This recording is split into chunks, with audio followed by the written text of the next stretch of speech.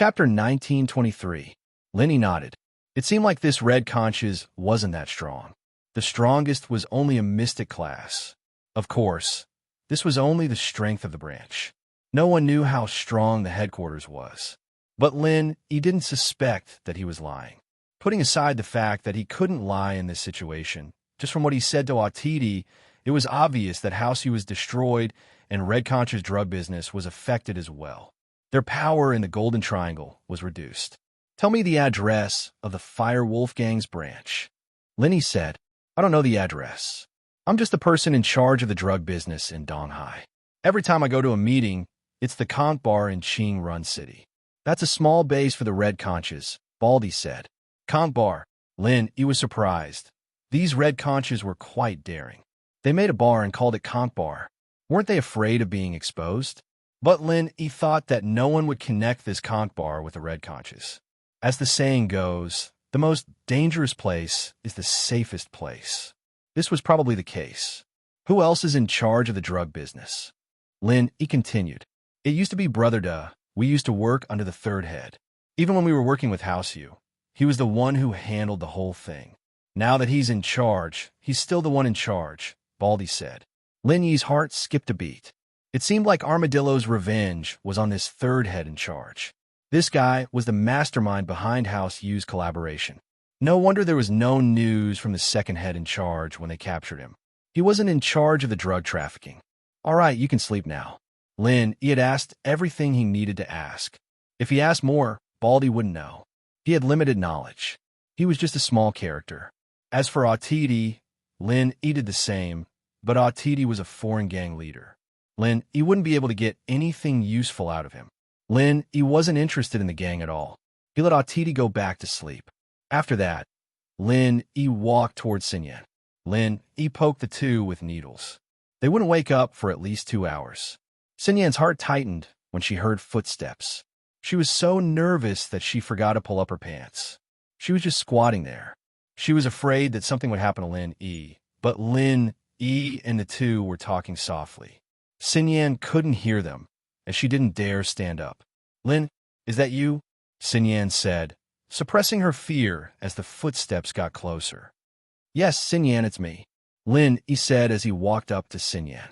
What he saw stunned Yi. What's wrong? Xinyan stood up, pausing at the look on Lin Yi's face. A gust of wind blew past, and Xinyan realized that she'd forgotten to pull up her pants. Embarrassed, she quickly pulled them up. I forgot. I know. I don't think you're trying to seduce me. He joked. You. Xinyan blushed. She knew that he was joking. She quickly changed the topic. Right, those people, they're knocked out, but I'm afraid we'll have to go back tonight. He said. Oh, Xinyan nodded. All right, I've rested enough, and my stamina is back. I'll contact Instructor Chun. Maybe we don't have to walk back. Someone's going to pick us up. He smiled. Right, your pants. Xinyan said apologetically when she saw the wet patch on Lin Yi's pants. She'd puked on Lin Yi's pants, and now she'd peed on Lin Yi's pants. Did Lin Yi think she was a meddlesome girl? Oh, it's fine. There's no smell. I'll be fine after I dry it. Lin Yi didn't mind. Xinyan was embarrassed and didn't say anything else. At the foot of the mountain, in the SUV, a soldier in charge of monitoring the coordinates saw the blinking on the screen. He immediately reported to Chun Yuqian, who was taking a nap. Captain Chun, we have a situation. Oh, Chun Yuqian woke up immediately. He looked at the screen, but the blinking coordinates stunned him. It was Lin Yi and Wang Xinyan's coordinates. Chun Yuqian thought that any of the students who participated in the field training could be in trouble. Only Lin Yi wouldn't be in trouble. Lin Yi was an Earth class. It would be unbelievable if a jungle like this could stop Lin Yi, but it just had to be Lin Yi's coordinates. If something happened to Lin Yi, it would be a huge problem. Chun Yuqian didn't dare to underestimate it. He quickly ordered, get the rescue helicopter ready. I'll go check it out myself. Yes. A soldier on standby received the order and went to get the helicopter ready. Chun Yuqian quickly got out of the SUV and walked towards the helicopter. However, Chun Yuqian refused everyone else to get on the helicopter. He was going to fly the helicopter alone to get Lin Yi. If Lin Yi was in danger, ordinary people wouldn't be able to help. Chen Yutian was the strongest here, and it was the safest for him to go alone. Although it was useless for him to go if it was something even Lin Yi couldn't handle, since Lin Yi sent out the signal. It meant that Lin Yi should be fine. To keep it a secret, Chen Yutian decided to go alone. The speed of the helicopter was much faster than walking. Soon, Chen Yutian got close to the coordinates. He saw Lin Yi's tent. There was an empty space near the tent, and Chen Yutian landed the helicopter without hesitation.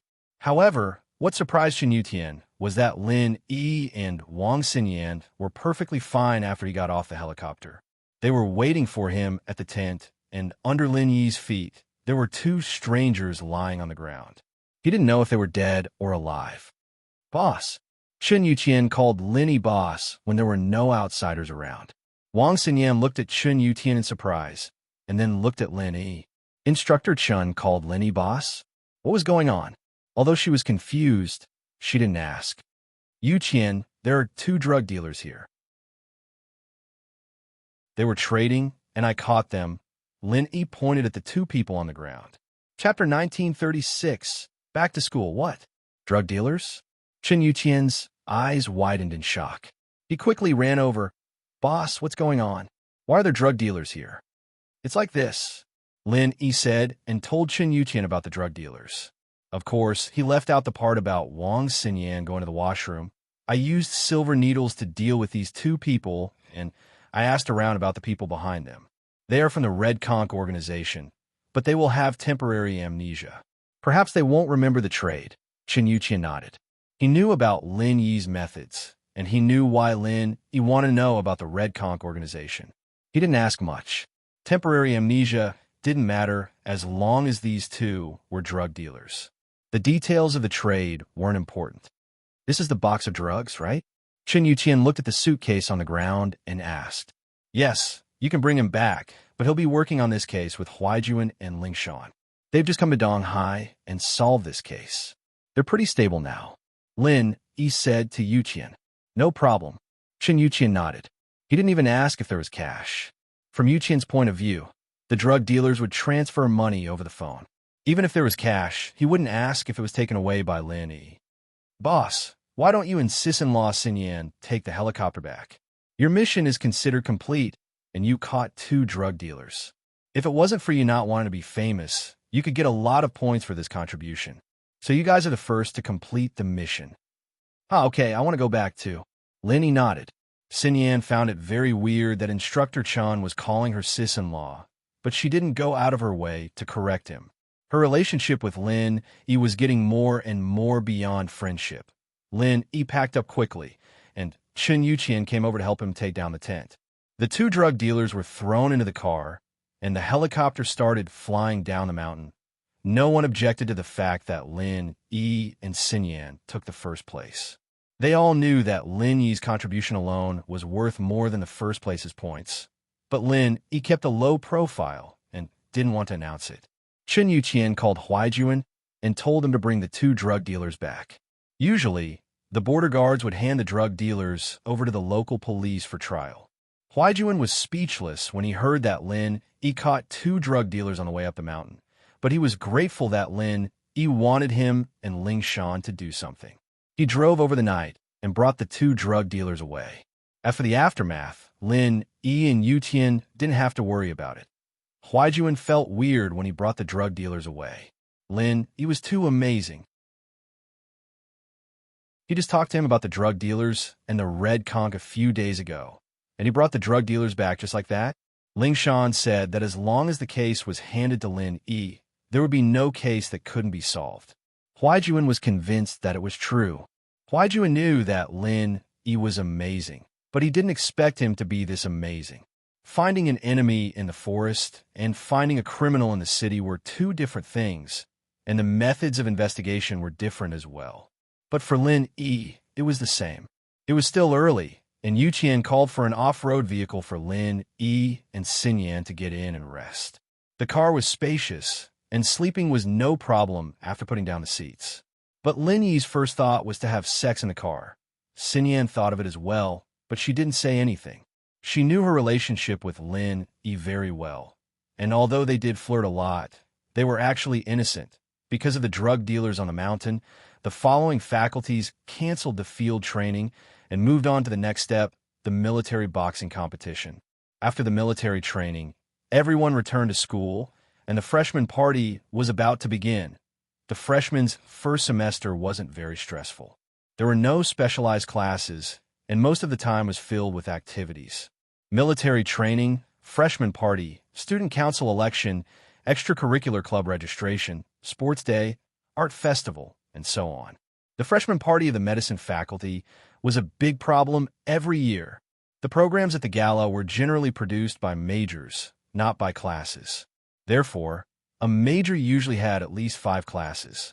At the very least, they could come up with a program. However, the pharmaceutical department only had 1 class, and the number of people in that class was very small. If they had to come up with a program, this problem would fall on the shoulders of every class monitor. Bai Wei-tuo even made a bet with Zhang Duopan. Whoever got the highest score in the freshman party would be able to pursue He Mei Wei, and whoever got the lowest score would be automatically eliminated. Big Brother Lin shouted out, "Sheng-ji, can you help me think of a way?" As soon as the military training ended and they returned to the dormitory, Bai Wei-tuo was anxious. He hadn't thought about it before, but when it really came, he realized how difficult it was to organize a program. "You sing well, go and sing a solo," Song Xiaodao said helplessly. "We don't have artistic cells. Asking us to help you think of a way is equivalent to harming you." Solo. Bai Wei-tuo shook his head. Although his singing was very good, it wasn't particularly outstanding. If it was in a party with fewer people, such as a junior high school art festival, it was still possible to get a place. But on a university campus where there were many talented people, a solo had no special characteristics, and it was very difficult to get a place. Moreover, Bai Wei-tuo also knew that in the school, in the past freshman parties, it was usually a group program that won a place, not an individual program. As a freshman, being able to unite the group was a real ability, and individual ability was nothing. Then let's sing a duet. If you can sing, then sing. If you can't sing, then just harmonize or lip sync. Anyone can do it, Lin Yi said. Bai Wei-tuo was stunned, but really, Lin Yi's move was a good one. This was because Bai Wei-tuo had also seen some celebrity concerts. The celebrity was the main host in the front, and there was a choir at the back to help harmonize or sing a small part. If he was the main singer, and then let the students in the class go up to harmonize, this could be considered a group program. Thinking of this, Bai Wei-tuo's eyes lit up. Then let's do it this way. I'll go back and talk to the students. Chapter 1924. Yeah, go get ready. I'll be heading out for a bit. Lin, you received a text from Immerse saying that Faubert was coming over. All right, Lin bro, go do what you need to do, Bai Wei-tuo said as he prepared to contact his classmates. As Bai Wei-tuo spoke, he was ready to contact his classmates. Everyone was in the same dormitory building, and it was also on the same floor. It was very convenient to contact them. Lin left the dorm and went to the car park. The Miss and Shu weren't there yet, but he was surprised to see Xinyan there. Xinyan had changed back into her old clothes, and Lin was still in his camouflage uniform. Xinyan was a little surprised, but then she remembered that she had spit on Lin Yi's pants. People might misunderstand if word got out, but wasn't there still her pee on his clothes? Xinyan's face reddened at the thought. Xinyan, what's wrong? Lin was a little puzzled. Why was this girl blushing when she saw him? She wasn't this shy even when they were sleeping in the same bed. And nothing. I need to go out and buy some stuff. Xinyan didn't hide anything in front of Lin Yi. She took out a car key and walked up to one of the cars. It was the same one she'd driven on the business street. Lin had seen it before. Book Ocean Pavilion net. Buy stuff? Lin blinked. Was she going to buy stuff for the ladies? Why else would she blush? But Lin didn't ask. Are you going to the supermarket? Supermarket? Xinyan shook her head. No, I need to go to the hospital. I'm cold all over. I think I'm going to catch a cold. Xinyan didn't wear much during the military training, but she managed to persevere. She didn't expect to catch a cold when she got back to school. She wanted to go to the hospital as soon as possible. She didn't want to get sick right after school started. Cole, Lenny said, then you don't have to go. I'll help you take a look. Lenny was a doctor, after all. Treating minor illnesses like this was a piece of cake for him. Wang Xinyan was his friend, so he didn't mind helping her out. As for the others, Lin, he wouldn't be so kind. Yes, you're a doctor. Xinyan suddenly remembered that Lin, he was a doctor. Back in the business district, Lin, he had quickly healed that fainted old man and helped her out. Moreover, when he was on the way to the military training, he got carsick and vomited, but Lin, he quickly cured him. Go to your car. Linny knew that the Miss and Shu would be here soon, and it wouldn't be good if Xinyan got in the car. It would be better for him to get treated in Xinyan's car. Book C Pavilion, net. Okay. Xinyan nodded without hesitation. The two got into Xinyan's car, but this scene was witnessed by the Miss and Shu, who were walking over from not too far away. Yao, the school forum said that Wang Xinyan and Shield Bro had sex on the roof. It's so cool, but shouldn't we do some damage? Yushu said. Meng Yao, on the other hand, had a dark expression on her face. The school's BBS seemed to be telling the truth, and not only that, it said that Lin Yi and Wang Xinyan had sex in the gutter behind the barracks, and that Lin Yi had put his hand under Xinyan's shirt on the way to military training, and that Xinyan had even helped him do it with her mouth. But these were all hearsay, and there was no proof.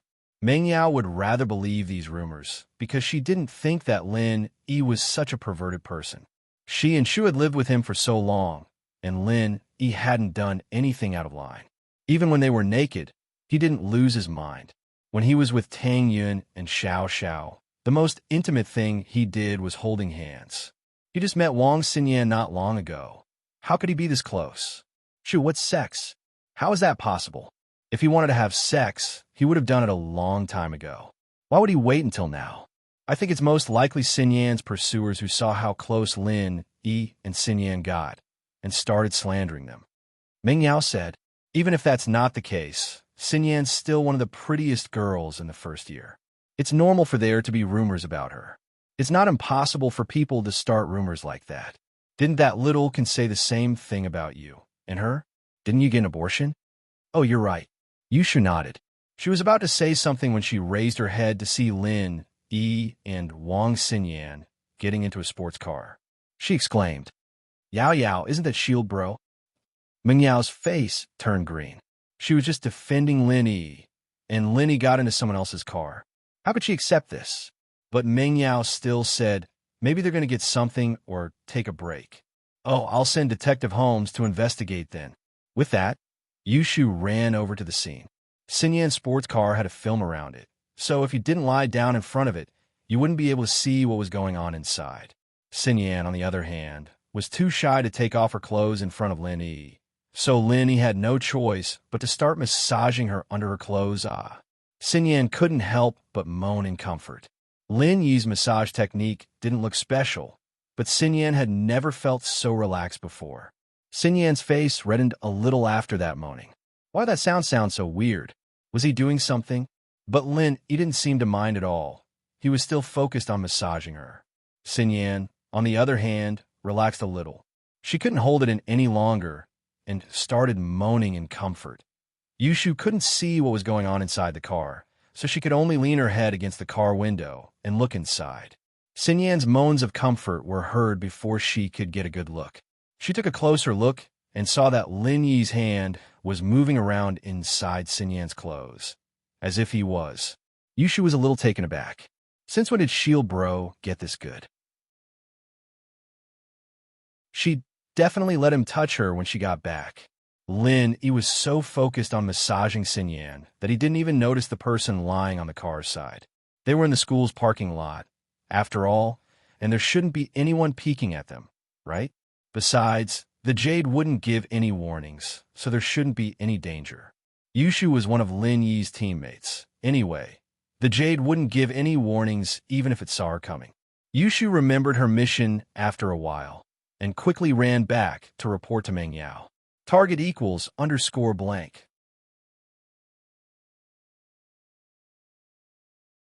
Chapter 1925.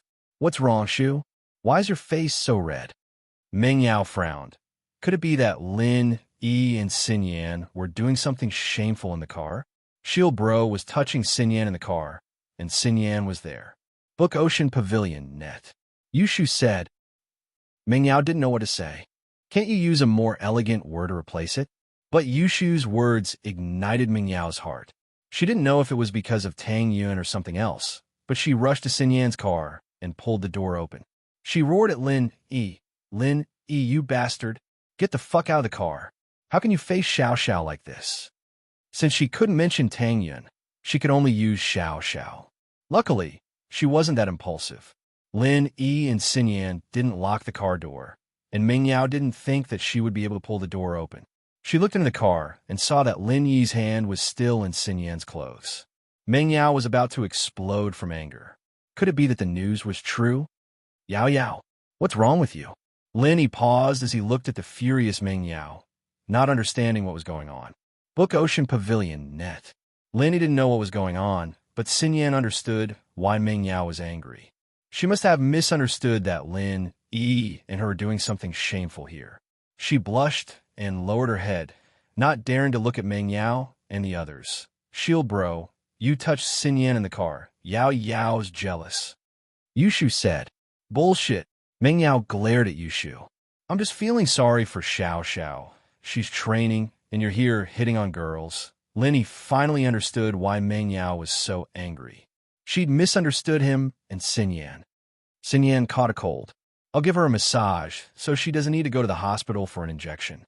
Lin Yi said, because there are many people outside, I chose to do it in the car. Lin Yi explained. Of course, this was only for Meng Yao. If it were someone else, Lin Yi wouldn't even bother explaining. Meng Yao knew that Lin Yi wasn't someone who liked to lie. If he said that, then it had to be true. He'd admitted it when he brought Tang Yun and Xiao Xiao back, and it didn't matter if Meng Yao wanted it or not. Lin Yi had done it, and he wouldn't hide anything. So, Lin Yi and Xin Yan were probably misunderstood by her. With that thought, Meng Yao calmed down and looked at Xin Yan. She realized that although Lin Yi's hand was inside Xin Yan's shirt, it was on her back. Xin Yan's bra was still on her body, and there were no signs of her pants being taken off or undone. It seemed like Lin Yi was really treating Xin Yan. I'm sorry. I misunderstood you guys. I was just worried about Xiao Xiao. I'm sorry. Book Ocean Pavilion Meng Yao was a little awkward. It'd be fine if it was just Lin Yi, but the problem was that she'd misunderstood Xin Yan as well. The two of them weren't familiar with each other, and it wasn't right for them to make such a big mistake. Wang Xinyan didn't think that Meng Yao would apologize immediately after realizing her wrongdoing. This was out of her expectations. Although there was nothing going on between her and Lin, letting a boy massage her body was a very ambiguous thing to do. She felt a little guilty. Xinyan would have never imagined letting a boy touch her body before, but it was so natural now that she was with Lin Yi. She felt like she was having an affair, as if she was a girl who didn't have any self-respect, and letting a boy touch her like that. Not only did she not feel conflicted, but it actually felt good. Xin Yan knew that it was because of Lin Yi's skill in massaging, but it also proved that she didn't mind Lin Yi doing it. Even if Meng Yao were to scold her, Xin Yan wouldn't say a word. It's nothing. I know Xiao Xiao too. I'm just good friends with Lin. Xin Yan explained subconsciously. And if that's the case, you guys can continue. Although Meng Yao felt that Lin Yi touching Xin Yan's body was inappropriate, she didn't stop him when she thought that Lin Yi was treating a patient. After all, when she was poisoned, she took off her clothes and let Lin Yi treat her. And what was even more embarrassing was that she peed on Lin Yi's face. She and Lin Yi were even worse, but weren't she and Lin Yi friends? What Meng Yao didn't know was that Xin Yan had already let Lin Yi see her naked, and that she peed on Lin Yi as well. Who knew what she would think if she knew? Oh, Shield Bro, I've got a cold too. You should touch Shu later, give her a massage. Yushu was curious why Xin Yan felt so good just now, even moaning happily. She wanted to give it a try. Shu. Meng Yao grabbed Shu's ear and pulled her to the side, closing the car door for Lin Yi and Xin Yan. Xin Yan was a little speechless at Yushu. Wasn't this girl a little too open? How could he say such a thing in public? But she was a girl who dared to love and hate. stronger than she was. Xin Yan couldn't help but smile bitterly at the thought of her own life and her engagement. With Meng Yao and Yushu outside, Xin Yan didn't dare to moan anymore. She bit her lips and endured the pleasure, continuing to enjoy Lin Yi's massage. She didn't know why, but Xin Yan felt a little excited. Was it because Meng Yao and Yushu were standing outside the car? Oh, Xin Yan's mind wandered, and she couldn't keep her mouth shut. She didn't want to hold it in anymore, though. Once was the same thing, twice wasn't much. She'd get used to it after the third time. Because they were close, Xin Yan's moans traveled into Meng Yao and Yushu's ears. Yao Yao, listen, that Fox Wong seems to be having a good time. Yushu said, don't give people random nicknames. Meng Yao frowned. She knew that Xin Yan was moaning because of Lin Yi's massage, but was it really that good? Oh, Yushu said, but I think she's interested in Shield Bro. Xiao Xiao already told him to find a big wife. So why should we care? Meng Yao shook her head, remembering Xiao Xiao's words. Oh, even if he wants to find a big wife, we need to keep an eye on him. Even if Fox Wong wants to be Shield Bro's big wife, she'd have to please us first. We need to keep an eye on Xiao Xiao, Yushu said.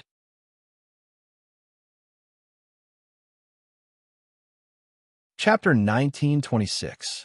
Yeah. Meng Yao's eyes lit up. Xiao Xiao telling Lin to find a main wife wasn't wrong, but she and Shu had to help her check as well. Even without Xiao Xiao, they still had to complete Tang Yun's request. Inside the car, Xin Yan felt more and more comfortable. It was as if she was going to fly into the sky, and she was sweating as well. She had to admit that treating a cold like this was a pleasure, 1,000 times better than getting in 4 drip. I'm done. Lin Yi finished the massage. Lin Yi had wanted to use the needles, but Lin Yi threw them into his backpack after dealing with the 2 drug dealers. His backpack was in the dorm now, and Lin Yi didn't bother going back to get it. For a cold like this, there was no difference between massage and needles. It's done?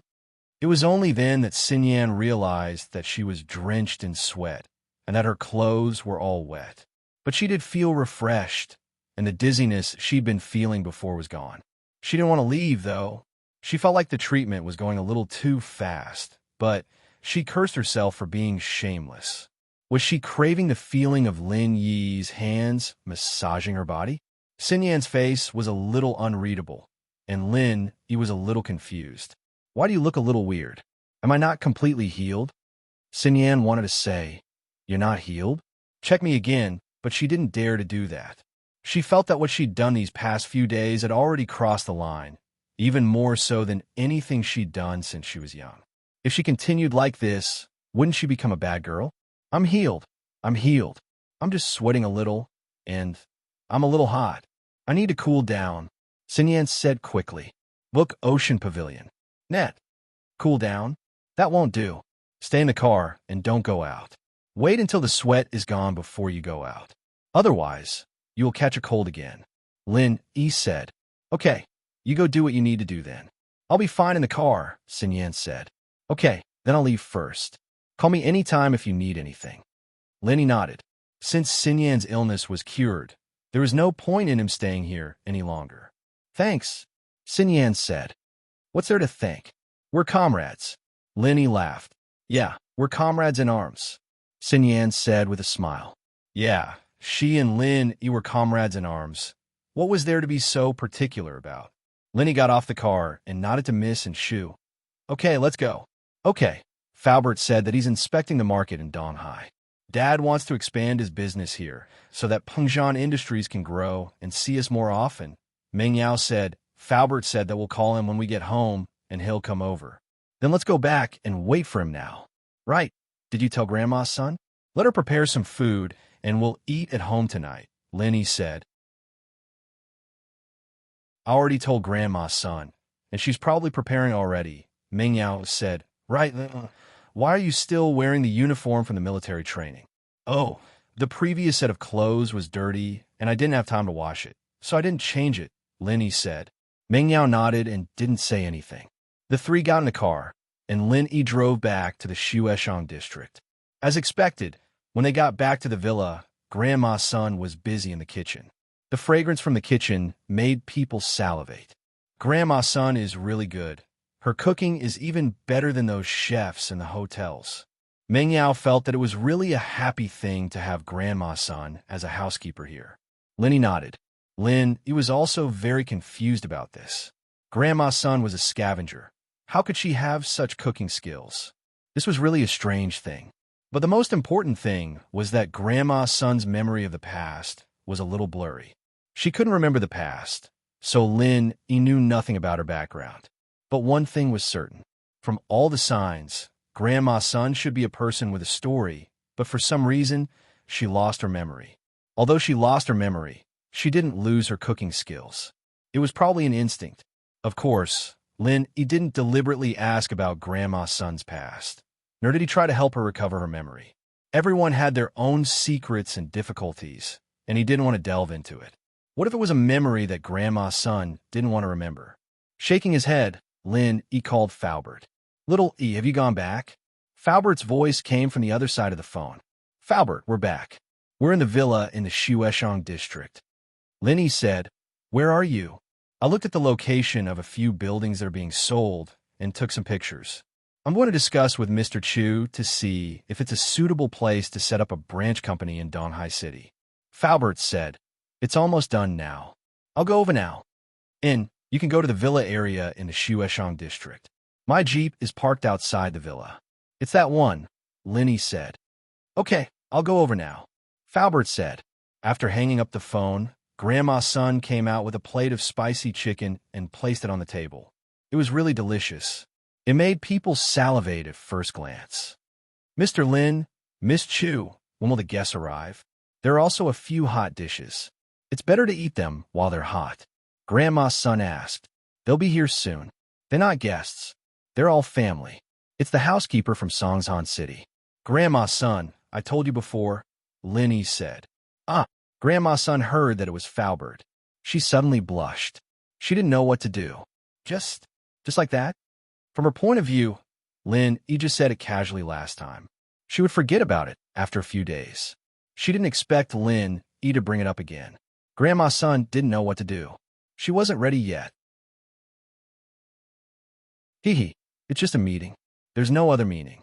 Get to know each other first. You're both housekeepers. You need to get to know each other. Linny said, yeah, Grandma's Sunday Faubert is actually a very good person. Meng Yao also added, in fact, if Faubert and Grandma's son could be together, it would be a good thing. Not only would Faubert not be lonely, but Grandma's son would also have a companion. Plus, they were all family. There wouldn't be any problems.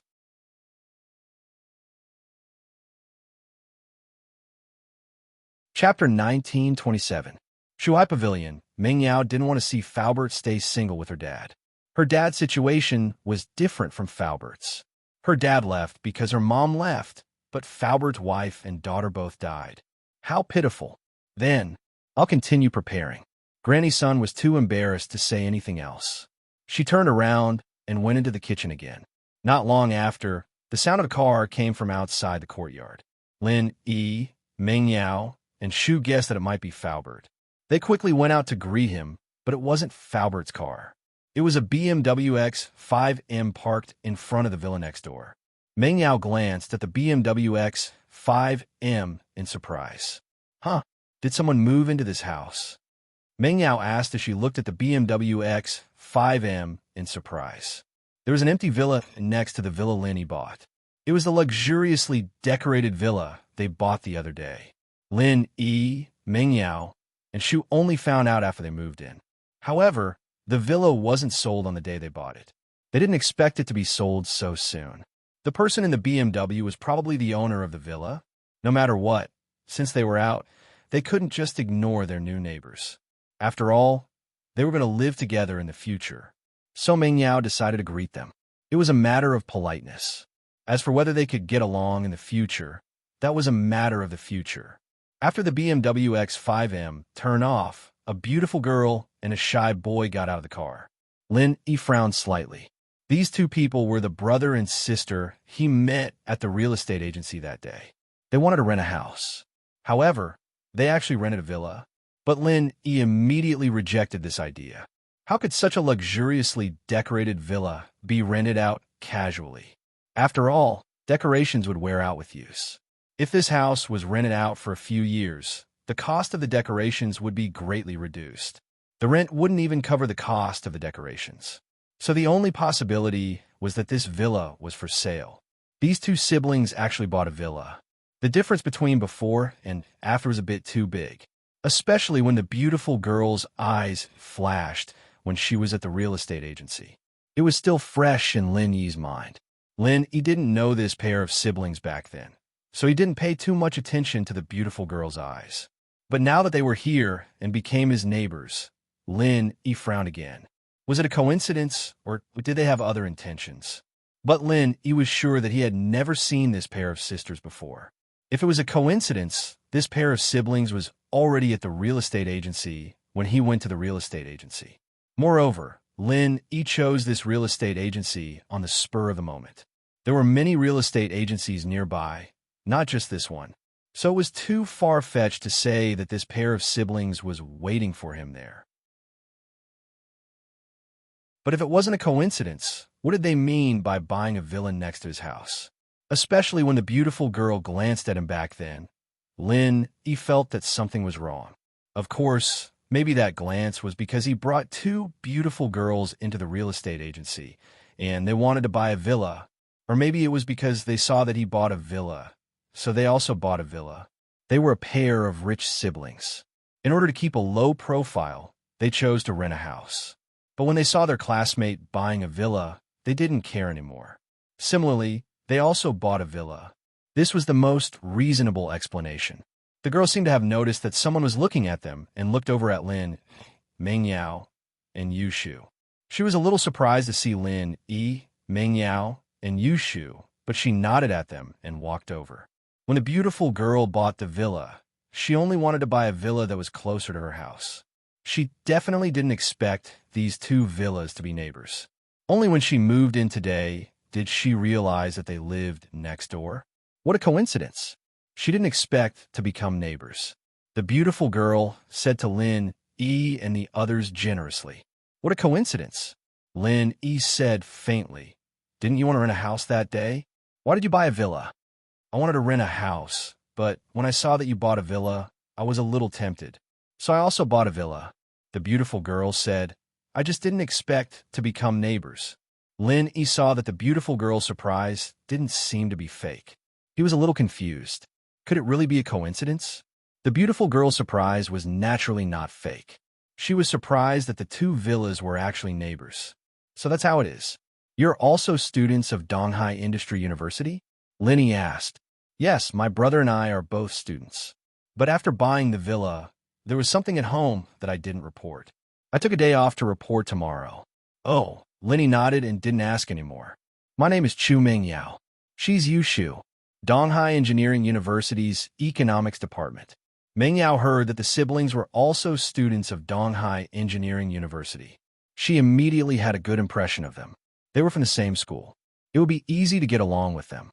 She could even visit them when she had nothing to do. Ah, you're from the Economics Department. What a coincidence.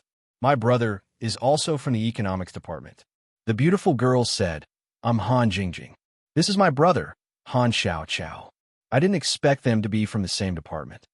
Han Jingjing asked, You're not from the Economics Department? Han Jingjing said, No, I'm from the Biology Department. Han Jingjing said, It's just a small major. I'm afraid you haven't heard of the Medicine Department. He frowned slightly. The Medicine Department was a bit too much of a coincidence. But after he confirmed that the two were not practitioners, he didn't continue to ask. Some things were useless even if he suspected them. He could only wait and see. Meng Yao was a little confused. Why would a girl apply for the Medicine Department? He was also a Medicine Department. What a coincidence. Are you too? Han Jingjing looked at Yi in surprise. You also like to study herbs? Yi nodded. That's great. Let's learn more from each other in the future. I like to study herbs too, Han Jingjing said happily, as if she had found a confidant. But before He could say anything, a Bentley drove over. It was Falbert's car. He nodded at Han Jingjing. After hearing Han Jingjing and her brother's names, he was even more sure that he didn't know these two people. Even when he was on missions before, he had never heard of these two people. Okay, we need to go tidy up the villa too, Han Jingjing said as she opened the trunk of the car and took out some blankets and daily necessities. It seemed like she was going to buy some things. To be continued. If you like this work, you're welcome to vote for me. Your support is my biggest motivation. Target equals _blank.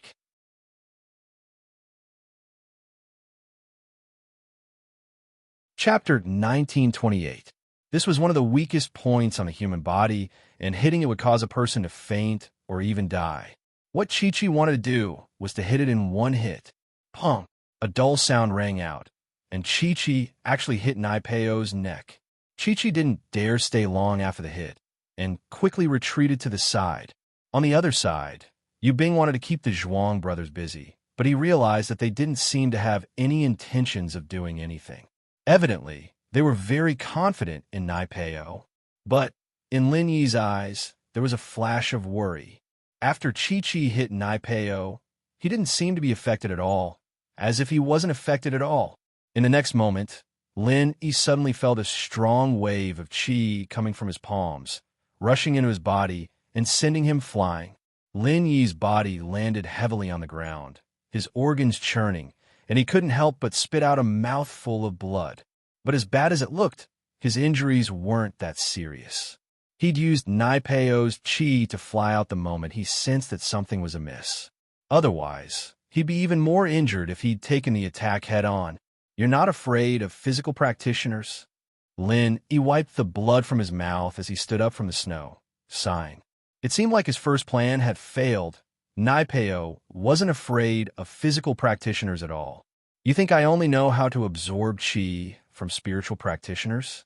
Idiot. Naipeo looked at Lin Yi as if he was looking an idiot. No wonder you came looking for trouble with me so confidently. You thought you had a trump card to deal with me? You must have eaten too many stupid pills. Who told you that physical practitioners could deal with me? If I were to be defeated by a mere physical practitioner, then I wouldn't even need to show my face anymore. I've underestimated you, Lin Yi said with a self-mocking smile. Ha ha, Lin Yi, to tell you the truth, my mental cultivation method is omnipotent. Not only can it absorb other people's true chi, but it can also transform other people's attacks into true chi when they enter my body, including the attacks of external experts. Do you know how I cultivate?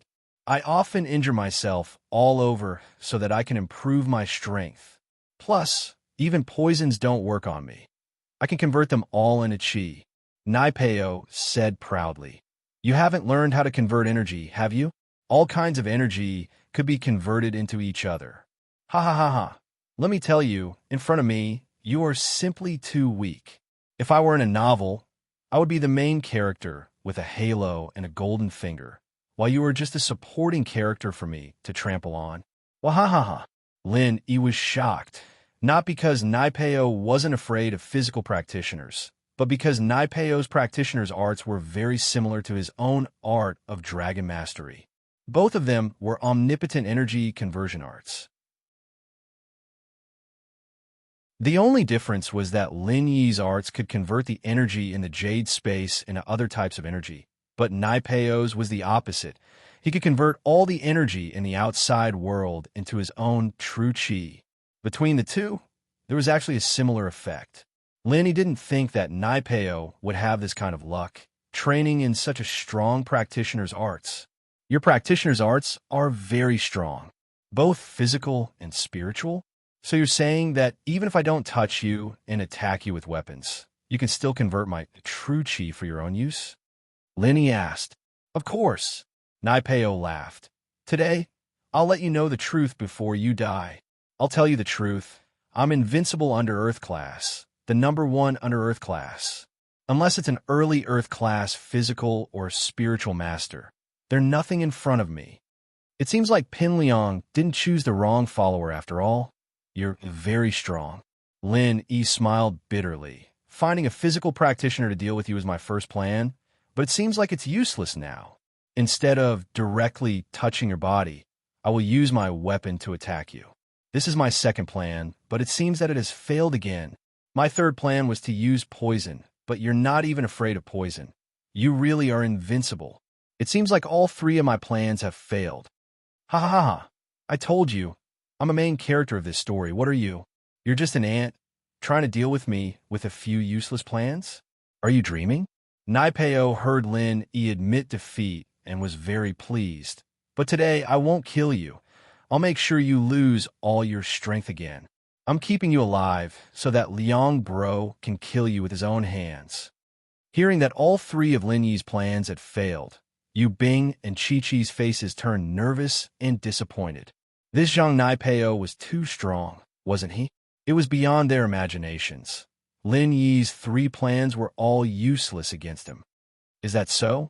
But I've always felt like I'm the main character, right? Lin Yi suddenly spoke as he reached out with his right palm, slapping towards Naipeo, his chi bursting out of his body as he channeled his practitioner's arts. Huh, you're still trying to act cool in front of me? Naipeo didn't expect Lin Yi to initiate an attack at this point. He even channeled his practitioner's arts. Wasn't he looking to die? Naipeo smiled coldly as he raised his right hand, ready to receive Lin Yi's palm and suck all the chi out of his body. Since you want to be the main character so much, I'll let you be the main character today, but only for one chapter. I'll let you have more screen time and die a horrible death. Huh. Bang. As he spoke, Lin Yi and Naipeo's palms collided, but the next moment, Naipeo realized that Lin Yi had stopped channeling his practitioner's arts. There was no chi on his palm again. Ichem, what are you doing? Naipeo paused as he prepared to use his chi to send Lin Yi flying again. But then, Lin Yi's chi surged towards him like a tsunami. Naipeo paused but started laughing. Ha ha ha, I get it. You want to attack me when I'm not channeling my wasp absorption arts, right? So what if I am? Lin Yi asked.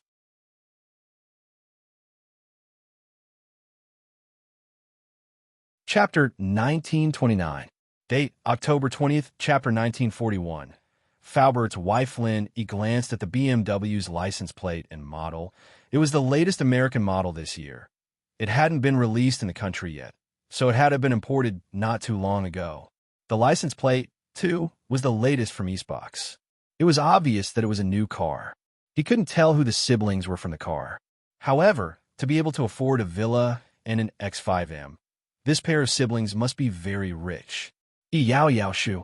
Faubert got out of the car and smiled when he saw Lin Yi and the others. He hadn't seen them for half a month. Faubert heard that the military training was over, so he rushed over. Faubert, you've been quite energetic recently. It seems like everything in Songshan is going well. Lin Yi smiled. Faubert was no longer depressed. He looked refreshed and energetic. Yeah, Pengzhan Industries is on the right track, and Mr. Chu has changed his business philosophy. Perhaps Pengzhan Industries will welcome a rapid growth. Faubert said, but it's all thanks to E, because Uncle Fu also saw that there were neighbors moving things over there. He didn't say much and didn't say much. Faubert, the food is ready and the people are ready. We're just waiting for you. Meng Yao looked at Faubert mischievously. The people are ready as well. Faubert paused and remembered what Lin Yi said before. He shook his head helplessly. I'm already so old. I don't have those kinds of thoughts anymore. Thank you for your kindness. I've thought about it carefully. I still can't forget my wife, so although Faubert didn't finish his sentence, Lin Yi and the others understood what Faubert meant. He didn't want to remarry yet, so it was better to let it go for now. All right, let's just get to know each other as normal friends. You're the housekeeper of Songshan, and Grandma's son is the housekeeper of Doming. You'll have more chances to communicate with each other in the future, Lin Yi said. Okay, even if you didn't mention it, I have long wanted to visit this Ms. Sunday. Thank her for taking you in, Faubert said. As they spoke, the four of them walked into the villa. Grandma's son had just placed the last hot dish on the table. Seeing that they had arrived, she immediately greeted them warmly. Mr. Lin, Miss Chu, the guests are here. Dinner is ready. When Faubert heard Grandma's son's words, the smile on his face froze. He raised his head in disbelief and looked at Grandma Sunday. At that moment, it was as if he had been struck by lightning. He looked at Grandma's son and was so moved that he couldn't speak. Time had changed her nirvana. The wind and frost had aged her appearance, but Faubert recognized the person in front of him at a glance. It was the woman he had been dreaming about, his wife, Sun Luoyue. It's her? She didn't die? She had been in Songshan all this time? Then why didn't she look for him? He was considered a famous person in Songshan. Although he didn't have as much exposure as a celebrity, he would always be accompanying Chu Pingzhan in some of Songshan's business newspapers. Faubert, this is Grandma's son. Lin, he introduced. He was about to introduce Faubert to Grandma's son when he turned around and saw Faubert's stunned expression. Lin, he was slightly stunned. Faubert? Faubert, what's wrong? Grandma's son was also a bit confused. What was wrong with this person? Why did he stare at him the moment he entered? Why was he stunned? Although Grandma's son knew that she had dressed up for the past few days and had some charm, she was definitely not a great beauty. How could an old woman move a man's heart? Besides, she also knew Faubert's identity. It could be said that in Pingzhan Industries, Faubert was only below one person but above tens of thousands of people. With this kind of identity, what kind of beauty couldn't he find? Why would he like her? So, although Grandma's son heard Lin Yi's matchmaking, she didn't care at all. Since this person didn't like her, then what did this look mean?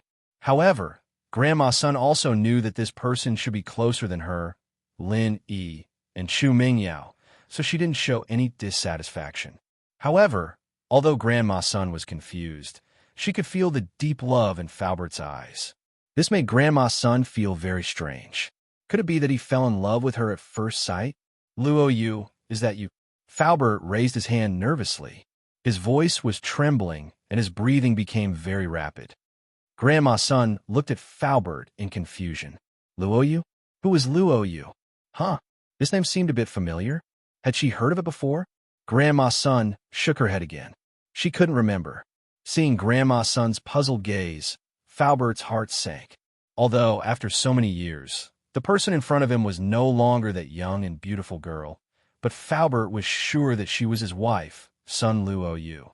This was a feeling of closeness that came from the heart. I'm she. For the first time in many years, Li Fu said his real name, but he didn't care. The people standing around were all his closest people. No one would harm him. Moreover, Lin Yi was the person who saved his life many times. At this moment, Lin Yi also found out that Li Fu's real name was Shi. Li Fu, Shi, it was just two words turned upside down to form a name. Hearing the two words Shi, Grandma's son's face finally showed a slight change. But then, Grandma's son's eyes became blank, as if she was recalling something, but also seemed inexplicable. After a while, she shook her head and said, I seem to have known you before, but I don't remember anything. Do you know who I am? At this moment, Lin Yi saw Faubert's expression. He could roughly guess who Grandma's son was to Faubert. He decided this world was sometimes very big and sometimes very small. In the same city for so many years, but there was no interaction. But Grandma's son went with them to the East Sea, and they actually met. Life is a drama made up of coincidence and fate. You are Sun Luo Yu, my wife. Faubert looked at Grandma's son and said anxiously. Meng Yao and Yushu didn't know much about Faubert's background, so they didn't react as fast as Lin Yi. Only at this moment, when Faubert said this, did they look at Faubert and Grandma's son in shock. Grandma's son was Faubert's dead wife. But Grandma's son was fine, so she didn't die. But looking at Grandma's son, she didn't seem to remember anything. Me? Your wife? Grandma's son's eyes widened in shock. My name is Sun Luo Yu.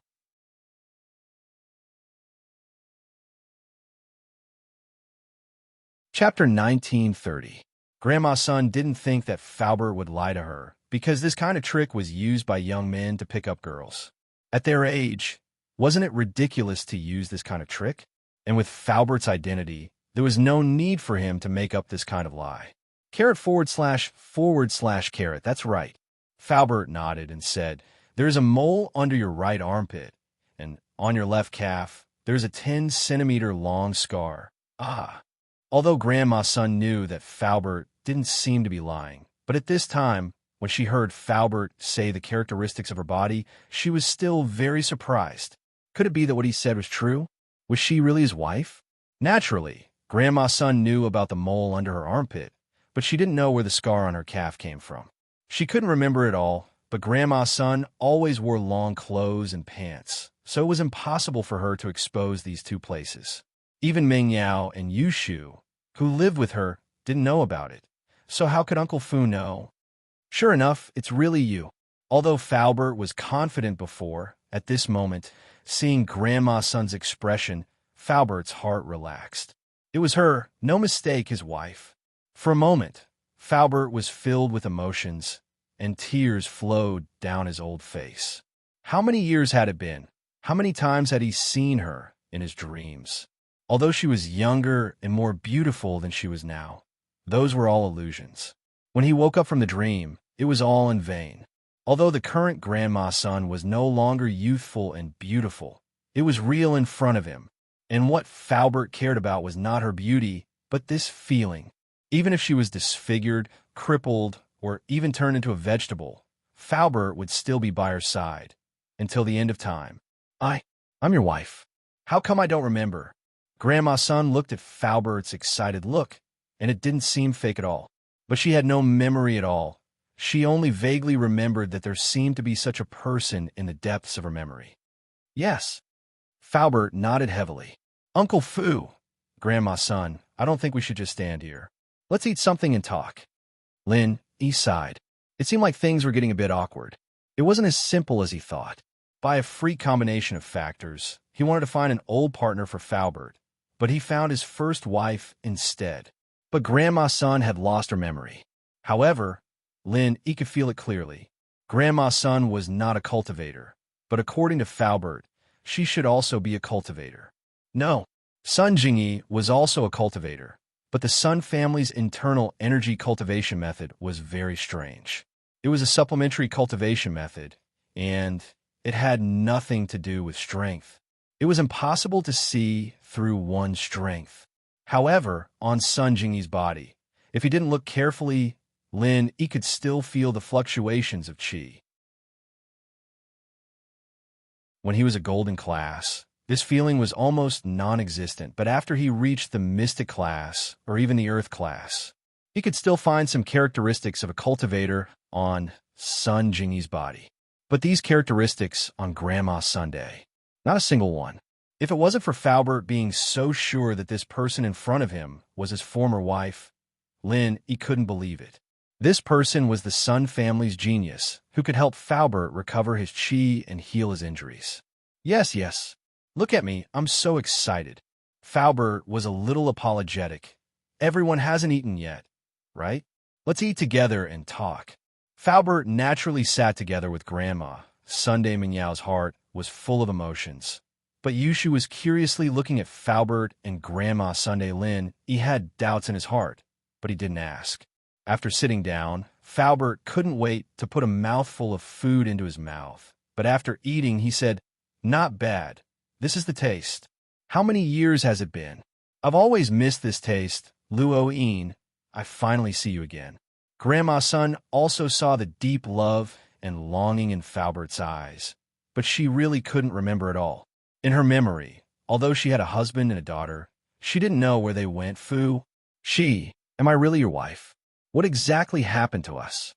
Grandma's son didn't think that Faubert was lying to her. She was just a scavenger before she became Lin, and Mingyao's housekeeper. With this identity, she was definitely not good enough for Faubert. Even now, she felt that there was a gap between the two of them. Plus, she was an old woman now, not beautiful at all. Faubert's love came from his heart, and he didn't want anything from her. So in her heart, Grandma's son believed Faubert's words. While sighing that it was really a coincidence, she was also a little troubled. She couldn't remember anything. Faubert hesitated, but he didn't continue. Let's eat first. I'll tell you after we eat. I don't want to ruin everyone's mood. What happened back then was a tragedy. Now that the family was sitting around the table, it was time to eat happily. Why talk about the sad past? Besides, now that he had found his wife, there was no need to talk about those sad things. The only regret was that his daughter was missing. She was so young, she was probably killed by the enemy. And his own master, although he was a sky-class master, how could the enemy let him go? In order to protect himself, he might have died under the enemy's encirclement. Yeah, let's eat first. Lenny knew about Falbert's background. He knew that if he said it now, he was afraid that everyone wouldn't be able to eat. So he quickly said, "Falbert, you met Grandma's son again. It's the will of the heavens. It's a happy occasion. Let's drink together and celebrate." Okay. Although Falbert thought about his daughter and master, to be able to find his wife was already a blessing in disguise. It was indeed a happy occasion. So he immediately nodded and agreed. This meal, the atmosphere was very strange. Falbert kept putting food into Grandma's son's bowl. But this meal was cooked by Grandma's son, Lin Chu Ming Yao, and Yushu wanted to say something, but they didn't know what to say. This was a matter between Falbert and Grandma's son. They couldn't say anything. On the other hand, although Falbert looked very happy and excited, he didn't know how to say some words to Grandma's son. He didn't know where to start. Although Grandma's son was lucky to escape from the massacre that year, his daughter, Master, were not spared. If he told Grandma's son about it, would she be very sad? To be continued. Vote recommendation, monthly vote.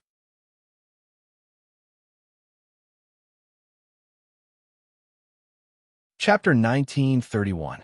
Date: October 20th, chapter 1943. Remembered? But these things had to be said. If he didn't say it, Falbert wouldn't be able to make Grandma's son believe that he was her husband. Even if Grandma's son did believe him, he wouldn't be able to hide it from her. Please remember, so Falbert tried to think of a way to express himself in a roundabout way to lessen Grandma's son's sadness. "Falbert, Grandma's son, you guys must have a lot to talk about. How about this? You guys go to the room and talk alone. Yao Yao, Shu, and I will watch TV for a while." Lenny said. The food was almost finished, and everyone looked like they didn't have much appetite. So Lin Yi suggested. Okay. Falbert had wanted to talk to Grandma's son alone for a long time. If it wasn't in front of everyone, Falbert wouldn't know how to say it. It wasn't that he wanted to hide it from Meng Yao and the others, but there were some things that he didn't know how to say. "Mr. Fu, come with me to my room," Grandma's son sighed. Grandma's son sighed. What happened today was too strange, and she couldn't accept it. However, she could see that Uncle Fu didn't seem to be lying, but she couldn't convince herself to believe him. "Son, Miss Sun, you don't need to call me Mr. Fu. My name is Li Fu now. You can call me Li Fu." Falbert didn't want to reveal his identity. He didn't want his enemies to find out. "Okay, Mr. Li Fu." Grandma's son paused. No wonder she felt this name was familiar when Meng Yao sent the money. Li Fu Su. Wasn't this reversed? Could it be that the name she really occupied a large proportion in his heart? Walking into the room with Falbert, Lin Yi sat on the sofa. Meng Yao and Yushu sat down as well. Although the TV was turned on, all three of them were focused on Falbert. They didn't have the mood to watch TV at all. "Yao Yao sis, do you think Grandma's son is Falbert's wife?" Yushu asked. "It should be," Meng Yao said. "I've never seen Falbert lose his composure like that before, and his eyes don't look fake either. There's no reason for him to lie. Oh, that's strange. Why doesn't Grandma's son remember Falbert? Could it be that she also took the forget?" Ga.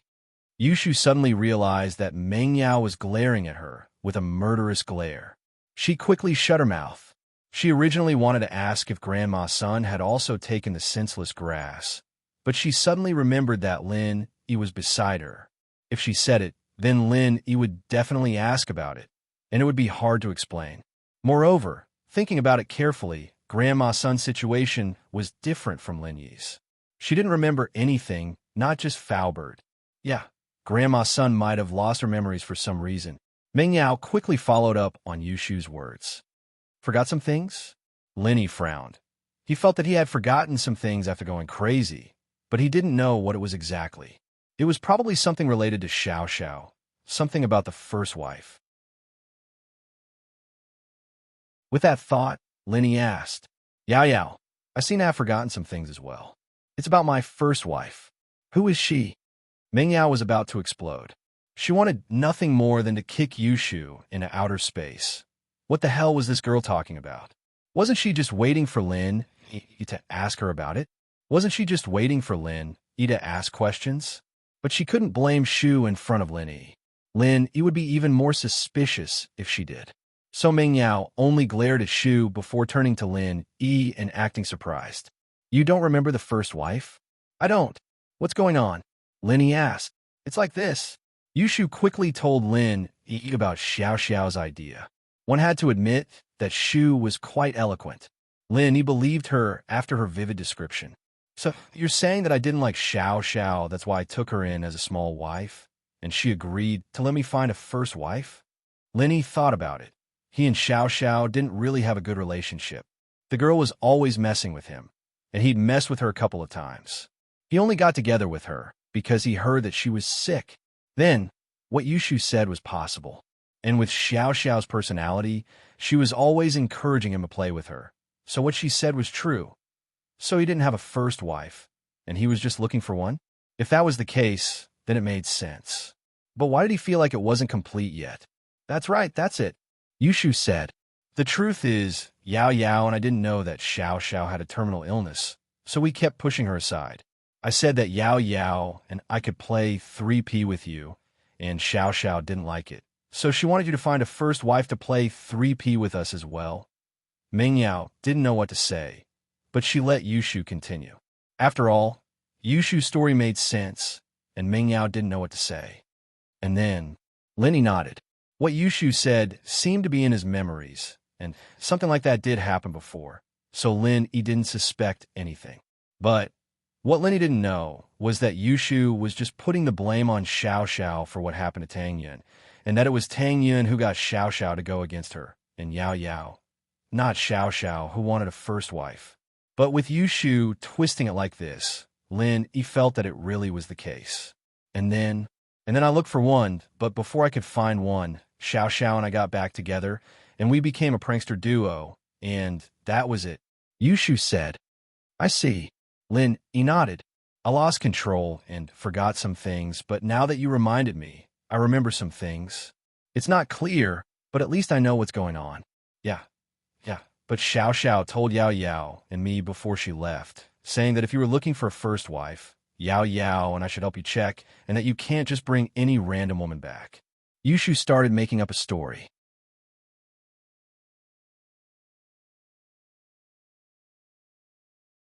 Chapter 1932. Date, October 20th, Chapter 1944. Can't remember. Oh, I'll tell you guys if I want to. Please keep that in mind. Lin Yi nodded. All right, let's not talk about that. Let's talk about Faubert. Right, Lin Yi, you know about Faubert's background, right? What's going on? Can you tell me and Shu about it? Meng Yao was afraid that Lin Yi would start asking questions again, and so she quickly changed the topic back to Faubert. She was also very curious as to what happened between Faubert and Grandma Sunday Lin. He obviously knew about it from his expression at the dinner table. All right, Lin Yi didn't have anything to do anymore. While Faubert talked to Grandma's son, Lin Yi told Ming Yao and Yushu about Faubert's family. The Miss Face was a little sad when Lin Yi was done, and Shu was silent as well. The two were evidently affected by Faubert's tragedy. Lin Yi didn't interrupt them, and Lin Yi felt the same sadness when he heard Faubert's story. After a while, Ming Yao spoke up. I knew that Faubert had a sad past, but I didn't know it was this bad. Yeah, I didn't think that Faubert's daughter, and is sure Yushu was showing her true self now. Luckily, he found Grandma's son. That's a blessing in disguise. Yeah, as long as they can be together, they can spend the rest of their lives peacefully. Ming Yao nodded. But I don't know how Grandma's son lost her memories, and if she can recover them. Yushu said. Ming Yao was so pissed that she wanted to kick Yushu's chubby boobs to death. What the hell was this about amnesia again? Lin Yi, your medical skills are superb. Do you have a way? Ming Yao changed the topic to Lin Yi's medical skills, not giving Lin Yi much time to think. I'll give it a try. Lin Yi couldn't guarantee anything. He would check it later. Not long after Lin Yi finished speaking, Faubert and Grandma's son pushed open the door and walked out. Lin Yi saw that although Faubert's face was filled with relief, there was also some distress. Grandma's son's face seemed to be filled with sadness and confusion. Faubert, how? is it? Meng Yao asked. I told her everything, but she couldn't remember anything. Faubert smiled bitterly. I'm not sure if I'm Mr. Li Fu's wife, because I really don't remember anything, Grandma Sun said painfully. I can't remember anything, I have no memory at all, but I know that you guys wouldn't lie to me. Right, Faubert, when you and Grandma Sun got married, didn't you have a marriage certificate? Lin, he suddenly asked. This was the most important piece of evidence.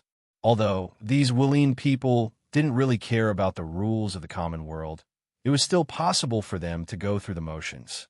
Yes, but we didn't even have time to save our lives when the whole family was annihilated. Where'd we get the chance to take those things out?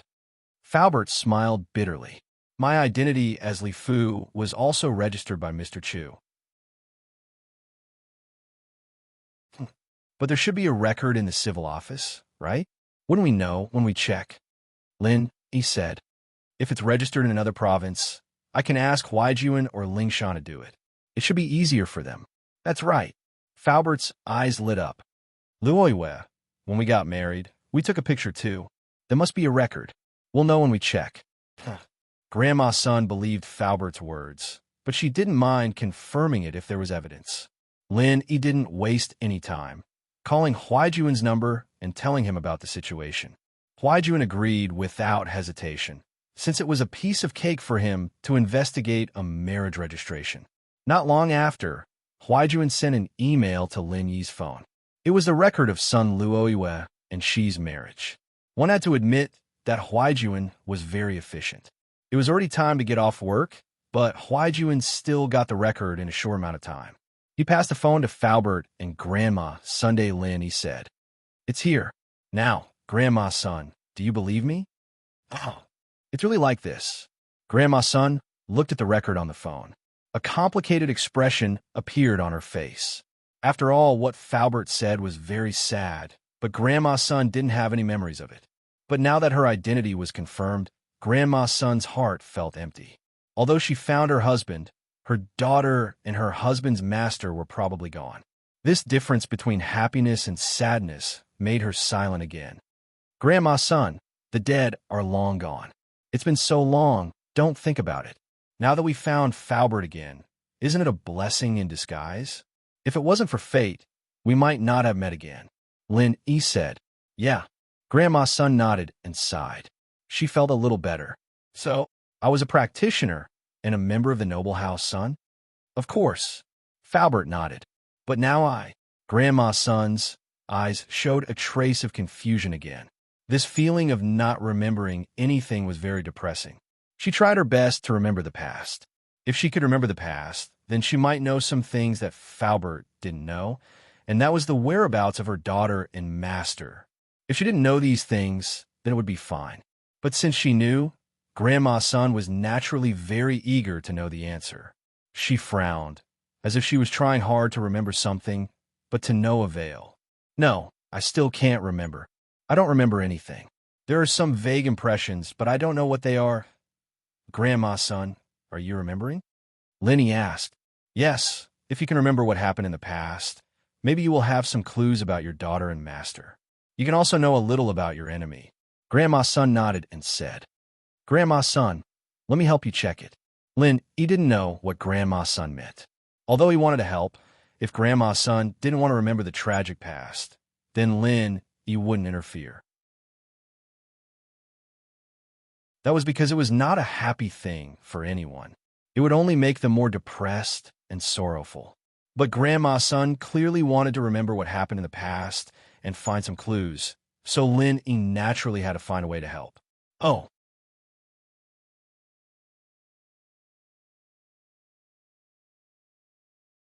Chapter 1933. Date, October 20th, Chapter 1945. The Cause of Amnesia, Part 1. Right, Lin E. You're a miracle doctor. Faubert was happy when he heard that Lin E wanted to help. Yes, Mr. Lin is a miracle doctor. I had a stroke with crooked mouth and eyes and rheumatism on my leg, but miracle Dr. Lin cured me instantly. Grandma Sun was full of confidence when she remembered that Lin E also cured her illness. I can only check whether it can be cured or not. I'll try my best. When Lin Yi cured Grandma Sun's crooked mouth and leg, he didn't check on Grandma Sun's other physical conditions. After all, time was limited and Lin Yi's goal was to cure Grandma Sun's crooked mouth and leg, and then frame Jiningjun. "Okay, what do you need me to do?" Grandma Sun asked quickly. "Grandma Sun, just sit on the sofa and stretch out your hands. I'll check your pulse." Lin Yi could use his pure energy to check other people's body condition, so Grandma Sun didn't need to do anything, just relax. "Okay." Grandma Sun nodded and sat next to Lin Yi on the sofa and stretched out her hands. Lin Yi grabbed Grandma Sun's meridians and started to check her body condition with his pure energy. However, as soon as he started, his pure energy was blocked. Lin Yi found that most of Grandma Sun's meridians were destroyed and the rest were blocked by blood clots. Although it wasn't as serious as Yang Huaijuan, it was impossible for her to become a practitioner and practice pure energy. This situation was very similar to Faubert's. Faubert's meridians were also destroyed, and he couldn't practice spiritual arts. It was the same for Grandma Sunday. In that case, Grandma Sun's crooked mouth and lame leg should not have been caused by a stroke or rheumatism, but by the blockage of her meridians. Although the two were blocked meridians and the treatment was relatively similar, the cause of the formation was completely different. Lin Yi didn't look at it carefully at the time, so he only cured Grandma Sun's crooked mouth and leg. He thought it was caused by a stroke, but now it seemed that it wasn't. However, this was not a problem for Lin Yi. Lin Yi said to Faubert, "Faubert, my silver needles are in my backpack at school. Go out and find a pharmacy to help me buy another box." Lin Yi could use his true qi to repair the broken meridians, but for the blood clots that had accumulated for many years, he would have to use silver needles to remove them. Because the blood clots were already necrotic, it was impossible to use true qi to remove them. "Okay, I'll go now." Faubert quickly stood up and quickly ran out of the villa to buy silver needles. As for Lin Yi, he began to use his true qi to repair Grandma Sun's damaged meridians. Lin Yi was very familiar with repairing meridians. Grandma Sun didn't know how Lin Yi treated her, but she felt a warm and comfortable feeling throughout her body, as if her whole body was restored to life. Even Meng Yao and Yushu noticed the changes in Grandma Sun, because Grandma Sun's face was changing at a speed visible to the naked eye. The wrinkles from before were gone, and what replaced it was a smooth face. Grandma Sun seemed to be a few years younger in just a short period of time. Regarding this change, Lin Yi didn't find it strange. Grandma Sun's meridians were blocked, and naturally, it had a serious impact on the metabolism of the human body. After repairing, it was normal for her to look radiant, just like when Faubert's meridians were repaired by Lin Yi. He also seemed to be a few years younger. It was just helping Grandma Sun to repair her meridians, not increasing her strength. So Lin Yi was very familiar with it. Now that Lin Yi had practiced the second stage of the art of dragon mastery, it was a piece of cake for him to practice the first stage of the art of dragon mastery. His speed was also a lot faster than before, so very quickly, Grandma Sun's damaged meridians were repaired by Lin Yi. Of course, Lin Yi didn't touch Grandma Sun's head yet. From Lin Yi's point of view, since Grandma Sun had lost her memory, then her head must have suffered some degree of injury, and the structure of the head was one of the most complicated parts of the human body, so Lin Yi had to wait for Faubert to buy the silver needles before he went to check and treat her. Very quickly, Faubert ran back. He didn't drive, he ran completely on foot. Although the pharmacy wasn't too far from the district, it was still 2 kilometers from the villa area. Plus, Faubert wasn't familiar with the road. To be able to come back in such a short time, it was obvious that he ran like crazy. He was very concerned about Grandma Sun's condition. Seeing Faubert sweating, Grandma Sun felt a burst of warmth in her heart. This man, it seemed like he loved her very much. Otherwise, as a practitioner, no matter how fast he ran, he wouldn't sweat so much. This sweat was obviously from anxiety. "Literally, I don't have any silver needles. These are ordinary silver-coated needles. Do you think they'll work?" Faubert took out a set of silver needles and placed it on the coffee table in front of Lin Yi and said, "If it doesn't work, I'll drive to a big pharmacy to buy more." Nowadays, there were fewer and fewer people who bought this kind of acupuncture equipment. The price of silver needles was very expensive. Normal pharmacies wouldn't buy them. Silver-coated needles were already very good, but in Lin Yi's eyes, this thing was just a tool. The key was the use of qi, so the material didn't matter. Okay, I'll take this. Lin Yi nodded, opened the needle box, took out a few silver needles, and casually inserted them into Grandma Sun's body. But everyone present knew that it wasn't casual, but Lin Yi's technique was too brilliant. It had reached the level of flowing water. With the improvement of his strength, the use of silver needles with qi, Lin Yi didn't have the initial feeling of difficulty. When he was treating Lu Zhenhu, Lin Yi would be very tired after a set of acupuncture, but now, that feeling didn't exist anymore. Grandma Sun, don't think about anything now. I'll help you check the injury on your head. Lin Yi said, Okay. Grandma Sun quickly closed her eyes, not daring to think about anything else. And Lin Yi began to use qi to carefully check the condition of Grandma Sun's head. But as he probed deeper, Lin Yi let out a surprised cry. Huh. Hearing Lin Yi's exclamation, Falbert's face was slightly surprised, but he didn't dare to ask anything. He didn't know what happened to Lin Yi, so he could only carefully guard the side, waiting for Lin Yi's orders. The condition of Grandma Sun's head made Lin Yi feel very strange. It can be said that Grandma Sun's head was not injured. It was not like what Lin Yi thought. There was a blood clot pressing on the nerves or blocking the meridians, causing amnesia.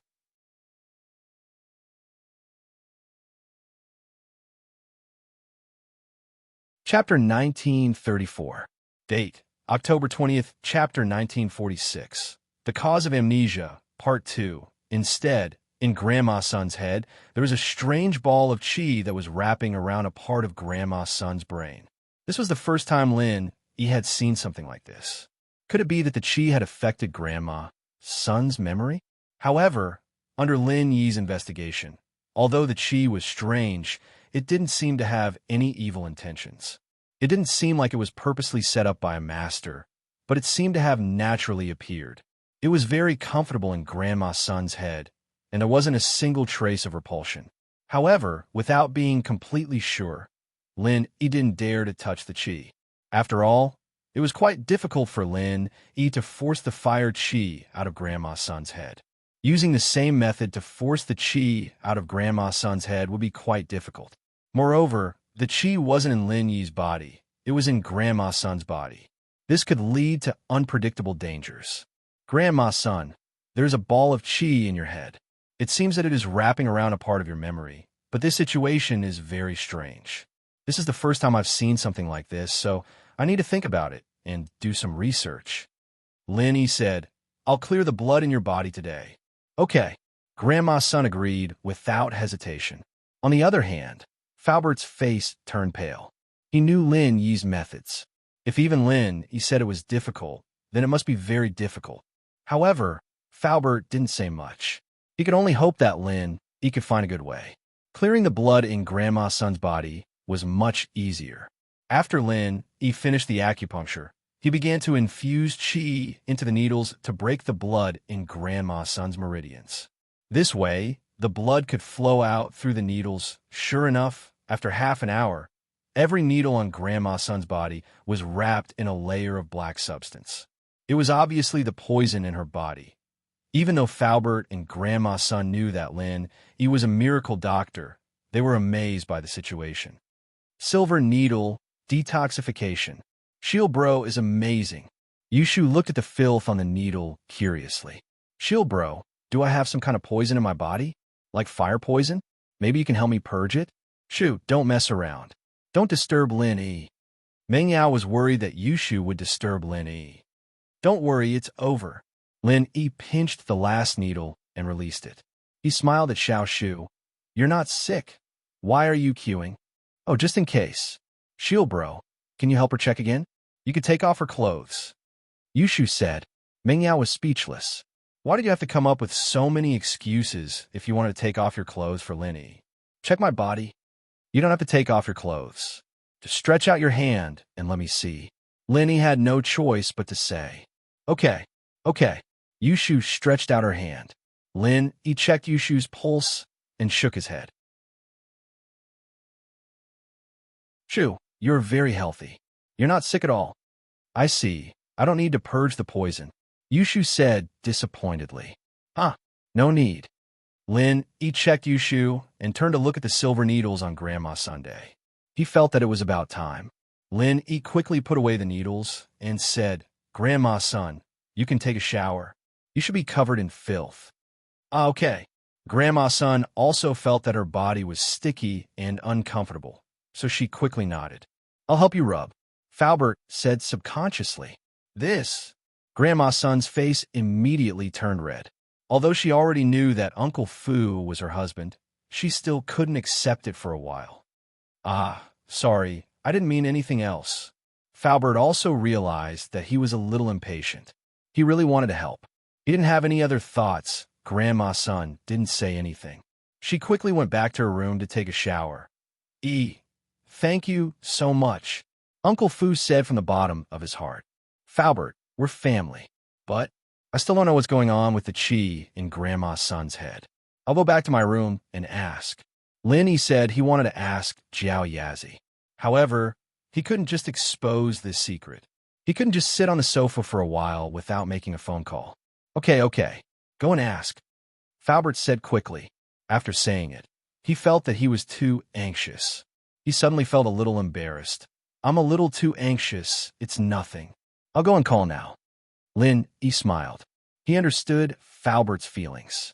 Back in the room, Lin Yi didn't delay. He went directly into the jade space and said to Jiao Yazi, Jiao Lao, I encountered a strange phenomenon today. Lin Yi told Jiao Yazi about Grandma's son's situation. Oh, there's chi in her mind, but this chi doesn't have any evil intentions? And she lost her memory? After listening to Lin Yi's words, Jiao Yazi repeated Lin Yi's words. Then he said, Your situation, although I haven't encountered it before, I can make some guesses. What guess? Lin Yi asked quickly.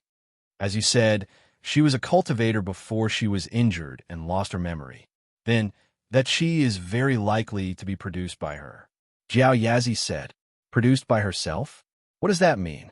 That is to say, Grandma's son lost her memory? Lin Yi asked curiously. You can say that. Jiao Yazi said, This is a cultivator's instinct. Under certain circumstances, the body's potential is stimulated and the memory in the mind is wrapped with chi. Wrapping memory with chi? Why would she do that? Lin Yi was even more puzzled. There are two possibilities. The first is that when she encounters some kind of danger and her life is in danger, there's a piece of memory that she's reluctant to part with before she dies. This piece of memory will be wrapped by the true chi that stimulates her body's potential. This is the so-called magical reincarnation with memories. In my memory, a friend of mine who is a science geek once did research on reincarnation. This situation does not necessarily apply to cultivators.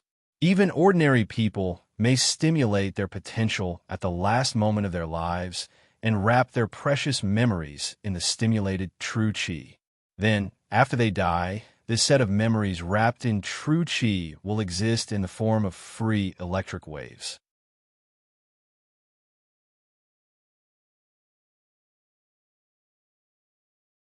Chapter 1935. Date October 20th. Chap. 1947 is thoughtful. If someone's brainwave vibration frequency is similar to the vibration frequency of this memory, then it is possible that this brainwave will be attached to this person. This is also when some people suddenly discover that they have a lot of knowledge that they didn't know before, or the brainwave of this memory is strong enough to replace the original owner's thoughts. This is the legendary possession. Of course, this brainwave can also travel back to the past or to another world. This is the so-called rebirth and transmigration. Jiao Yazi said, 7 by 24 hours of continuous updates of pure TXT handwritten novels. Ugh. Elder Jiao, I don't want to transmigrate yet, and I don't want to be reborn. Can you talk about the second possibility first? Lin Yi smiled bitterly. There really were scientists who wanted to research reincarnation, Then this scientist must be a great person. Huh, I'm just saying. It's impossible for you to transmigrate and be reborn. Do you think it's that easy? Even my scientist friend hasn't found a specific method to do it. Jiao Lao shook his head and said, the second possibility I'm talking about is that her family was destroyed. This is a sad past. She couldn't believe what happened in front of her, and she didn't want to believe it. So she wrapped this sad memory with her zhenqi, causing her to lose her memory. Obviously, this is the second possibility, Jiao Yazi said, and this possibility is quite common. It's not just her. Other ordinary people will also have similar situations. This is commonly known as memory sealing. It's a person forcing themselves to forget a certain part of their memory. So, in other words, the zhenqi in Grandma Sun's head was produced by her? Lenny asked. 7 by 24 hours of continuous updates of pure TXT handwritten novels. I'm not sure about this, but since your Art of Dragon Mastery can convert zhenqi into universal zhenqi, you just need to let her produce a bit of zhenqi and compare it with the zhenqi in her head. Jiao Yazi said. The key is that she lost her memory. She doesn't remember practicing at all. Although her meridians are repaired, she doesn't remember the mantra. It's impossible for me to help her recover her strength. Lin Yi smiled bitterly. I see. Then there's nothing I can do. Ask Li Fu if he knows, or if anyone else knows. Jiao Yazi shook his head and said helplessly, Okay, I'll go ask. Lenny nodded and walked out of the jade space, quickly returning to the living room. How is it?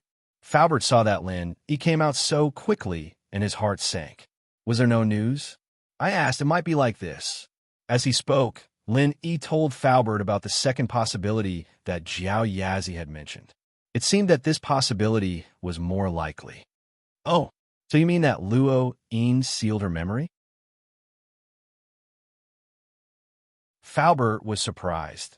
Then, as long as we remove the zhenqi from her head, we can recover her memory.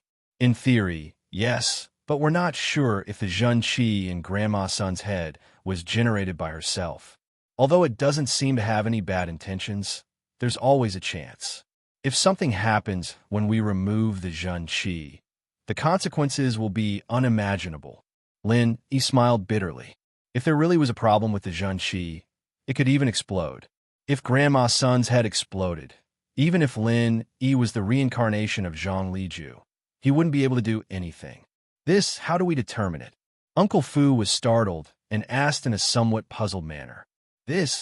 Grandma Sun's practitioner's mantra. Do you have it? If you do, you could try to let her practice it again. If the zhenqi is the same as the one in her head, then I can confirm it. We could try to guide her to remove it, or when she reaches a certain level, she can refine the zhenqi on her own. Lenny said, Practitioner's mantra. Faubert smiled bitterly and said helplessly, I did have it before, but I didn't bring it with me when I left. Normal people can't practice Hao Sun's mantra, so I didn't purposely memorize it. Hao Sun? Does that mean that the practitioner's arts are the same as Grandma Sun's? Lin Yi's eyes suddenly lit up and asked. Yes, you mean. Faubert could more or less guess what Lenny meant. Sun Jingyi. Lenny nodded and said, She also practices Hao Sun's mantra. I just need to ask her for the mantra. Well, there's no need to go through so much trouble. I'll just check what her zhenqi is like. That's great. Faubert heard that he found a way and was very happy, but his face suddenly tightened and said, Oh, right. Well, don't tell anyone from Hao Sun that you found Sun Luo. Lin Yi was slightly stunned, but he quickly figured out Faubert's concerns. Faubert, you're afraid that your enemies will get the news and come looking for you? That's right. Faubert nodded and said, Some things have to be guarded against. Although Hao Sun won't harm Luo Yue, if the news is leaked, it won't be worth it. Okay, I won't say it, Lin Yi said.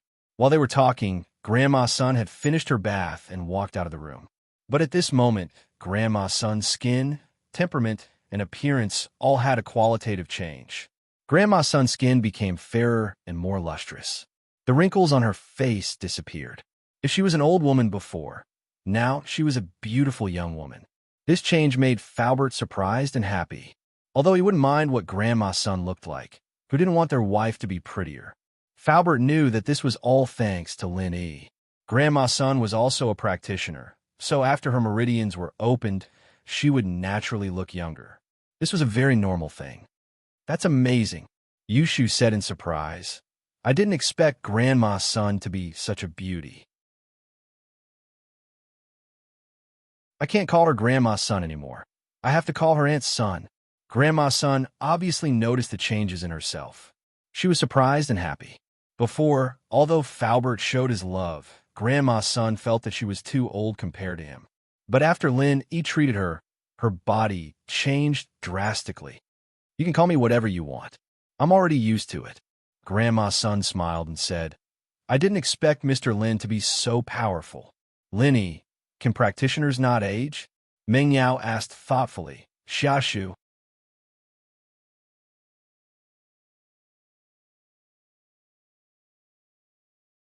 Chapter 1936. Date, October 20th, Chapter 1948. Speechless, not bad. Golden Class Masters can extend their lifespan. Mystic Class Masters can slow down the aging process. Earth Class Masters can slow down the aging process. And Sky Class Masters can maintain their youthful appearance forever. Lin Yi said, the moment you break through to Sky Class, your appearance will never change again. What happens after Sky Class? Yushu suddenly asked. Please remember, I don't know. Lin Yi shook his head. Meng Yao nodded thoughtfully. So, Tang Yun and Xiao Xiao wouldn't age at all? Meng Yao looked at Lin Yi and suddenly had the urge to become a practitioner. She wanted to become a Sky Class Master too. But she also knew that some things could only be found by chance. It wasn't something she could get just because she wanted to, otherwise everyone would be a practitioner. Let's stop here for today's treatment. Tomorrow I'll contact Sun Jingyi and check on her chi. Then check on Grandma's son's chi. Lin Yi said, Falbert, it's getting late. You and Grandma's son should rest early too. Meng Yao and Yushu went upstairs, and Lin Yi went back to his room, leaving only Falbert and Grandma's son in the living room. Falbert felt a little awkward. I'll stay in the guest room. No need, since we are husband and wife. Let's stay together. You can also tell me about the past. Grandma's son hesitated and said shyly, Okay. Falbert wasn't in a hurry to do anything, but he was very excited about Grandma's son's acceptance. He quickly nodded happily. Seeing Falbert act like a child, Grandma's son shook her head helplessly, but at the same time, she felt warm in her heart. The next morning, Falbert and Grandma's son woke up early with a light smile on their faces. Although Grandma's son hadn't recovered her memories yet, it was obvious that she had accepted Falbert. Enchanting // the two were busy preparing breakfast in the kitchen, and Lin Yi, Meng Yao, and Yushu smiled as they watched them. Falbert is so happy. It's the first time I've seen him so happy. Yushu's impression of Li Fu was that he was a serious man, not a single hair out of place. Even when he'd been staying in the villa and preparing breakfast for them in the mornings, he'd never looked this serious. He'd never smiled like this before. Uncle Fu found his wife, but where's my mom? Meng Yao's eyes were filled with a sense of loss and loss. Yao Yao, does Uncle Chu not know about your mom? Lin Yi asked. Daddy, he knows, but he won't tell me. He said I'm still young. Some things are better left unknown. Meng Yao shook her head. Lin Yi paused. Could there be some sort of secret behind all this? But since Pingzhan didn't want to talk about it, he didn't say much. Every family had their own. Maybe something unexpected happened. After breakfast, Lin Yi, Meng Yao, and Yushu left the villa, ready to drive to school. Coincidentally, the siblings from the villa next door came out as well, obviously going to school as well. What a coincidence, you guys are going to school too. Han Jingjing greeted Lin Yi and the others. Yeah, you guys are going too? Lin Yi nodded.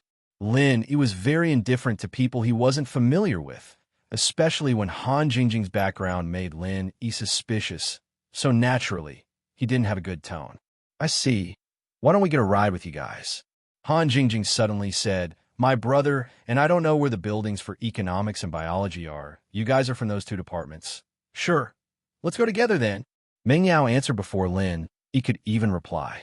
As far as she was concerned, they were neighbors and classmates, and they were in the same profession. It was only natural for her to help out if she could. It wasn't a big deal. He didn't want to be too close to them and wanted them to follow behind, but Lenny couldn't say anything since the miss had already agreed. Thank you so much. Han Jingjing and her brother got in the car and sat in the back with Meng Yao, while Yushu sat in the front passenger seat. He started the car and drove to school. It wasn't far from here, so they arrived in no time. After getting out of the car, Meng Yao and Yushu brought Han Jingjing's brother to the economics department, leaving Lin, Yi, and Han Jingjing alone. Yi locked the car and walked to the biology department without a word. Wait for me. Han Jingjing saw that Yi was walking very fast and only caught up after 2 steps. Can you introduce me to the medicine department? There's nothing much to introduce. You don't know what you're applying for? Yi said faintly. Han Jingjing pouted, feeling wronged. It's just a hobby of mine, but what rules are there? How many people are in the class? I don't even know that. Oh, there's a student rule in there after you get the textbook. You'll know the rules once you read it. As for how many people are in the class, you'll know. Yi said. Han Jingjing wasn't expecting Yi to brush her off like this. She pouted and followed behind Yi, not too happy. Yi was a little surprised at Han Jingjing's aggrieved face. Could it really be a coincidence? Judging from Han Jingjing's expression, a girl who showed her emotions on her face shouldn't have too many tricks up her sleeves. Was he thinking too much? But they hadn't walked far when Yi heard Han Jingjing mumbling behind him. Ignore me. Ignore me. I'll kick you to death, I'll kick. Yi was sweating. Wasn't this girl's temper a little too bad? She'd kick him to death if he ignored her. And he didn't even get to hear more before he heard her scream. He turned to see Han Jingjing kicking a wooden stump, not expecting it to be so sturdy.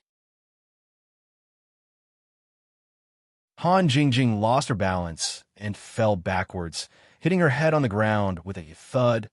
Yi's eyes widened in shock. This girl, wasn't she a little too fierce? Falling backwards after kicking a wooden stump? Are you all right? Yi walked over helplessly and asked, but he saw Han Jingjing biting her lip. Tears were swirling in her eyes, as if they were about to flow out, and her hand was covering the back of her head. She was as pitiful as she could be. I don't need you to care about me, even if I'm dead. Woo-woo. Han Jingjing suddenly cried, making Yi speechless for a while. Did she change her face just like that? She wanted to kick me to death just now, and now she doesn't need to care? Target equals _blank.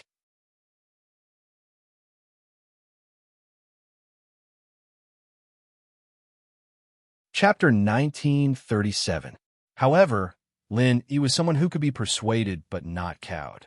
Seeing Han Jingjing crying on the ground, he couldn't bear to see her like that. Before, Yi had categorized her as one of the suspects, so Yi didn't want to interact with her too much. But now, it seemed that things were different. This Han Jingjing didn't seem to have any ulterior motives. On the contrary, her brain seemed to be missing a chord. All right, stop crying. Let me see how your head is. Yi bent down and carefully moved Han Jingjing's hand away. He saw that the back of Han Jingjing's head was already swollen. He thought to himself, thank goodness this girl is young. If she was older, wouldn't she have a cerebral hemorrhage? Whoa, it hurts. Han Jingjing's face was wet with tears. She was as miserable as she could be. At this time, many students looked over. After all, they were very curious. What was a girl crying on the ground for? There were also some students who didn't know and had a lot of imagination. They started to think and scold Yi. See that? This guy must have cheated on her and got found out by his girlfriend. Look at how pitiful his girlfriend is. This guy's eyes are really all the way to the soles of his shoes. Such a beautiful girlfriend. I'll definitely treasure her and worship her. Look at how he made her cry. Another guy said with righteous indignation. Although Yi was far away, he was still in Earth class. His eyes and ears were naturally better than normal people. He heard the conversation clearly and was speechless. He had to admit that Han Jingjing was a beauty. Her round face and big eyes made her look like a porcelain doll. This kind of beauty wasn't like the Miss Classic beauty, nor was it like Yushu's pure and playful beauty. It was more like a little Lolita's. Especially now, when she was crying pitifully, it made people feel sympathetic. Therefore, The comments on this side were almost one-sided in favor of Han Jingjing, and Lin Yi became the heartless villain. Although Lin Yi didn't care about all this, it would be troublesome if his nonsense reached the Miss ears. Lin Yi had no choice but to deal with it quickly. He reached out and touched the big bump on Han Jingjing's head, quickly channeling the art of dragon mastery to heal it. "All right, stand up, let's go," Lin Yi said after curing Han Jingjing. It doesn't hurt anymore?" Han Jingjing touched the back of her head and realized that the bulge was gone. She looked at Lin Yi in surprise and said, "Wow, you're amazing. How did you do it? Can you teach me?" Lin Yi frowned. Only now did he realize that he was a little reckless in a moment of desperation. He used pure energy to treat a neighbor he just met, and this neighbor was a curious baby, seemingly wanting to get to the bottom of it. "We'll talk about it later. Let's go to the classroom now. There are people watching," Lin Yi said. "Oh, okay." Han Jingjing patted the dust on her pants and followed Lin Yi happily. "What's going on?" Han Jingjing had been crying nonstop a moment ago, but now she was smiling all of a sudden, leaving with Lin Yi as if nothing had happened. The onlookers didn't know what was going on. "I know. That girl must have asked for something too much with her boyfriend." The boyfriend didn't agree, so she cried, and then when the boyfriend agreed, she smiled. A bystander said, that seems to be the case. Could it be that she wanted to buy some cosmetics or clothes, and the boyfriend didn't buy it for her?" Another bystander nodded. "It's very likely." Another person also echoed, but no matter what, the people involved had left, and they also dispersed. Now that it was class time, it was okay to watch the fun, but it was not worth the loss if they delayed the class. "Lin Yi, how old are you? When were you born? Why are you so powerful?" Han Jingjing asked like a curious baby. "I don't know," said Lin Yi. He was also telling the truth. How would Lin Yi know when he was born? Would orphans know? How was it possible? "You are lying," said Han Jingjing. "I'm not lying. I'm an orphan." Lin Yi was afraid that she would cry again, so he answered. Han Jingjing was stunned. She didn't expect Lin Yi to answer like this. She was a little silent. After a long time, she said, "Sorry, I don't know." "Then, since you are older than me, I will call you Brother Lin Yi." "It's nothing. I'm used to it," Lin Yi said faintly. "We are classmates. If you call me brother, what will others think?" "Why do you care about others?" Han Jingjing asked with some doubts. "Why?" Lin Yi was stunned. He didn't know how to answer Han Jingjing's words. "Yeah, why?" asked Han Jingjing. "Nothing. Do whatever you want." Lin Yi shook his head. This Han Jingjing's IQ seems to be a little lacking. Could it be that she became stupid from the fall just now? "Oh, okay." Han Jingjing nodded happily. "From now on, you're my big bro Lin Yi. You have to teach me that miraculous healing skill. That, you can't learn it." Lin Yi smiled bitterly. "Why can't I learn it?" Han Jingjing looked at him curiously. "Because..." Lin Yi didn't know what to say. "Why do you have so many whys? Why don't you go see 100,000 whys?" "What's 100,000 whys?" Han Jingjing asked curiously. "Defeated by you." Lin Yi was speechless. "How did you live this long?" "To live with my younger brother," Han Jingjing said seriously. Lin Yi pointed at the classroom in front of him. "We're here. This is the medicine faculty." "Thank you. Can I go to and from school with Lin Yi big bro every day?" Han Jingjing asked happily. "We'll talk about it later." Lin Yi wanted to get rid of this 100,000 wise girl. Why did she have so much to say? Why didn't he see it before? If he knew she was so troublesome, he would have rejected her when she asked to be in the same car this morning. Lin Yi walked into the classroom and saw that the seats were the same as before. Xin Yan was still sitting in the same seat. Lin Yi walked over and sat beside her. Han Jingjing, on the other hand, followed Lin Yi to Lin Yi's side. Han Jingjing's appearance attracted the attention of the students in the class. Xin Yan was also a beauty in the school, but she was taken as soon as she arrived. The boys didn't have any ideas about her.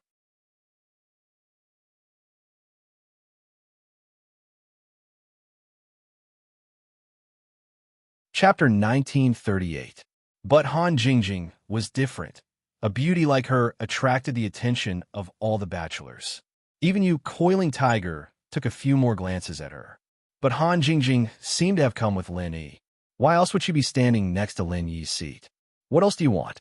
Lin Yi frowned as he looked at Han Jingjing. Where should I sit? Han Jingjing asked. Anywhere you want.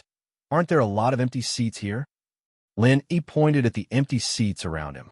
Then can I sit next to you, big brother Lin Yi? Han Jingjing looked at Lin Yi with a pitiful look. There's no space next to me. Can you sit in the aisle? Lin Yi rejected Han Jingjing's request immediately. He wouldn't be able to go to class if he agreed to it. Lin Yi wouldn't be able to do anything else either. Let this big sister sit there, and you sit in the middle. Wouldn't I be able to sit next to you then? Han Jingjing's logic wasn't wrong. No. Lin Yi didn't wait for Xin Yan to say anything. Han Jingjing still wanted to say something, but Boss Bai walked into the classroom with a textbook in his hand. Han Jingjing had no choice but to find a random seat and sit down, a little depressed. Xin Yan looked at Han Jingjing curiously, then at Lin Yi. She wanted to ask something, but didn't want Lin Yi to think that she was being nosy. Han Jingjing's here already. The moment Boss Bai entered the classroom, he saw Han Jingjing. He nodded to her and said, "Let me introduce her to you. This is Han Jingjing, the second female student of our medicine major. She was delayed by something before and only came to school today." Something to attend to before?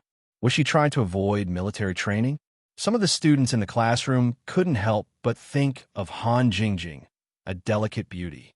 It wasn't a big deal to run away. Therefore, after Boss Bai's introduction, there was a warm applause in the class. Obviously, these boys expressed their warm welcome to Han Jingjing. All right, that's all for the introductions. Let's get ready for class. Boss Bai knocked on the podium and said, "Our major is special. Other majors usually don't have specialized courses in the freshman year, but ours is different. We have specialized courses from the freshman year, and they take up a large proportion. Of course, all the professional courses will be taught by me alone." Hearing Boss Bai's words, everyone was not too surprised because after the military training, the timetable was distributed by Wei Duo, and everyone knew the curriculum of the first semester of the freshman year. 7 by 24 hours of continuous updates, pure handmade TXT novels. Today was Boss Bai's first class, so he didn't go straight to the main subject. Instead, he talked about what the students in the medical major had to learn in the 4 years of university, what they had to master, and what they would achieve after they graduated from this major. However, to everyone's surprise, many core researchers of large pharmaceutical companies had graduated from Boss Bai's school, which made all the students present feel a sense of respect for Boss Bai. No wonder the seniors and their families insisted that they apply for this school. Most of the students here, except for those who loved medicinal herbs, were from families related to medicine. Their families either owned pharmaceutical factories or pharmaceutical companies, or engaged in the research and development of health products, or set up traditional Chinese medicine hospitals. Therefore, they sent the children of their relatives and friends here to study. They wanted to learn some real skills so that they could contribute to their family's business when they went back. Lin Yi, that Han Jingjing. Xin Yan couldn't help but ask Lin Yi during the break. "She's my neighbor. She forced me to bring her to class this morning." Lin Yi smiled bitterly. "I think there's something wrong with her IQ. Why is she acting so dumb?" A neighbor. Xin Yan felt a little sour in her heart. Something she couldn't quite put her finger on. It was a very strange feeling, one that she'd never felt before. Yeah, Lin Yi was just about to say something when he saw Han Jingjing walking over. "What do you want this time?" "Big bro Lin Yi, where's the washroom?" I want to go." Han Jingjing blushed. "Can't you go look for it?" Lin Yi's face darkened. Why did this Han Jingjing look like she hadn't seen much of the world? Why didn't she know anything? Judging from her ability to buy a villa, she couldn't be the young miss of some big family. Could she? She was the type that had everything at her fingertips. I'm afraid I'll get lost," Han Jingjing said, a little embarrassed. "I'll go with you. I want to go as well," Xin Yan said as she stood up. Han Jingjing's eyes flashed with disappointment, but it was gone in a flash. She nodded to Xin Yan. "All right, thank you, sis." "It's nothing. It's on the way," Xin Yan said as she brought Han Jingjing to the washroom. Xin Yan actually wanted to get to know this new girl as well, They were the only two girls in the class, after all, and it'd be more convenient to have a girl with them when there were activities in the future. It'd save the awkward situation of having to change clothes during military training. Xinyan and Han Jingjing went to the washroom, but by Wei Tuo came over. "Big bro Lin, what's up with this Han Jingjing? Don't tell me she's a freshman too?" "It's nothing. I met her on the way to school. She's also a medical major, so I brought her here." Lin he didn't mention that he was Han Jingjing's neighborhood. There were too many people around by Wei. What if they all went to his house after he told them? At that time, Miss and Shu would both be at home, and it would be difficult to explain. Therefore, Linny planned to talk to Bai Wei Tuo in private. No way, such good luck." Song Xiaodao said enviously. "Why can't I touch it? Now that I'm single, Lao Bai and Sheng Ji both have their own targets." "Better than yourself?" Lin he was stunned and looked at Zhao Xingji. Lin he knew that Bai Wei Tuo was pursuing Mei Yue, but he didn't know why Zhao Xingji also had a target. "It's Chai Xiaoling, Zhao Xingji said with a big belly. Lin he looked at Zhao Xingji and thought of Chai Xiaoling's petite figure. He felt a chill run down his spine. The two of them together were truly a stark contrast. "By the way, Bai Wei Tuo, how's the preparation for the freshman party?" Linny asked. "There's basically no problem. I've talked to my classmates yesterday. I'm the main singer of our class's choir." Bai Wei Tuo said, "There's no class this afternoon. Let's start rehearsing."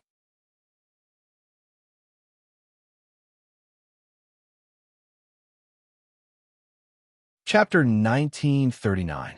Date, October 20th, Chapter 1951. What should I do? That's good. Since you agreed to compete with that Zhang Duopan, you have to show your true abilities. If you lose, you won't be able to explain it to Mei Yue. Lin he cared a lot about Bai Wei Tuo, but there wasn't much Lin he could do to help with the performance. "I know, don't worry. That Zhang Duopan clearly doesn't have any artistic cells in him. I'm confident I can beat him." Bai Wei Tuo said confidently, "But don't underestimate him. That kid is a bit devious." Lin he said. He could tell from the incident in the cafeteria that Zhang Duopan was a cunning person. It wasn't long before Xinyan and Han Jingjing came back from the washroom.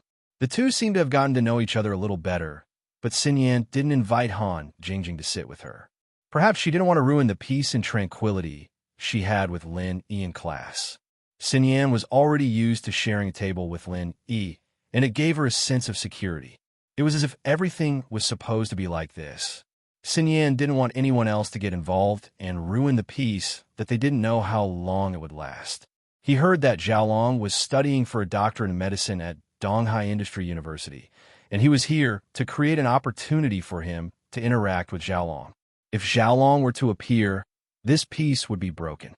At noon, Lin he sent a text to the miss, telling her that he was going back to Songshan to see Sun Jingyi. He wanted to see her practitioner's arts in pure qi and compare it with the pure qi in Grandma Sun's head. The miss agreed without hesitation, but gave Lin Yi a difficult mission.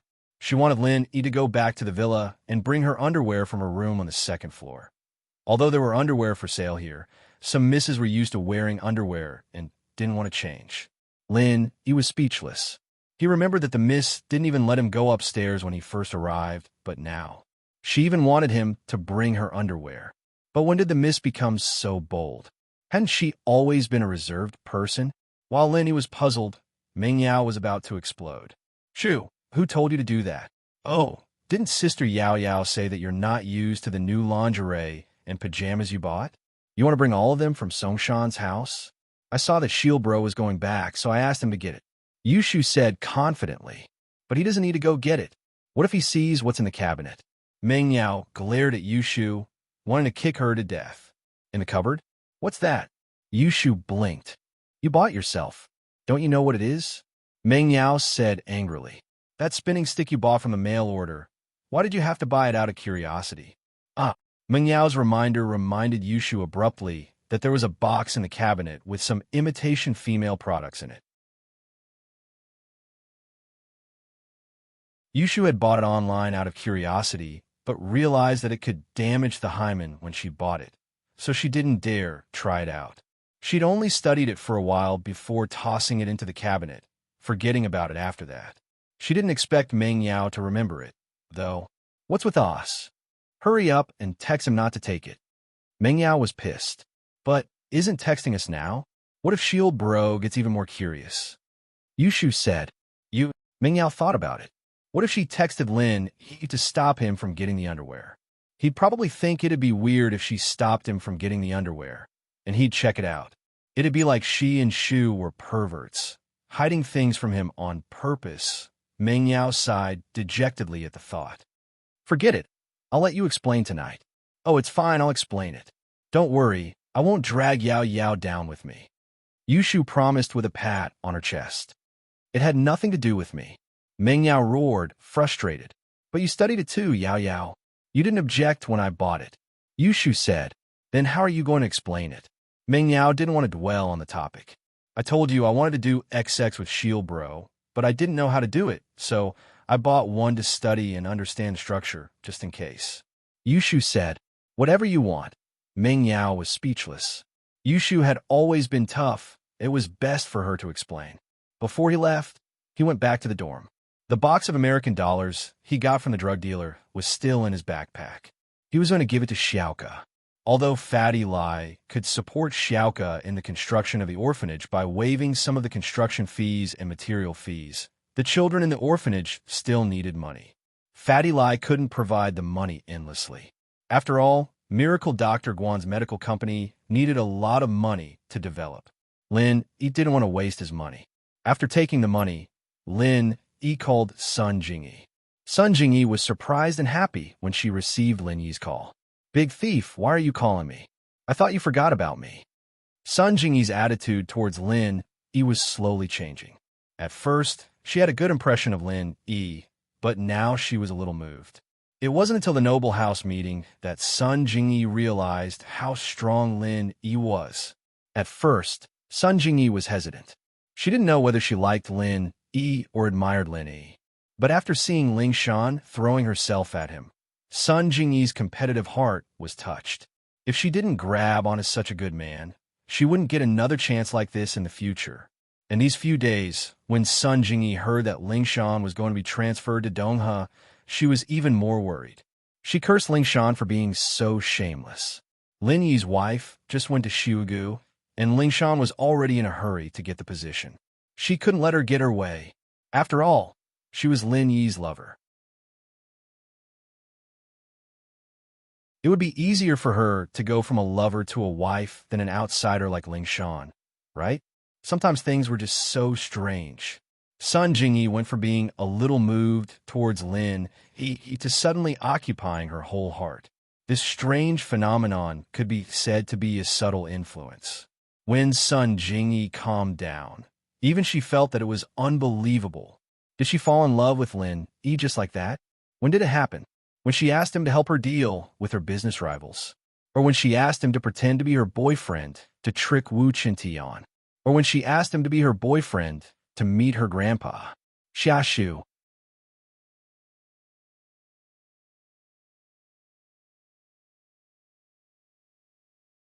Chapter 1940. Date, October 20th, Chapter 1952. The Alliance of the Strong, or was it at the Noble House meeting when Lin Yi showed off his power? Sun Jingyi didn't remember exactly when it started, but she was sure that she had fallen in love with Lin Yi. Otherwise, she wouldn't have been so impulsive when she heard that Ling Shan was going to Donghe. And so, Sun Jingyi decided to discuss it with Qintian. The two of them would go to Donghe as well. She didn't think that Lin Yi would call before Sun Jingyi could find Qintian. You're still at your old place, right? I'll come find you in a bit. Lin Yi said. You're looking for me? Aren't you in Donghe? Sun Jingyi paused. Yes, but I'll be going back to Songzhan later. I have something to talk to you about, Lin Yi said. All right, see you later, Jingyi said, suppressing the joy in her heart as she hung up the phone. Sun Jingyi knew very well that Lin Yi was probably looking for her for some reason. It wasn't just because he missed her, but no matter what, Sun Jingyi was still very happy to see Lin Yi. Lin Yi didn't waste any more time and went straight to the highway.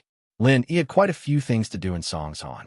Other than checking on Sun Jingyi's chi, He had to send money to Xiaoka, go to Songshan Songshan First School to see Ziyu and Chenxi, and then he had to get the Miss underwear. 2 hours later, Lin Yi's car stopped at the food street behind Songshan's first school. A trace of confusion flashed through Lin Yi's eyes as he looked at the familiar scenery.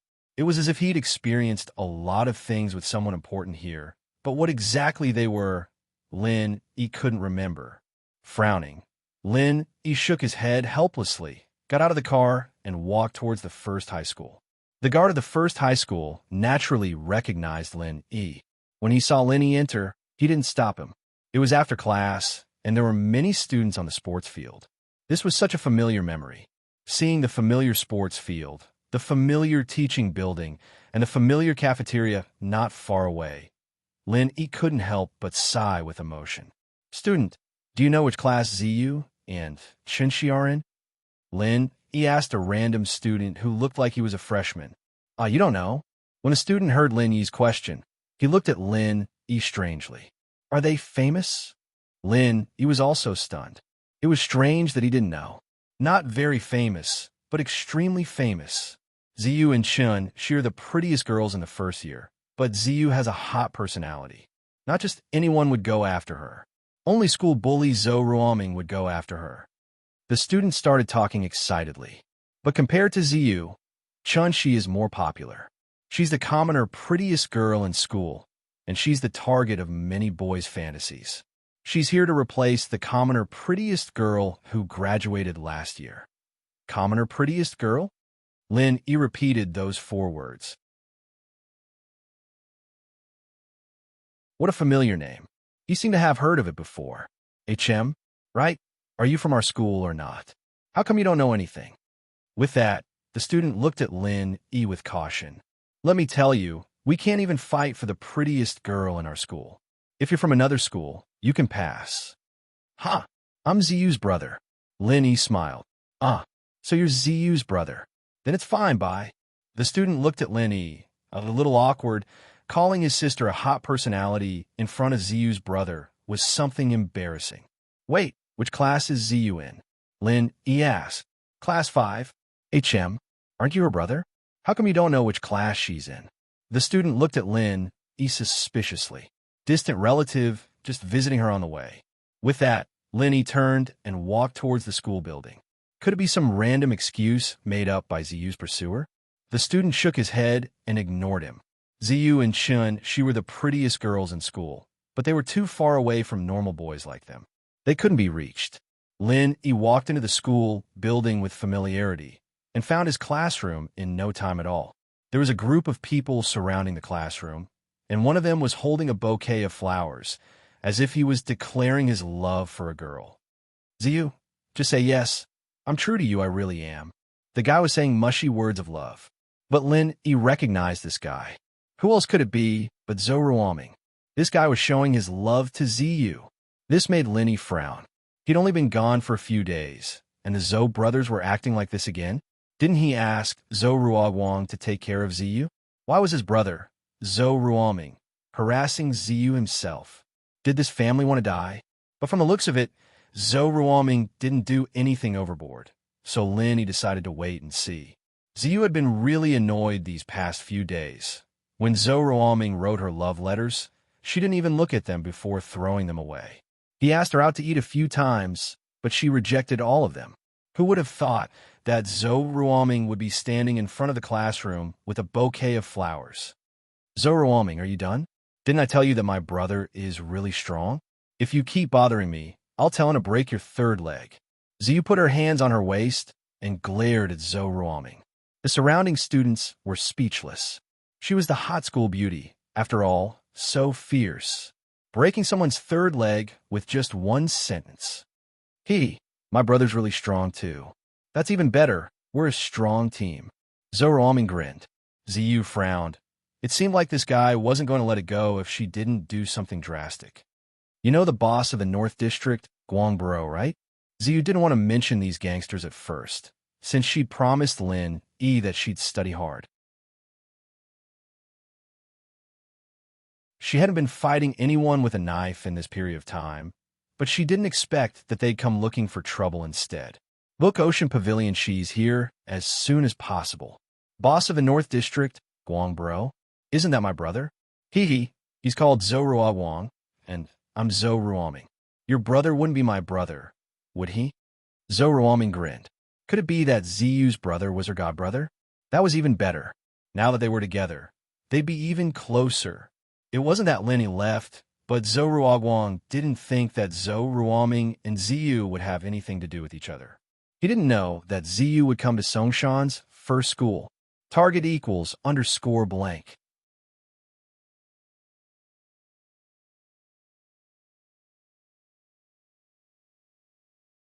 Chapter 1941. Date, October 20th, Chapter 1953. Her brother is me. So Zhou Ruoguang's your brother. That's even better. But he's not good enough to be my brother. Your brother's nothing but a pug in front of my brother. Ziyu remembered how much respect Zhou Ruoguang had for Lin Yi, and she couldn't help but feel proud of herself. This was even better. Bringing up Zhou Ruoguang and having him ask around would make this guy stop bothering her.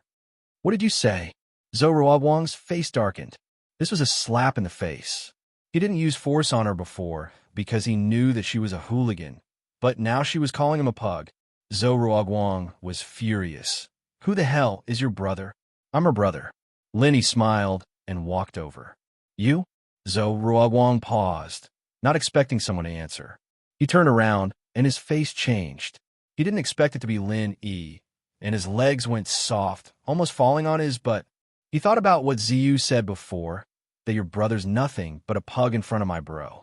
She wasn't wrong at all. Even his old man, Zhou Tiandi, was nothing in front of Hayashi Lin, let alone Zhou Ruoguang. Hayashi Lin, Ziyu's your sister. Zhou Ruoguang just realized how stupid of a thing he'd done. Of all people, he had to go after Ziyu. His target was Chun Shi, the commoner beauty, but Tang Yun, the commoner beauty, got beaten up by Lin Yi, so he was a bit traumatized.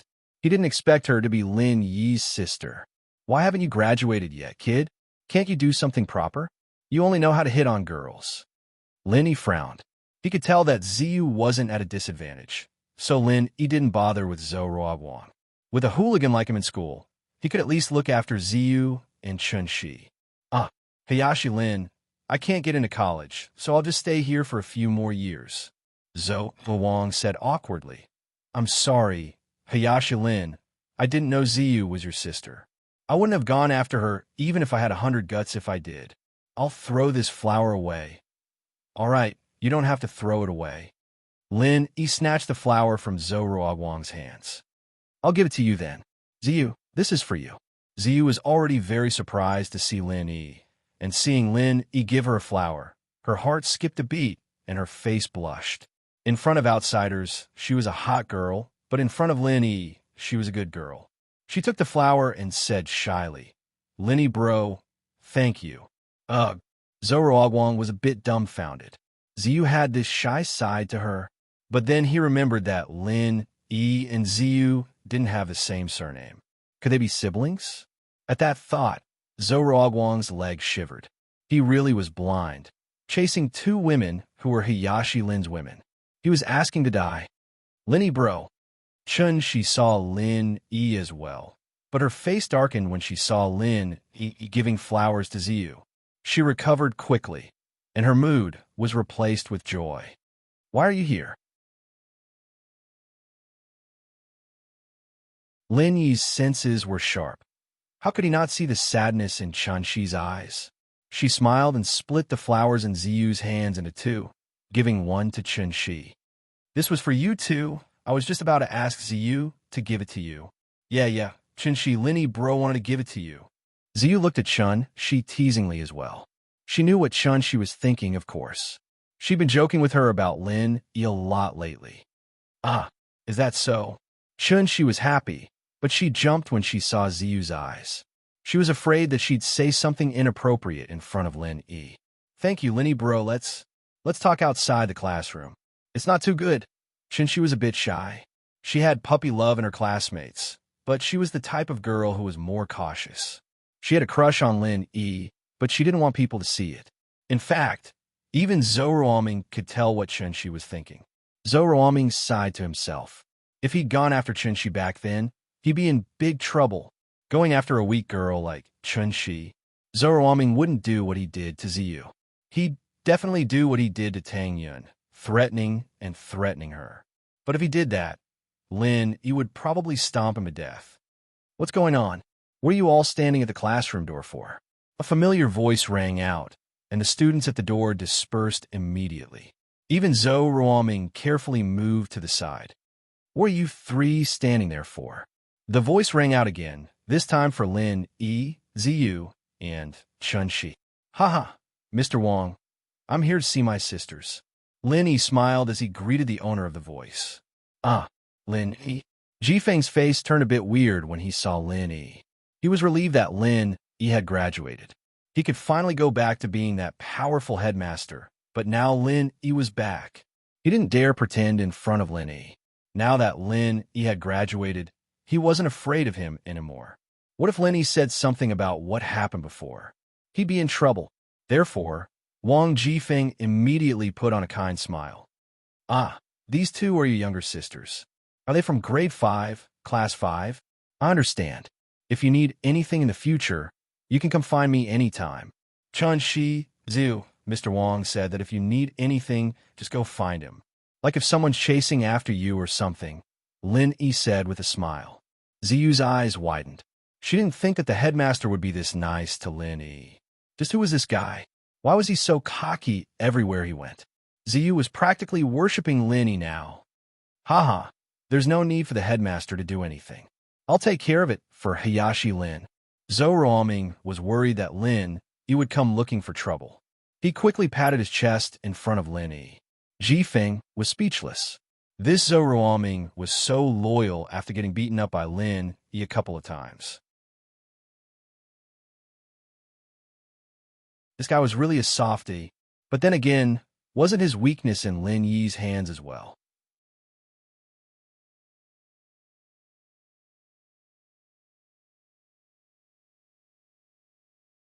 Chapter 1942. Date: October 20th, Chapter 1954. In Ziyu's idea, these two could be considered the black and white sides of the school. No one would dare bully Ziyu and Chunshi in school anymore. The next class is gym. We're not going. Linny bro, bring us out for a walk. We haven't seen you in a long time. Ziyu said, skipping class right in front of the dean. Haha, it's fine. You guys go if you have something to do. I'll talk to the gym teacher. Jifeng said, wishing that Lin Yi would leave. Chunshi wasn't as smart as Ziyu, and her eyes went wide at the words of the strict dean. She couldn't believe it. But Ziyu was already holding her hand, following Lin Yi out of the school building. Ziyu, not bad, actually reaching the minimum requirement to pay for your own expenses. It seems like she's hard work this time. The first half of Lin Yi's sentence was to praise Ziyu, and Ziyu was feeling proud of herself. But the second half of Lin Yi's sentence was to praise Chunshi. This made Ziyu very depressed. It's true that it's she's work, but she tried her best too. Ziyu said, a little unhappy. Yeah, Linny bro, Ziyu really put in a lot of effort. Chunshi said, I know, I don't want her to get arrogant. Linny said, but you didn't disappoint me, Ziyu. Study hard, and you'll be able to face yourself and your brother in the future. My brother? Ziyu's face was a little down when she heard Lin Yi bring up her brother. My brother's mission isn't done yet. When will he come back? I don't know about that. Some things are confidential, and I can't just say it like that. Please remember. Linny said, but it'll be a long time, or your brother wouldn't have asked me to take care of you. The person my brother asked isn't bad at all. Big brother Lin Yi, you're so awesome. Wherever you go, people seem to be afraid of you. Even that black-faced Wang Jifeng treats you kindly. You're really awesome. Ziyu had been scolded by Wang Jifeng a couple of times since school, as she naturally held a grudge against him. Seeing how nice he was to Lin Yi today, Ziyu felt a lot better. Do you have enough money? He came to see Ziyu mainly because he wanted to ask if she had any money to spend. The school had waived her tuition, but she still needed money for her living. Fortunately, I haven't spent all the money you left me last time. I don't really need money. Ziyu wasn't the kind of girl who spent a lot of money. She usually spent money on transportation and food, and she didn't really buy clothes. Well, it's good that you know how to be thrifty, but don't waste yourself too much. This is a card with 20,000 yuan in it. If you use it sparingly, it should be enough for a semester. Lin Yi said as he handed a card to Ziyu. This was the card Lin Yi got before coming. The password is 6 zeros. This, my brother told you to give me? Ziyu didn't want to take Lin Yi's money. Yeah, your brother left me some money and told me to give it to you regularly. Lin Yi said vaguely. Oh, Ziyu didn't hold back and took the card, putting it in her pocket. How's your mom? She's fine now, right? Lin Yi didn't know why, but he thought of old Zhu again. That guy always had bad intentions, and he didn't know if he'd tried to harm Qi's mom again. Mom's better now, and she's working at that beef noodle house now. She's a part-time waitress, making 2,000 a month. Qianxi was very happy when she talked about her mom's situation. Not only was her mom better, but she could also go out and earn money. Qianxi's family's life was a lot easier now. With her mom's income, Qianxi didn't have to scavenge every day anymore. She could only go out on weekends, and it wouldn't affect her studies. Linny nodded. All right, go back and study then. I'm leaving now. I'm studying at Donghe. Call me if you need anything. Ah, you're leaving. Qianxi didn't want Linny to leave, but she wasn't someone who was good at expressing herself. She didn't know how to make him stay. Linny bro, since you're here, don't leave so early. You didn't even treat me and she to dinner. Ziyu said coquettishly, when my brother comes back, I'll tell him how you treat us. Huh? Linny smiled, but his heart tightened. Ziyu might never know that her brother was already dead, and she'd never see Armadillo again. At that thought, Lin Yi's face changed. Let's go. I'll treat you guys to dinner. What do you want to eat? I want to eat the beef noodle house she's mom works at, Ziyu said. I tried it once before, and I thought it was a bit expensive. This time, it's your treat, Linny bro. All right, let's go then. Lin Yi sighed. Ziyu was a good girl by nature, and being in that school before was actually a form of protection for herself.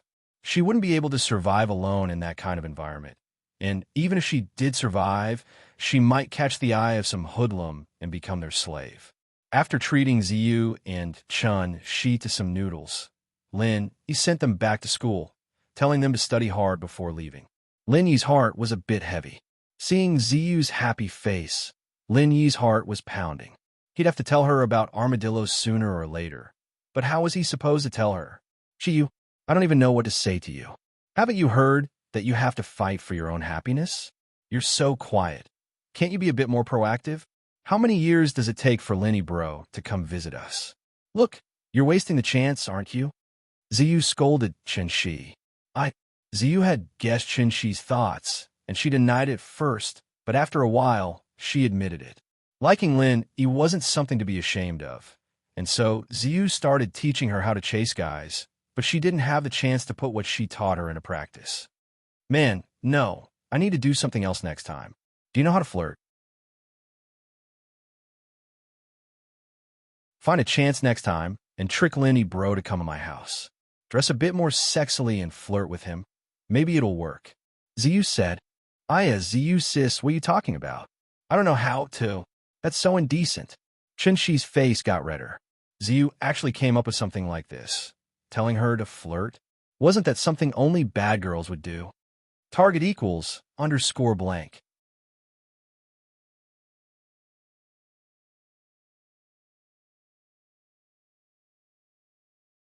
Chapter 1943. Date, October 20th, Chapter 1955. Depressing and depressing. What's so improper about it? Haven't you heard of this saying? Women need to be able to go to the hall, cook in the kitchen, and get on the bed, Ziyu said with a serious face. You need to be noble and dignified in front of outsiders, gentle and virtuous at home, good at cooking. When you're in bed, you need to be horny. Men all like women like that. Ziyu used to be a delinquent girl, living with a bunch of men. She'd heard a lot of this stuff, and now she was teaching Qianxi. 7 by 24 hours of continuous updates, pure TT handmade. Really? Qianxi was more innocent, but Ziyu's words made sense. But that was too embarrassing, and she couldn't do it. Of course no. I have to keep training you, or you won't have a big chance. Ziyu said. Ziyu sis, can we not get on the bed? Shun, she said bitterly. How can we do that? This is the most important thing. Ziyu said, don't worry, it's easy to learn. I'll get you some movies, and you'll know when you come to my house. Okay. Shun-Shi stupidly agreed. After leaving the first high school, Linny drove back to the villa area. Ever since he went to East Box, no one had come to this villa for a long time. Lin-Yi opened the door of the villa and suddenly felt a sense of desolation. Lin-Yi didn't delay. He went upstairs and came to the elder sister and Shu's bedroom on the second floor. This used to be Lin-Yi's forbidden place, but later, everyone's relationship became harmonious. Lin-Yi came up a few times, but if there was nothing important, Lin-Yi still wouldn't come. Seeing me, opening her wardrobe, Lin-Yi found a clean underwear storage box and took out the underwear and pajamas in the wardrobe one by one and put them in the storage box. Big Sister's and Shu's underwear were basically cute. Many of them were printed with cartoon patterns, but even so, it still gave people a feeling of imagination. Looking at the underwear in front of him, Lin-Yi couldn't help but think of the incident at Grandma Sun's house, when Big Sister took off her clothes to take a bath. He immediately cursed the 3 Earth-rank bastards for coming at the wrong time. Burning them to death with fire poison was really letting them off easy. After packing the underwear, Lin-Yi found that there was a box under the cabinet. Lin-Yi didn't think much about it. He thought that it was a new underwear that hadn't been unpacked, so he picked it up. But when he held it in his hand, he was shocked. Damn, it's so big. Lin-Yi looked at the huge thing in front of him and was shocked. Such a huge female masturbator. Was it for Big Sister or Shu? But it doesn't seem like it. Big Sister definitely isn't this kind of person, and Shu, although her character is a bit tough, in Lin-Yi's opinion, she wouldn't use such a terrifying thing. However, this appeared in Big Sister and Shu's cabinet.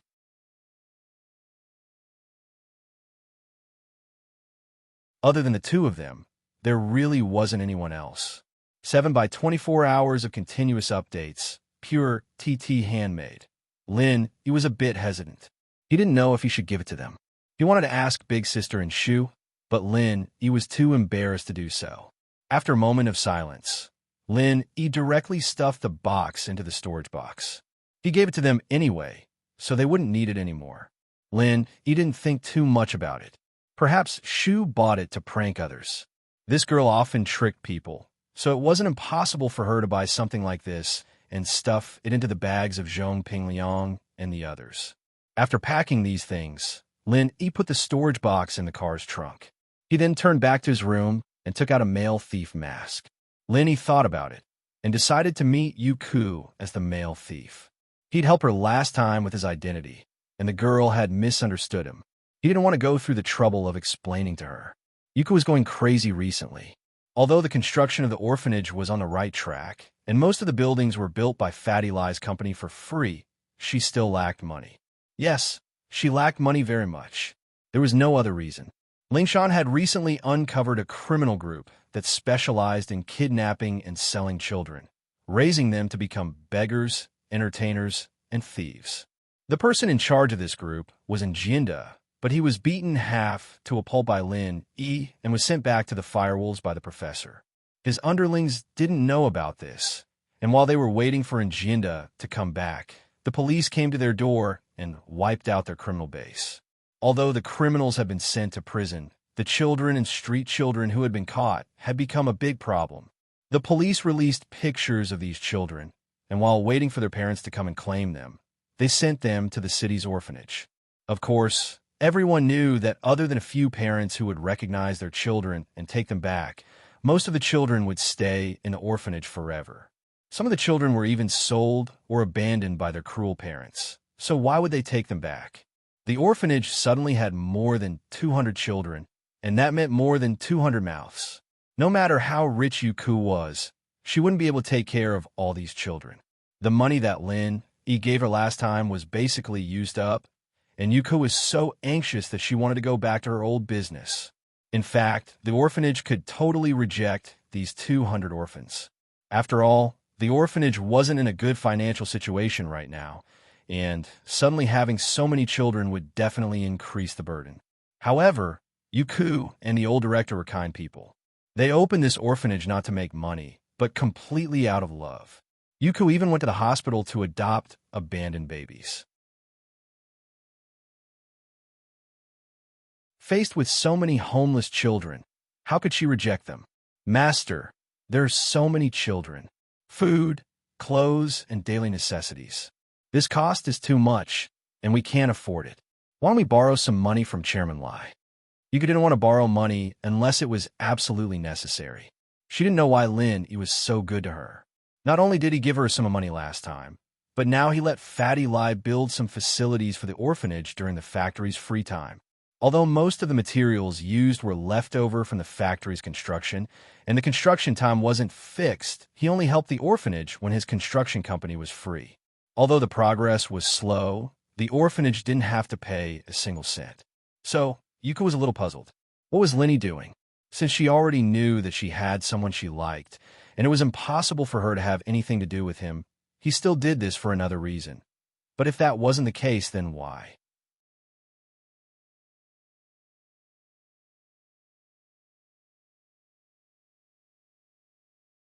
Chapter 1944. Date: October 20th. Master, your identity. Xiaoka was startled. She knew a little about her master, and if her master were to show his face in public, his life would be in danger.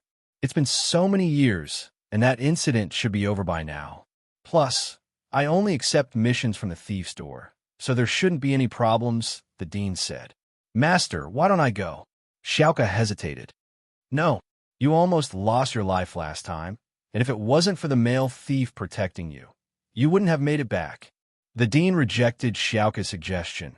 Although you are proficient in some mechanisms and dark arts, your experience is still too little. Facing those cunning people of the same profession, how are you a match for them? Hearing the dean's words, Xiaoka couldn't help but fall into silence. It was true that during the tomb robbery, if it wasn't for the male thief protecting her, she would have become Old Hay's cannon fodder. She wouldn't even know how she died. Man, if only the male thief could come with me. Xiaoka sighed. He stood outside the dean's room, quietly, listening to their conversation. He didn't think that the orphanage was still so difficult.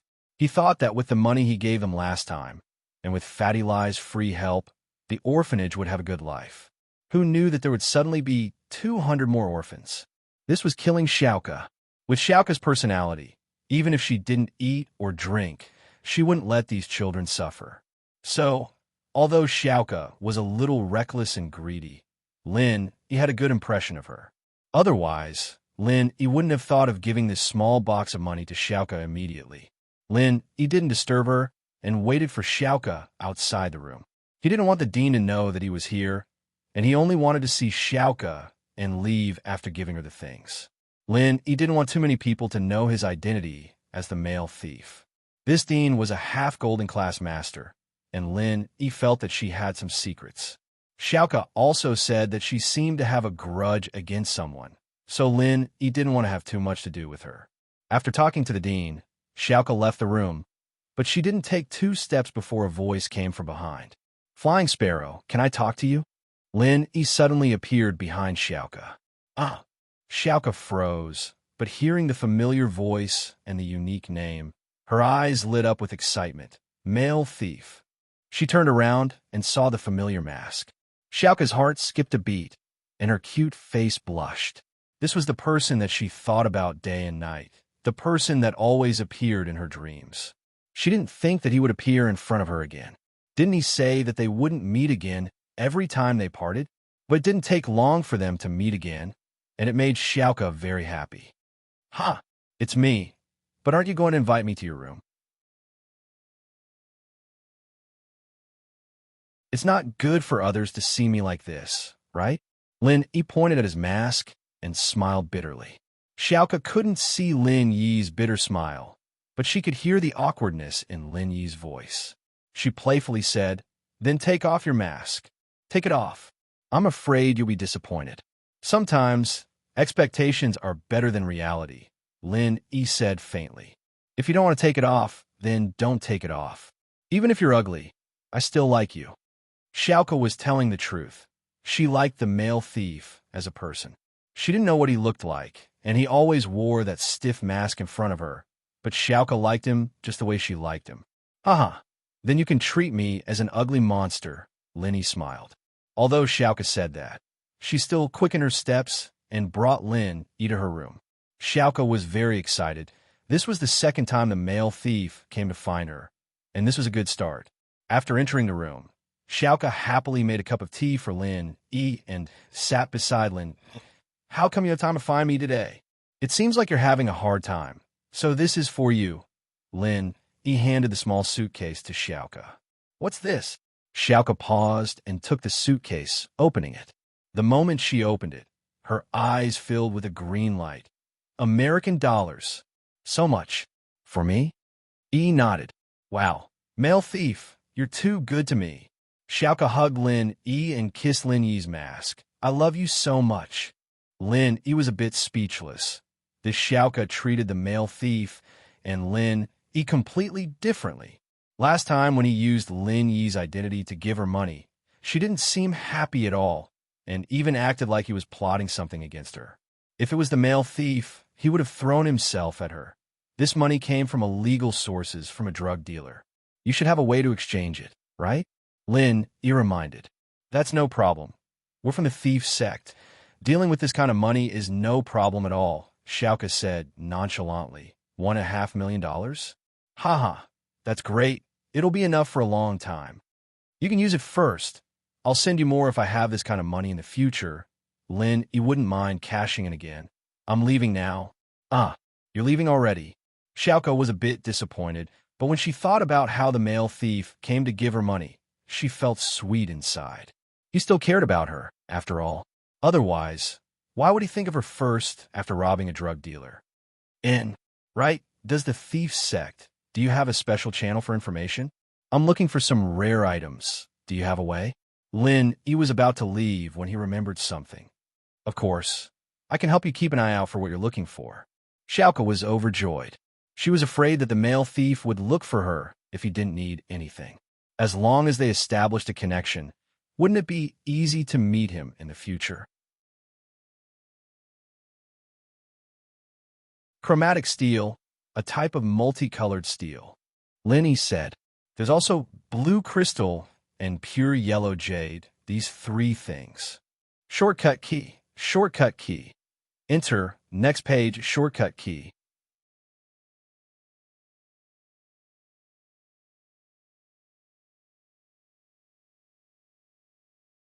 Chapter 1945. Date, October 20th, though. Okay, I'll keep an eye out for you. Xiaoka didn't have any suspicions after hearing what Lin Yi said. The male thief wouldn't look for normal things so seriously, so it was normal that she hadn't even heard of some of them before. But how do I contact you if I have any news? Xiaoka's eyes flashed with cunningness. As long as she got the male thief's contact number, she could call her often. Lin Yi wanted to give her his number, but he remembered that it was registered with his ID. What if Xiaoka checked it and found out who he was? So Lin Yi said, how about this? I'll come back after a while. I see. Okay then. Xiaoka was a little disappointed, but the male thief agreeing to come back was much better than never seeing him again. I'll be going then. Lin Yi saw the reluctance in Xiaoka's eyes and sighed. Okay. Xiaoka nodded. Lin Yi turned around and walked towards the door. Male thief. Xiaoka couldn't help but call out again. What's wrong? Lin Yi turned around. I like you. Xiaoka had said these words countless times in her dream. Although she'd confessed to Lin Yi before, she couldn't help but say it again when she saw him again. Lin Yi's footsteps paused, but he didn't say anything. He shook his head and quickly left the room, disappearing without a trace. Xiaoka, on the other hand, stared at Lin Yi's disappearing silhouette, lost in thought. Lin Yi had no choice but to ask for Xiaoka's help.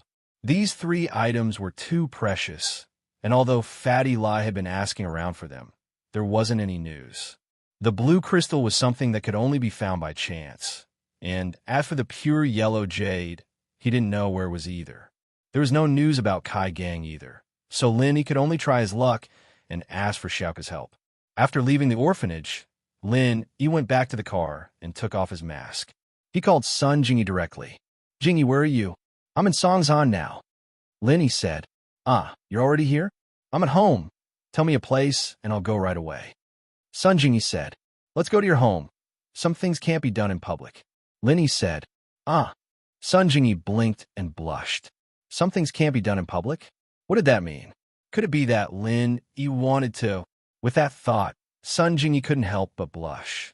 Could it be that Lin Yi wanted to exercise his right to let his lover do it? Ugh. Let's call Wu Chintian too. Lin Yi couldn't see Sun Jingy's expression, so he didn't know what she was thinking. Huh? Wu Chintian? Sun Jingy was even more dumbfounded. Why would Lin Yi call Wu Chintian? Could it be that he wanted to do 3P? Xiao Xiao told her that she wanted to do 3P with Lin Yi. Could it be that Lin Yi really wanted to do it after tasting the sweetness? But giving Sun Jingy to Lin Yi was fine, but giving it to Wu Chintian? Wasn't that asking for her death? Yeah, what's wrong? Lin Yi blinked, noticing that Sun Jingy's tone wasn't right. Wu Chintian, that's not too good, right? Sun Jingy may look like a strong woman in public, but in front of Lin Yi, she looked like a retard. Not good? That's right. Lin Yi thought about it. He wanted to ask Sun Jingy about her practitioner's arts. Although Wu Chintian wasn't an outsider, it wouldn't be convenient. Lin Yi nodded. All right, I won't call him then. Phew. Sun Jingy let out a breath of relief. Huh, that's not right. Lin Yi suddenly remembered that he didn't tell Sun Jingy why he was looking for her. How could she know? So what did she mean by her words just now? With that thought, Lin Yi asked with a weird expression, Jingy, you don't want me to call Wu Chintian, what do you mean? You, didn't you want to do that with me? I'm not even ready yet. Why are you looking for Wu Chintian? I'm not that kind of person. Sun Jingy panicked when she heard that Lin Yi was looking for Wu Chintian again. The misunderstanding between the two was because they couldn't see each other. If Lin Yi could see Sun Jingy, he would be able to guess what she misunderstood. And if Sun Jingy could see the weird expression on Lin Yi's face, she would know that she misunderstood him. But they couldn't see each other's expressions, and they could only guess from their words. And so, the misunderstanding grew bigger and bigger, and Sun Jingy exploded. Although Lin Yi was strong, and she had feelings for him. But even if she had feelings for him, she couldn't just humiliate herself like that. Could she? With him. Although she wasn't ready, she was willing. But with Wu Chintian, she might as well kill herself. Why? Lin Yi didn't know what to do when he heard Sun Jingy's sudden outburst, but he finally understood why Sun Jingy misunderstood him. He didn't know whether to laugh or cry. Jingy, what does this have to do with being promiscuous? I went to you to ask about Hao Sun's arts, and as for Wu Chintian, it was to discuss your future plans. But I thought that although Wu Chintian isn't an outsider, it's better to keep your arts a secret, so I didn't go to him. Did you misunderstand something? Sun Jingy's face reddened even more. She wanted to find a hole to hide in. No way. She misunderstood. Furthermore, the misunderstanding was so thorough. How shameful. But luckily, Sun Jingy knew that Lin Yi couldn't see her expression, so she coughed and said, I didn't misunderstand. What I mean is, I've never let anyone enter my room. Yes, only people I like can enter. So Wu Chintian can't come. Yes, that's it. Hearing Sun Jingy's explanation, Lin Yi didn't purposely expose her. It was funny when he thought about it. Sun Jingy thought that he was going to ask Wu Chintian to do it with her. Was he that shameless? Okay, can I come? Lin Yi asked. You are my half-lover, so others can't come, but you can come. Sun Jingy said, a little embarrassedly. Although she didn't directly admit that Lin Yi was the one she liked, it was a silent agreement. Plen tips.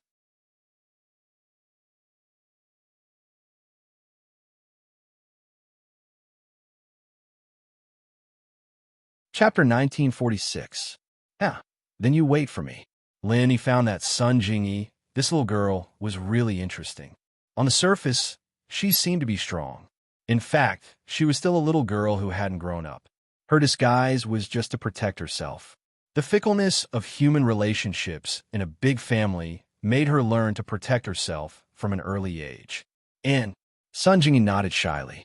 Her disguise had already been seen through by Lin Yi, so Sun Jingyi wouldn't be so tired to protect herself in front of Lin Yi. She was like a wandering child who found a harbor to shelter from the wind. This feeling was very comfortable. Half an hour later, Lin Yi came to the community where Sun Jingyi rented. This was an apartment area. Although Lin Yi knew the address, he had never been here before. Parking the car downstairs, Lin Yi took the elevator upstairs and rang the doorbell of Sun Jingyi's house. After a while, Sun Jingyi's voice came from inside. "Who is it?" "It's me, Lin," he said. Lin Yi. The door was opened, and Sun Jingyi looked at Lin Yi with some surprise. "You're here." Lin Yi looked at Sun Jingyi, and a slight smile appeared at the corner of his mouth.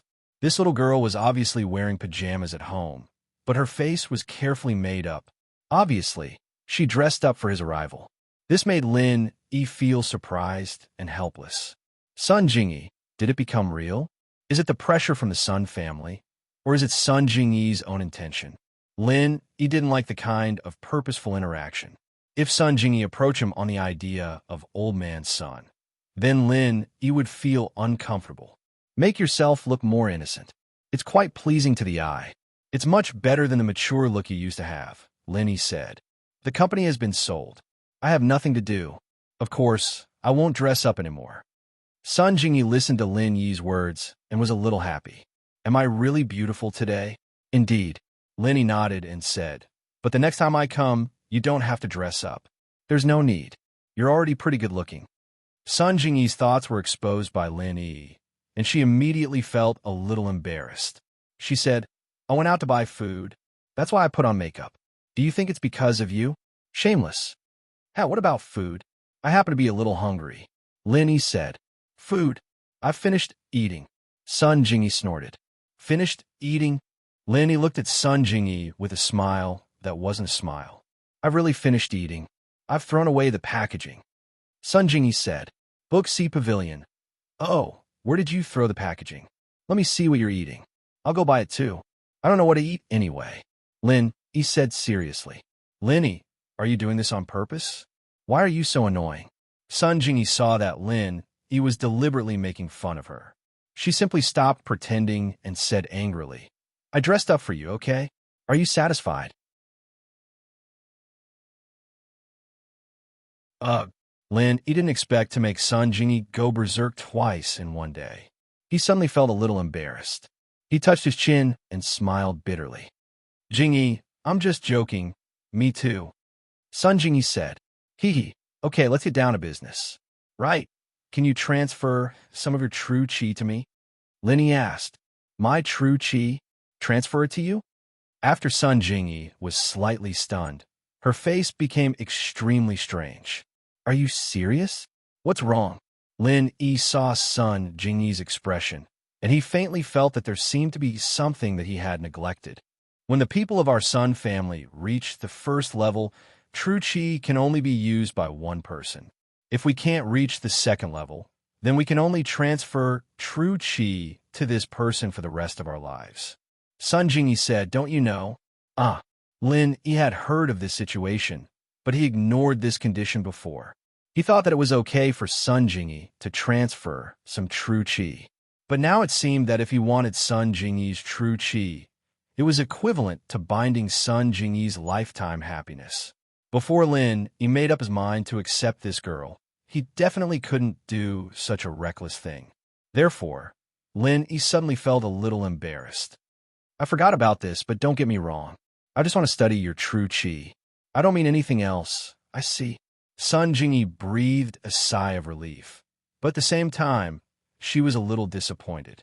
She was even thinking that if Lin Yi insisted, would she listen to him and transfer her true chi to him? In that case, she could rely on him openly because she had pinned her lifetime happiness on Lin Yi. She, Sun Jingyi, could only serve Lin Yi for the rest of her life. So, if after you transfer your true chi to me, your true chi will automatically become the same as mine, then the true chi that you produce in the future will automatically become this kind of true chi? Lin Yi suddenly thought of a very important question and asked quickly. That's right. Sun Jingyi nodded. This mental cultivation of our Sun family is very strange. It is completely an auxiliary mental cultivation. Once the true chi in my body becomes your true chi, then no matter how much true chi I have, it will be the same kind of true chi. So that's how it is. There was a hint of understanding and joy in Lin Yi's eyes. If it was really like what Sun Jingyi said, then there was no need for him to study Sun Jingyi's true chi. No wonder he felt that the true chi in Grandma Sun's mind didn't have any evil intentions, and there was a familiar feeling. It turned out that this feeling didn't come from Sun Jingyi, but from Faubert. Since Grandma Sun was Faubert's wife, then the true chi that came out of Grandma Sun was naturally the same as Faubert's true chi. After thinking about this, Lin Yi secretly scolded himself for being stupid. He actually gave up what was close at hand and sought what was far away.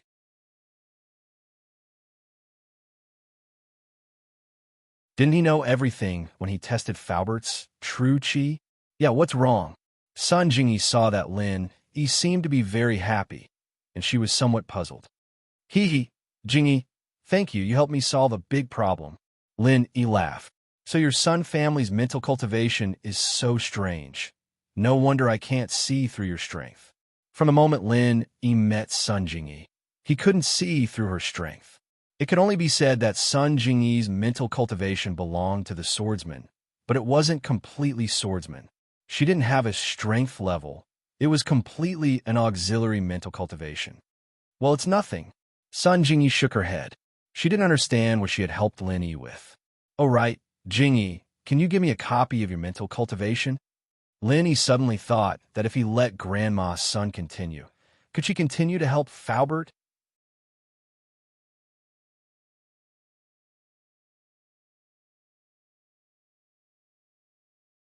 Chapter 1947.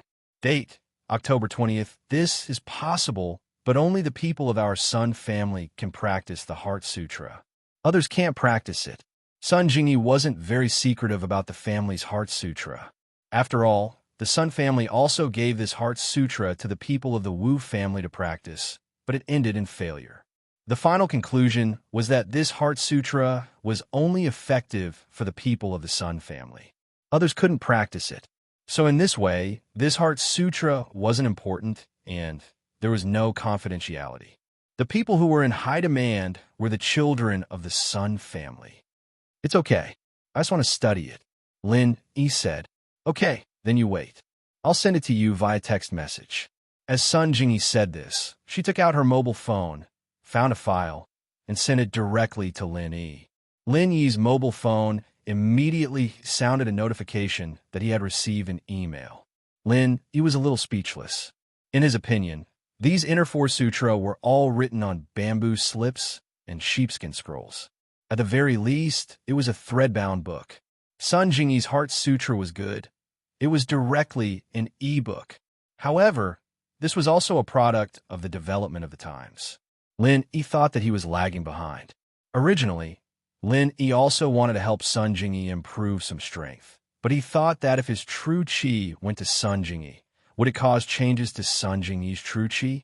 If Sun Jingyi's true chi became the same as his own, then Lin Yi would be in trouble. Thank you. Lin Yi saved the Heart Sutra in his mobile phone and said sincerely, Right, Jingyi, what are your plans for the future? Lin Yi knew that Sun Jingyi's company had been sold, and she had nothing to do at the moment. I don't know. I don't want to go back to the Sun family, and I don't want to work hard to start a business alone. Speaking of this, Sun Jingyi smiled self-deprecatingly and said, You also saw it. A girl with no background. I also don't have a strong man to protect me. My business is always bullied, just like last time. Don't you have Wu Qintian helping you now? Whoever dares to bully you, that kid will slap them to death with one palm. Lin Yi laughed. It's mainly because it's too tiring to manage a company alone, and now I don't need to prove anything. Sun Jingyi said, In the past, starting a business was for the Sun family to see. Let Grandpa and the others feel that I'm not just a victim of profit in the Sun family. Instead, he could be independent. But now I find that this idea is somewhat wrong. In any case, I can't do too much on my own after so many years. It's still a small company. Lin Yi knew about Sun Jingyi's pitiful life, so he nodded in silence. But you can't always stay here, right? I don't know. But in this noble house meeting, I've understood something. Sun Jingyi said, that is, the strong are respected. In the eyes of the noble houses and hidden houses, only the strength of a practitioner represents everything. Thinking about it, it was laughable that I wanted to use business to prove my strength. That's right. The foundation of a noble house and hidden house is the strength and number of practitioners. Linny said, why, do you want to train too? Haven't I always been training? Jingyi smiled bitterly, thinking back to my grandpa's attitude during the meeting. He wanted me to marry Wu Qintian, but when he saw how you destroyed House Yu so domineeringly, he told me to get on your good side. But when he heard that you pissed off a hidden house, and they sent 3 Earth class after you, he froze my bank account and told me to stay away from you. At the end of the day, in their eyes, I'm still a commodity. I thought that Grandpa treated me differently, but even though he was nice to me, family isn't as important in the face of the family's interests. Jingyi smiled bitterly, thinking about Grandpa's attitude back then. How could Lin not understand what Sun Jingyi was saying? Noble houses were the same as those sections. Thinking back to how excited Crystal Candy was when she found out about Xiao Xiao's constitution, and how she was willing to lower herself to talk terms with a mystic like him so that she could become the heir of the Ice Palace. Sometimes it can't be helped. Your grandpa may be an old fox, but he did it for the sake of the family. Linny said, in an old man like him, the family's benefits are above everything else, so you can't say that he's wrong. Some things can't be right or wrong. Yes, so, in order to escape this fate, I have to become a strong practitioner. Jingyi said, I want to work hard on my training. Once I reach the 2nd stage of House Sun's arts, I'll be one of the core members of House Sunday. Even my grandpa won't make me do things I don't like anymore. If I reach the 5th stage, then I'll be able to transfer Qi to any practitioner, and there won't be any restrictions. My identity will be different by then. Of course, the 5th stage is just a dream for House Sun, and no one has reached it yet. Jingyi said, your arts are too weird, and you're not leveling up between sky, earth, mystic, and yellow. So I want to help you, but I can't. Linny said, I can't raise your strength as fast as Wu Qintian and the others. I know. Sun Jingyi nodded and said, House Sun's arts can only be improved by absorbing Qi from the surroundings. There's no other way. Lin nodded. The energy in his body was pure energy, but it wasn't pure Qi. It was pure Qi that was converted from the Qi of heaven and earth through the art of dragon mastery. Although this Qi had the same effect as the Qi of heaven and earth, and could be converted into other types of Qi for others to use, the prerequisite was that the art of dragon mastery was the art of conversion. So, the all-purpose Qi combined with the arts was equivalent to the Qi of the surroundings and could be used by others. It wasn't like the normal Qi of the surroundings, which could be directly absorbed and refined by the practitioner. The two had the same effect, but the essence was different. If Sun Jingyi absorbed his Qi, she would probably become like him. She didn't know the art of dragon mastery, so naturally, she couldn't transform Qi. In this case, Sun Jingyi's Qi could only be used by him in the future. To put it bluntly, Sun Jingyi's body was like an energy storage device. Her body could absorb the Qi of the surroundings, and this Qi could be absorbed and refined by other practitioners. Of course, this was only Lin Yi's guess. Lin, he still had to research to know the specifics.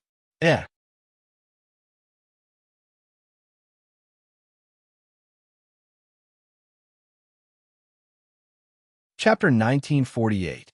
Date: October 20th. What about your other brothers and sisters? Will they become the bargaining chip of the Sun family's interests? Linny asked. I have no father or mother. If someone needs to be sacrificed, naturally I will be the first to be sacrificed. Sun Jingyi smiled bitterly. Moreover, I am relatively powerful among the cultivators of this generation.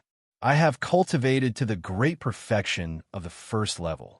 It is just in line with the conditions for other families to marry the Sun family. So, your parents... I heard from Sunny Kai. When Linny said this, he paused and didn't continue. This topic was just casually mentioned by Lin Yi because of Sun Jingyi's words. But after saying it, he regretted it a little. After all, this was someone else's sad past. It was a bit abrupt for Lin Yi to mention it. They're all gone now, it's fine. I'm used to it. Jingyi smiled bitterly. I was too young back then. I didn't even get to see my parents. The only thing I know is this little jade pendant they left me. Lin Yi said, but I was too young back then. As Sun Jingyi said this, she took off the small jade pendant on her chest and rubbed it in her hand. It could be seen that she cherished this jade pendant very much. Pure topaz. Seeing Sun Jingyi's jade pendant, Lin Yi's eyes slightly focused. He didn't expect that the jade pendant on Sun Jingyi's chest was actually pure topaz. It was one of the materials he needed to refine the jade pendant space. Pure topaz? You know it? Sun Jingyi saw Lin Yi's excited expression and suddenly froze. Even if the material of this jade pendant was precious, it seemed that Lin Yi wouldn't be so surprised, right? Can I have a look? Asked Lin Yi. Of course. Sun Jingyi nodded and handed the jade pendant to Lin Yi. It really is pure topaz. Lin Yi looked at the pure yellow jade pendant in his hand and took a deep breath. Although he really wanted to keep it for himself, he also knew that this was the only thing Sun Jingyi's parents had left for her. Even if he needed it, he would be too embarrassed to ask Sun Jingyi for it. However, Lin Yi was still very fond of the jade pendant in front of him. You seem to like this jade pendant? Sun Jingyi saw the possessiveness in Lin Yi's eyes and was very surprised. Lin Yi did not lack money. Although this pure topaz was rare, it was not a priceless treasure. In the eyes of these big families and cultivators, it was nothing. Perhaps this pure topaz could be sold for a good price at the auction, but in the eyes of the Sun family and Old Man Sun, it was just a good accessory. These people didn't even covet it. Lin Yi nodded and didn't hide it. To tell you the truth, I need pure topaz to refine something. This pure topaz, if it wasn't something your parents left for you, I would definitely ask you for it. Sun Jingyi didn't expect Lin Yi to need pure topaz. Although she wanted to help Lin Yi, she thought that this jade pendant was the only thing left for her by her parents. If she wanted to find clues about her parents, she could only use this jade pendant. Therefore, Sun Jingyi really couldn't give it to Lin Yi. I'm sorry. I want to find news of my parents through this jade pendant one day. So, I understand. That's why I said that. Lin Yi picked up the pure topaz and prepared to return it to Sun Jingyi. Although there was still a trace of reluctance, Lin Yi could still pick it up and put it down. However, when Lin Yi just wanted to return the jade pendant to Sun Jingyi, he couldn't help but let out an sound. What's wrong? Sun Jingyi didn't understand why Lin Yi was suddenly surprised. This jade pendant. Lin Yi was in desperate need of pure topaz, so he checked it more carefully. Just when he wanted to return it to Sun Jingyi, he suddenly found that there was a very small crack on this jade pendant. If it weren't for Lin Yi's sharp eyes and the direction of the light, it would be absolutely difficult to find it. What's wrong? Sun Jingyi looked at Lin Yi's strange face and asked quickly. This jade pendant seems to be two halves put together. Lin Yi put the jade pendant in front of his eyes and carefully observed it for a long time before saying so. Put together? Sun Jingyi was slightly stunned. She quickly moved her head over and followed Lin Yi's gaze to the jade pendant. She couldn't help but exclaim because, on this jade pendant, there was indeed a small line. This line wasn't irregular, but it was straight, as if it was cut and then pasted back together. Sun Jingyi looked at the crack on the jade pendant in surprise. She even forgot her current position, and her face was close to Lin Yi's. It was a little ambiguous. It seems that it was really cut and then pieced back together, but it was done very carefully. It's not obvious. If I didn't desperately need pure topaz, I probably wouldn't be able to see it so carefully. Lin Yi said. This crack couldn't be seen without looking at it carefully against the light. This discovery surprised Sun Jingyi. It could be said that she grew up wearing this jade pendant. Although she often played with it, she didn't find the crack on this jade pendant. In Sun Jingyi's eyes, this should be a keepsake, so she didn't think that this jade pendant was two pieces stuck together. Then why did he do this? Could it be that this jade pendant was broken before and repaired? Sun Jingyi also looked at the jade pendant in Lin Yi's hand strangely. I don't know, but the possibility of natural damage is relatively small. Even if this jade pendant is broken, it is impossible to fall into such a neat two halves. Moreover, this crack is in the middle of the side of the jade pendant. How powerful is this to have such an effect? Lin Yi shook his head and denied Sun Jingyi's guess. So you're saying that it's man-made? Jingyi asked. It's very likely, but I don't know why it was done. Lin Yi said, but I have a speculation. What speculation? Sun Jingyi asked anxiously. It was related to the news of her parents. She was naturally very anxious. If I guess correctly, there should be something in this jade pendant. Lin Yi said, this jade pendant was cut by a superb method and then repaired together. Maybe something was placed in this jade pendant. So there may be something left for me by my parents? Sun Jingyi listened to Lin Yi's words and suddenly became a little excited. Of course, this is just my speculation. Lin Yi smiled bitterly. Moreover, this jade pendant is broken. Obviously, it is not easy to repair.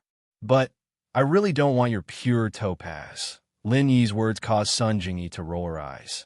Of course, I know you don't. If you explain like this, it seems like you're exposing yourself.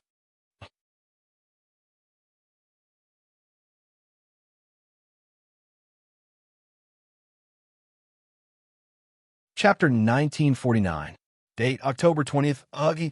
Lin Yi was a little embarrassed and said, Okay, I'll return it to you.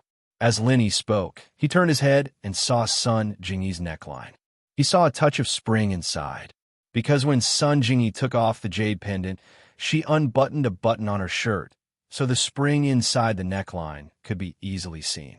My chest is better than the jade pendant. Sun Jingyi took the jade pendant, but she saw Lin Yi's lustful gaze. However, what surprised Sun Jingyi was that she didn't feel disgusted with Lin Yi's gaze, so she couldn't help but tease. This? Lin Yi was exposed by Sun Jingyi, and he was very embarrassed. He laughed and said, They're all very good. Which one is the prettiest? Jingyi asked, not giving up. You are the best. Lin Yi smiled. He and Sun Jingyi were together. From the beginning, they had been joking all the way until now. There were no taboos, so they could let it go. That's more like it. You have good taste as a lover. Sun Jingyi snorted. You help me crush this jade pendant. If there's really something inside, I'll give this jade pendant to you. I only want the thing inside. Jingyi, I'm just saying. You don't have to worry about it. This is something your parents left for you. How can I destroy it and ask for it? Lin Yi said sternly. Moreover, I'm just guessing. I can't say if there is anything in it. Of course, I know you're not that kind of person. I really want to know if there is a secret in it. Jingyi said, There's definitely something strange about this pendant, so I'm getting impatient myself. If there really is something in there, then it must be a clue my parents left for me. I have to get it. Looking at Sun Jingyi's determined gaze, Lin Yi knew that she wasn't just saying. She really wanted to know if there were any secrets in the jade pendant. Therefore, after pondering for a moment, Lin Yi nodded and agreed. Okay, but it's better to find a professional to handle this kind of thing. Master Guan had a friend who was an expert in jade carving. Master Guan asked him to help him. He should be able to repair it. You don't want this jade pendant? Lin Yi's reply made Sun Jingyi very surprised. This is something your parents left for you. No matter how much I want it, I can't take it for myself, right? Lin Yi said with a smile. Well, if there's something in there. If you don't have it, just fix it. Sun Jingyi said. Thank you in advance. Hearing Sun Jingyi's insistence, Lin Yi didn't refuse again. After all, he really needed this pure topaz. In Sun Jingyi's home, Lin Yi first called Guan Xuemin and asked him to give him the address of his old friend. Xuemin, naturally, told Lin Yi where his old friend lived without hesitation. He told the old friend that he had a friend who was both a teacher and a friend coming to visit, and that he needed Xuemin's help. After calling Guan Xuemin, Lin Yi called by Wei Ta.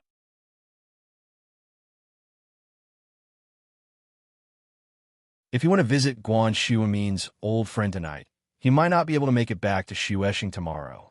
He asked Bai Wei Hua to help him ask Boss Bai for half a day off. Bai Weiduo already knew that Lin Yi had passed Boss Bai's test. So for Lin Yi's leave, Bai Weiduo didn't hesitate to agree.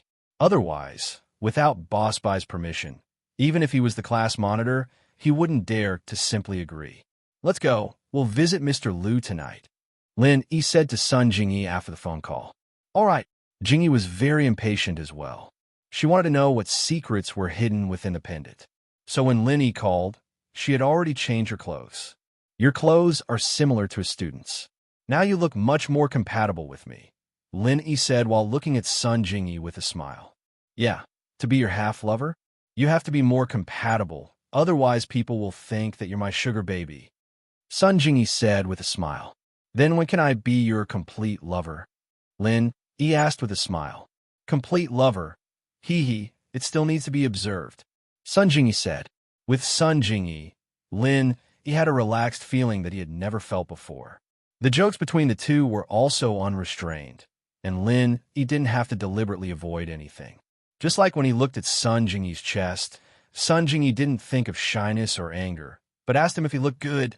The old friend was called Liu Weishan, a retired professor of Songjiang Industry University. He lived in the family area of Songjiang Industry University. Lin Yi set the navigation, started the car, and went straight to Songjiang City. When they came out from Sun Jingyi's house, it was already 6 o'clock in the evening. Both of them hadn't eaten yet. Lin Yi didn't have to eat, but Sun Jingyi was worried about the secret in the jade pendant, so she didn't have the mood to eat. The car belonged to the Supernatural Investigation Bureau, so when they got on the highway, Lin Yi drove at the speed limit.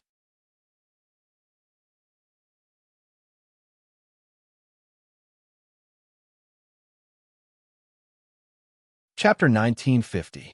Date: October 20th. Looking at the disappearing Jeep Cherokee, the young man started to slow down. He knew he couldn't overtake it anymore. On a professional track, with the car's performance, overtaking the Jeep Cherokee shouldn't be a problem, but not here. No, I can't catch up. How can a Jeep drive so fast? Is he crazy? The young man frowned. He couldn't understand. Who was this person? It wasn't a professional sports car, but an off-road vehicle could reach 300 kilometers per hour.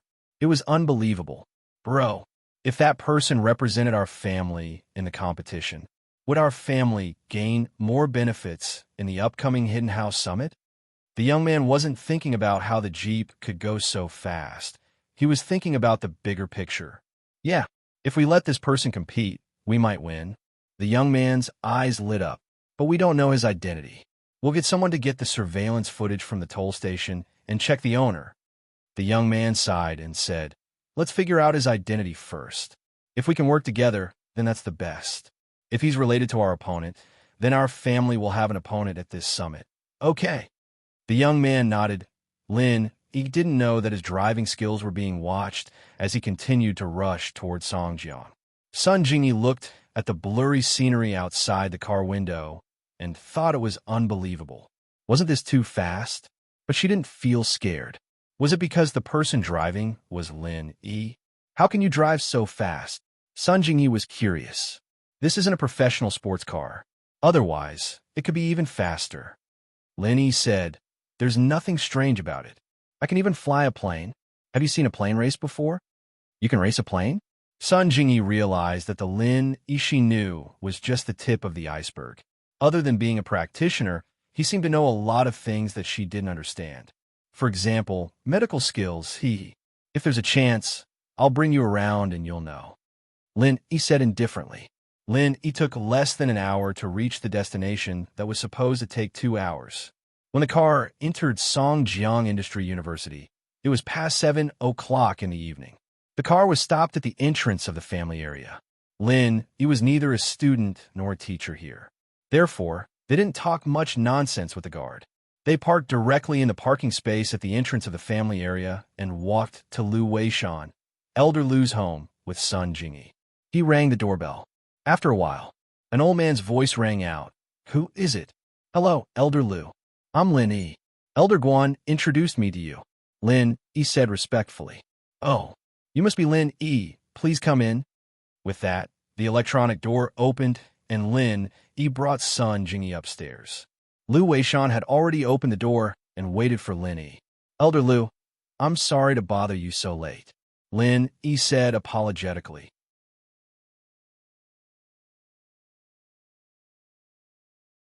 Haha, don't say that. This old man has nothing to do all day long. My son and daughter-in-law have settled abroad. My godson and daughter aren't around. I have nothing to do every day. I just want to find something to do. Lu Weishan retired at home. As he said, there was nothing to do after dinner every night. Then I won't be polite. Lin Yi came in and said to Lu Weishan, my name is Lin Yi. This is my friend Sun Jingyi. I'm here to trouble Elder Lu.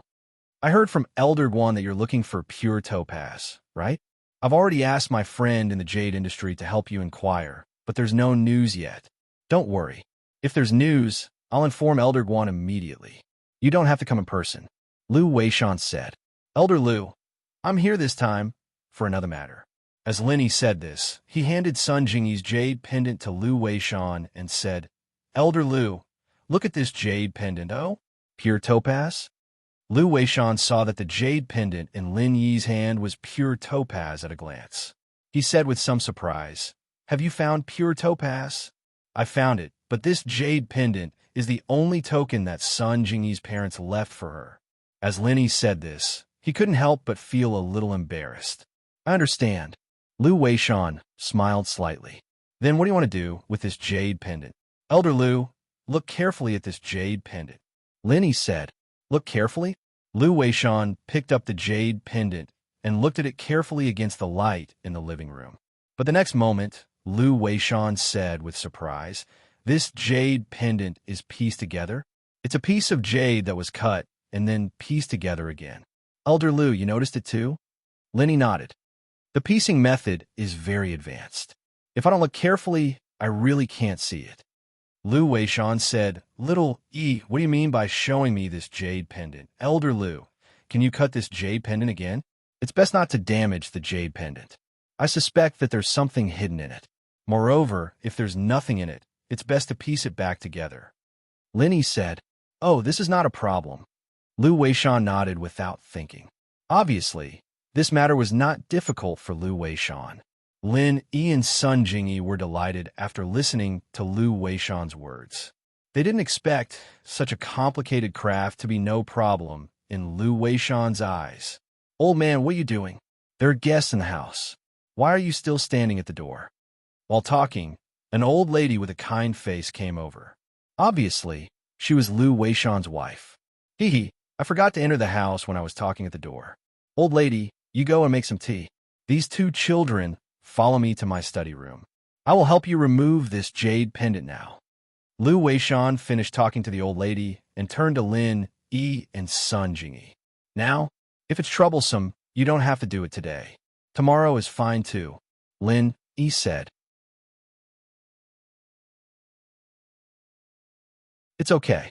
I'm idle now anyway. Lu Weishan waved his hand and said, I still want to find something to do. Hearing Lu Weishan's insistence, Lin Yi didn't say anything else. Perhaps Lu Weishan really couldn't stay idle. Looking at his energetic appearance, Lin Yi knew that he was in good health. Lin Yi wasn't afraid that he would be too tired from working at night. In the study room, Lu Weishan sat on the workbench skillfully. He put the jade pendant under the microscope and observed the lines on it. Lin Yi and Sun Jingyi didn't dare to disturb him. They sat on the sofa and waited quietly.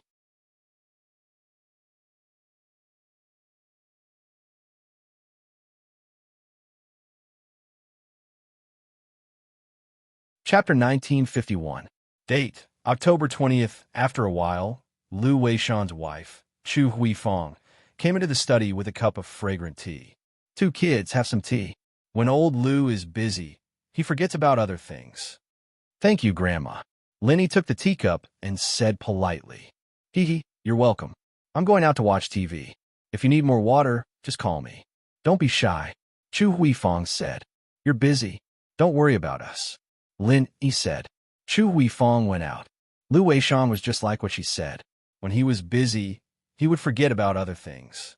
However, Lin Yi had to admit that Lu Weishan's technical level was great. The jade pendant was quickly fiddled within Lu Weishan's hands.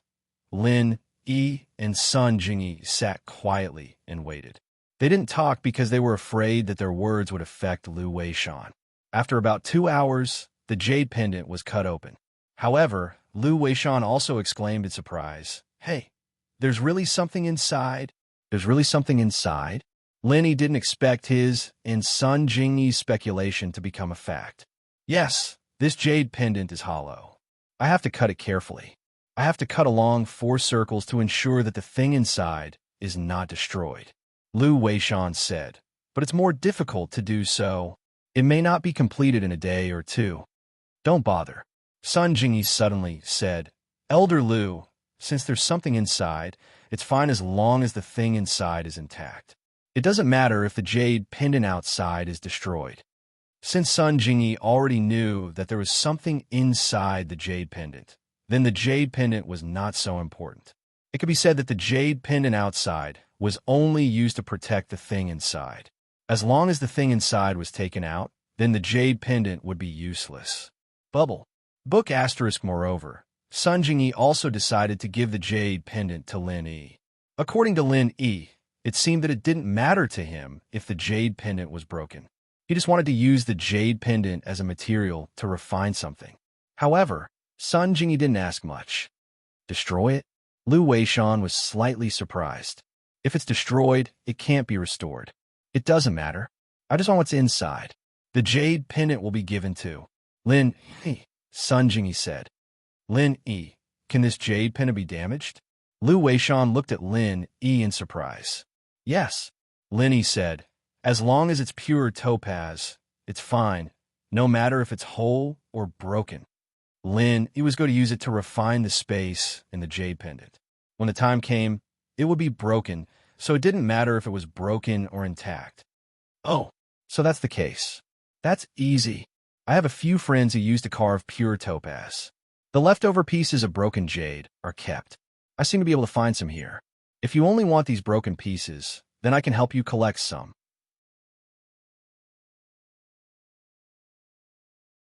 Lu Weishan listened to Guan Shuamin's words before and thought that Lin Yi wanted a whole piece of pure topaz. After all, everyone who asked for jade wanted a whole piece of pure topaz. Lu Weishan had never heard of anyone asking for broken pieces of jade. That's great. Lin Yi was suddenly surprised and happy. Sun Jingyi's pure topaz wasn't big. Lin Yi was afraid that it couldn't meet the refining conditions of the jade pendant. After all, Lin Yi had a Qigong deviation because he replaced the body tempering medicine last time. This time, when refining the space in the jade pendant, he must be more careful. When the number of raw materials was not enough, Lin Yi wouldn't easily try. Otherwise, if the raw materials went blind, it would be a small matter. If the jade pendant space was ruined, then it wouldn't be fun. But my remaining small pieces of broken jade should be kept in the self-sealing bag in the warehouse. I can't find them today. I can only help you find them slowly, Lu Weishan said, because there are too many things in the warehouse. It doesn't matter. There's no hurry, Lin Yi said. In addition to the pure topaz, Lin Yi also needed color steel and blue crystal powder. These 2 things weren't gathered yet. Even if Lin Yi got the pure topaz now, it would be useless, so he wasn't in a hurry. Well, if that's the case, then I will directly break this jade pendant, Lu Weishan said. Okay, Sun Jingyi nodded. She also couldn't wait to know what was in the jade pendant. It wasn't cut according to the lines, but it was dismantled by force. As long as the things inside were intact, it would be much easier. Lu Weishan directly used the cutting knife to cut around the jade pendant a few times, and the things inside the jade pendant were exposed. Lin Yi and Sun Jingyi were staring at the jade pendant in Lu Weishan's hand without blinking. Lin Yi was also very curious about the things inside the jade pendant, so he naturally wouldn't let it go at this time. Lu Weishan chiseled a few more times and then used a pair of tweezers to pull slightly inside the jade pendant. He pulled out a folded piece of silk. The silk was very soft and thin. It was folded into a small piece and hidden in the jade pendant. If it wasn't for Lin Yi's accidental discovery, perhaps this piece of silk would have stayed in the jade pendant for a long time. This is it. After Lu Weishan pulled out the jade pendant, he didn't open it. Instead, He directly put it on the table and said to Lin Yi and Sun Jingyi, "Thank you, Elder Lu." Lin Yi quickly thanked him. It could be seen that Lu Weishan was an upright person.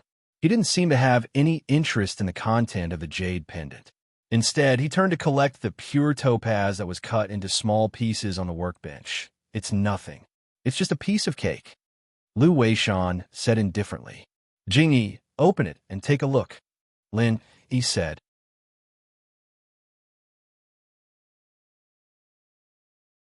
And Sun Jingyi looked at the jade pendant on the table, and she was very excited. This small piece of silk might have recorded the story of her parents and the mystery of her life experience. Regarding her parents, Sun Jingyi had asked her grandfather many times, but her grandfather avoided talking about it. Although Sun Jingyi was curious, she also saw that her grandfather might have some difficulties, so she didn't ask again. At this time, to be able to find clues from a piece of silk, Sun Jingyi's hands were slightly trembling. Carefully picking up the jade pendant, Sun Jingyi slowly opened it. She thought that this should be a letter written to her by her parents, but what she saw was a map. Map? In Sun Jingyi's view, this jade pendant shouldn't be a letter. It should be a kind of cultivation method, but she didn't expect it to be a map. This made her have an inexplicable feeling. She wanted to ask Lin Yi's opinion, but when she turned her head, she found that Lin Yi didn't look over. Sun Jingyi knew that Lin Yi might be trying to avoid suspicion. "Lin Yi, look at this. This is a map." Sun Jingyi took the initiative to hand the silk pendant in her hand to Lin Yi and said, since Sun Jingyi showed it to him, then Lin Yi didn't stand on ceremony. He reached out and took the silk pendant. Target equals _ blank.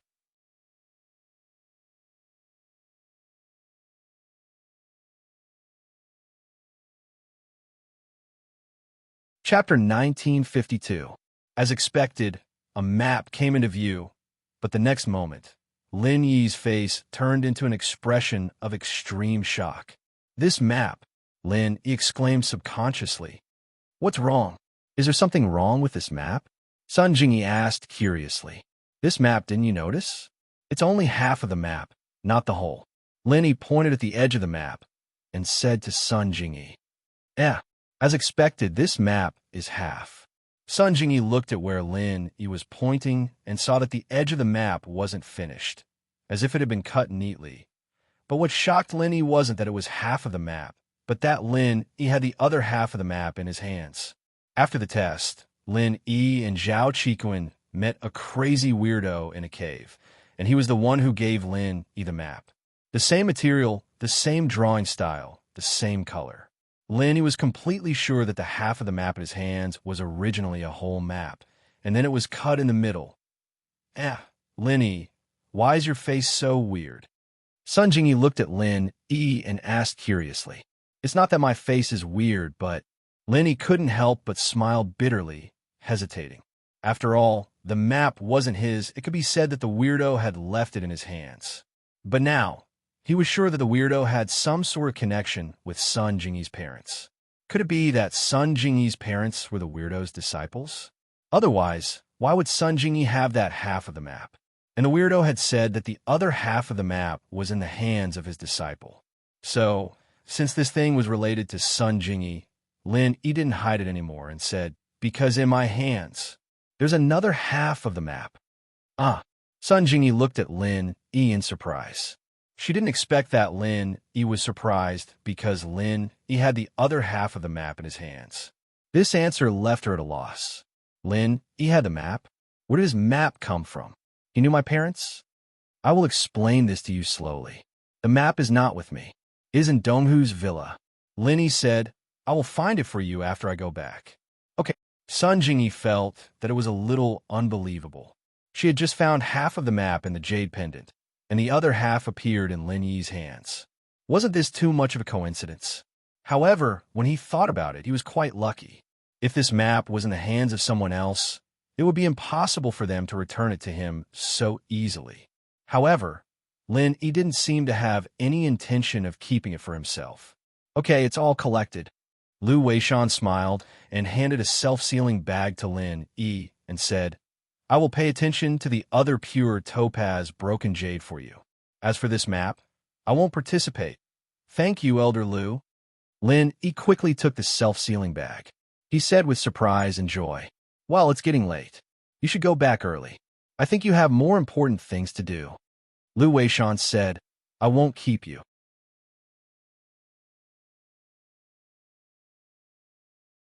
When I find a broken jade, I will contact you again. Okay, Elder Lu, then we will leave. Lin Yi nodded and left Elder Lu's residence with Sun Jingyi.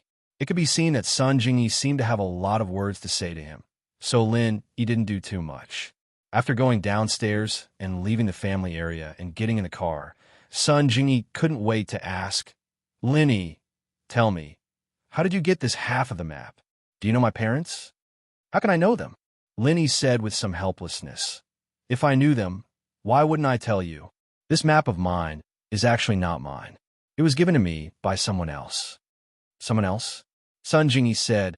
"Who is that?" "It's a strange man like an old madman." As Lin Yi said this, he told Sun Jingyi about the scene of encountering the strange man in the cave after returning from the Ice Palace trial. Then he said, "At that time, the strange man regarded me as his apprentice and gave me this map. Then he asked me for the other half of the map and took me on a treasure hunt. You know, I didn't want to keep this thing for myself. I wanted to find a chance to return it to him, but he ran away in the middle of the night. So, the apprentice of the strange man may be my father?" Sun Jingyi suddenly thought of the origin of the map on her body. "It's possible, but even if it's not, it's still a big deal." Lin Yi said, "But now, since you also have half of the map, I will give this map to you. You don't want to know what treasure is in this map." Sun Jingyi looked at Lin Yi with some surprise. She didn't know why Lin Yi gave it to her so easily. "Ha! Whatever treasure there is, it belongs to your father and the strange man. Since this jade pendant is with you, it's yours now." Lin Yi said with a smile, "If it was someone else, I might really snatch it, but you are my lover. Of course, I won't snatch it from you." "Okay, thank you." Sun Jingyi said sincerely, "Actually, I don't really want that treasure. I just want to find some clues about my parents. I really don't like the current Sun family. They are too utilitarian. Everything they do is for the family's benefit. Since the strange man is a heaven stage master, then the treasure, he said, is definitely not bad. After you find it, it may be good for you." Lin Yi said, "It's just that I don't know where this map is. It should be a map near a certain mountain range, but it is not marked on it. If you want to find it, it's best to compare the situation on this map with the maps of other mountains." It could be seen that Sun Jingyi couldn't wait to find the place on the map. But Lin Yi understood how she was feeling. If it were him in her shoes, he'd be rushing to look for clues as well when he suddenly received news of his parents' whereabouts. All the way back to Donghe, Lin Yi parked the car at the door of the villa and asked, "Jingyi, do you want to go in and sit down?"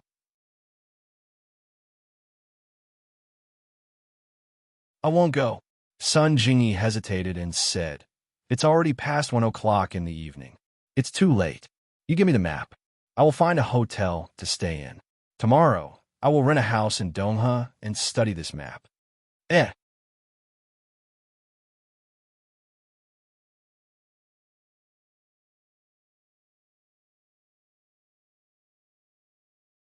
Chapter 1953. Date, October 20th, that's good. Lin Yi nodded. At this time, the Miss and Shu should be asleep. It wasn't convenient to disturb them, so he said, "Then wait for me." Lin Yi got off the car and entered the mansion. As expected, the Miss and Shu were asleep, but Faubert and Grandma Sun hadn't rested yet. The two of them were sitting on the sofa and chatting. Faubert seemed to be telling Grandma Sun stories from when they were young. "Little E, you're back." Faubert saw Lin Yi come in and was surprised. Lin Yi went to help Grandma Sun ask about the Sun family's mental cultivation. Faubert was naturally happy to see him back. Although Faubert didn't think that Lin Yi would come back on the same day, he still waited for Lin Yi with Grandma Sun until it was very late. Moreover, they were also talking about things from when they were young. As they chatted, they lost track of time. In the blink of an eye, it was already 1 o'clock. Faubert, you guys haven't slept yet?" Lin Yi was a little surprised. "Not yet. How is it, little E, about Luoying?" Although Faubert felt that it wasn't good for Lin to ask him about these things when he just got home, he still asked because he was worried about Grandma's Sunday. Ah, it's done, but there's something I need to do now. Wait for me for a while. We'll talk when I come back. Lin smiled. Okay. When Faubert heard that there was news, he was immediately excited and nodded repeatedly. Grandma Sun's eyes also flashed a trace of anticipation. Before, Faubert told her so many things from the past, but she couldn't remember anything. This feeling was very uncomfortable. If Lin could help her recover her memory, it would be really great. Lin returned to the room and found the half of the map from the cabinet in the room. Then, he quickly left the mansion and went to the car. He said to Sun Jingyi, "This is it. Take a look and see if it's one of them." Sun Jingyi excitedly took the half of the map that Lin handed over and put it together with the half in her hand. The result was exactly the same as before. It really is Jingyi's breathing quickened as she looked at the map in her hands. Perhaps this map would be able to help them. He would be able to find clues about his parents. Let me send you to the hotel. You can study it slowly when the time comes, Lin said with a smile as he looked at Sun Jingyi, who was engrossed in the map. Ah, I'm sorry, I was a little anxious. Sun Jingyi quickly said, "It's nothing, if it were me. It will be the same." Lin shook his head and started the car. There was a 3-star hotel nearby called Shueshang Hotel. It was developed by the same developer as Shueshang District, and the environment was not bad. The price was not expensive. Of course, this hotel was targeted at young couples. If the price was too expensive, ordinary people would not be able to afford it. After sending Sun Jingyi to the hotel, when Sun Jingyi got off the car, she was a little hesitant. She seemed to have something to say. "What's wrong?" Lin asked curiously. "Lin, if I find a location of this map, can you accompany me? Can you come with me for a bit?" Jingyi knew that this request was a little too much, but she couldn't help but think about it. Lin was the only one who could go with her. Ugh. Looking at Sun Jingyi's expectant eyes, Lin hesitated and said, "Well, if I have nothing to do, I will accompany you. Actually, I also want to know what the treasure that the weird man said is." And great. When Sun Jingyi heard Lin agree, she was a little excited. "If that treasure is useless to me, I will give it to you." "Oh, that's not necessary. I don't want any reward for accompanying you. I just regard you as my friend," said Lin. "Just a friend?" Sun Jingyi squinted her eyes. Lovers should have some substantial progress, right? Lin also looked at Sun Jingyi with a smile. "Bo." When Lin was unprepared, Sun Jingyi quickly kissed the side of Lin's face. Then her face was obviously red, but she thought that Lin wouldn't see it because the sky was dark. She pretended to be calm and said, "Is it okay now?" Lin didn't guard against Sun Jingyi, so she succeeded in a sneak attack. He touched the cheek that was kissed, and he suddenly felt a little dumbfounded. Is this playing with fire? It was just a joke. Now, the relationship between the two people seems to be even more unclear than before. However, Lin often joked with Sun Jingyi. At this time, after being kissed, Lin also let it go. "Isn't this too little? Why don't I stay here tonight?" "Go to hell." Sun Jingyi was joking with Lin. At this time, when she heard that Lin was actually asking for a foot after taking an inch, her heart suddenly tightened. "I'm not ready yet, and he is already getting a room?" So Sun Jingyi subconsciously retorted and was about to get out of the car. However, when she looked up and saw Lin's evil and mischievous smile, Sun Jingyi knew that she was fooled. She snorted and said, "Then you can't come up. You really want me to go up?" Lin asked with a smile. "Let's go. I'm going to study the map." Sun Jingyi found that in front of Lin, it seemed that she had never taken advantage of him. It seemed that she had taken advantage of him every time, but in fact, Lin didn't take her seriously at all. Seeing that Sun Jingyi entered the hotel safely, Lin turned around and left, returning to the villa. After returning, Lin found that not only did Faubert and Grandma Sun not sleep, but they were even more energetic, obviously waiting for Lin to come back. "Little you're back." Faubert saw that Lin came back and quickly stood up, giving up the seat next to Grandma Sunday.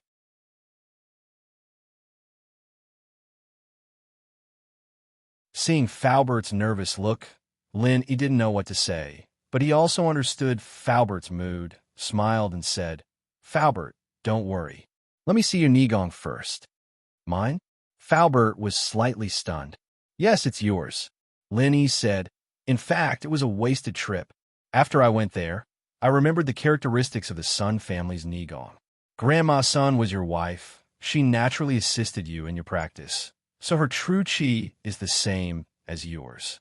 I just need to check if your true chi is the same as the true chi in Grandma Sun's head." "That's right."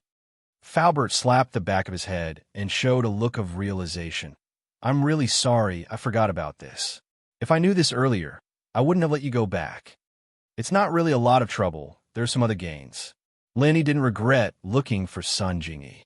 Not only did he help Sun Jingyi find the map, but he also got the pure topaz. To be continued. Vote recommendation, monthly vote, etc.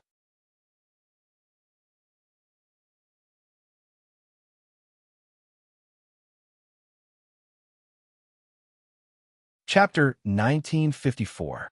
Date October 20th. How was this a little gain? It could be said that it was a great gain. Of course, there were some secrets that even Falbert and Lin Yi couldn't say. About the Jade Space, Lin Yi couldn't reveal it to anyone yet. It wasn't that Lin Yi didn't trust them, but it was because Lin Yi's strength hadn't reached that level yet. If Lin Yi was a peak late-stage heaven-class master now, he wouldn't have hidden it from Falbert. Then hurry up and check. Falbert quickly reached out his hand and said, "Okay." Seeing Falbert's anxious look, Lin Yi didn't say anything more and directly checked Falbert's chi. After a while, Lin Yi's face showed a satisfied look and said, "There's no mistake, it's the chi in Grandma Sun's head."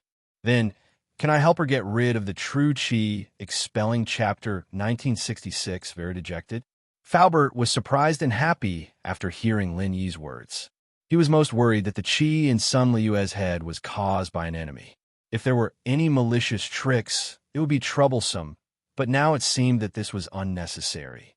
There are two ways. One is for me to force Grandma Sun's chi out of her body. Although this method is feasible, I'm not very proficient in it yet, Lin Yi said honestly. The second level of the art of dragon mastery, Lin Yi could only describe it as relatively smooth, but he was still far from being proficient in it. Lin Yi also needed a lot of effort to force out his own fire chi. Now that he was using it on Grandma Sun, Lin Yi really didn't have much confidence. "What about the second method?" Falbert quickly asked. "The second method is more certain. There won't be any danger, but the effect may be slower. It's not something that can be done overnight." Lin Yi said, "That is to let Grandma Sun recultivate the Sun family's internal energy cultivation method. Once Grandma Sun successfully cultivates it, she will be able to dissolve the internal energy on her own." Chapter 1966. Very depressing. Then let's go with the second option. Li Fu said after some hesitation, choosing the second option without hesitation. After all, this method would definitely not be dangerous. Although it was a little slow, Falbert had waited for so many years. A little more time would not make a difference. If the first method went wrong, it would be too late for regrets. Actually, I also suggest using the second method. Lin Yi said, "I've already got the Sun family's mental cultivation method. It's on my phone. I'll forward it to you later. But although this mental cultivation method was practiced by Grandma Sun before, it's best not to spread it. After all, I got it from Sun Jingyi." "I understand." Falbert nodded and said, "Even if you don't say it, I won't casually say it. After all, this involves the enemies of the past. If they know that Luo Yin and I are not dead, they will definitely come to the door again."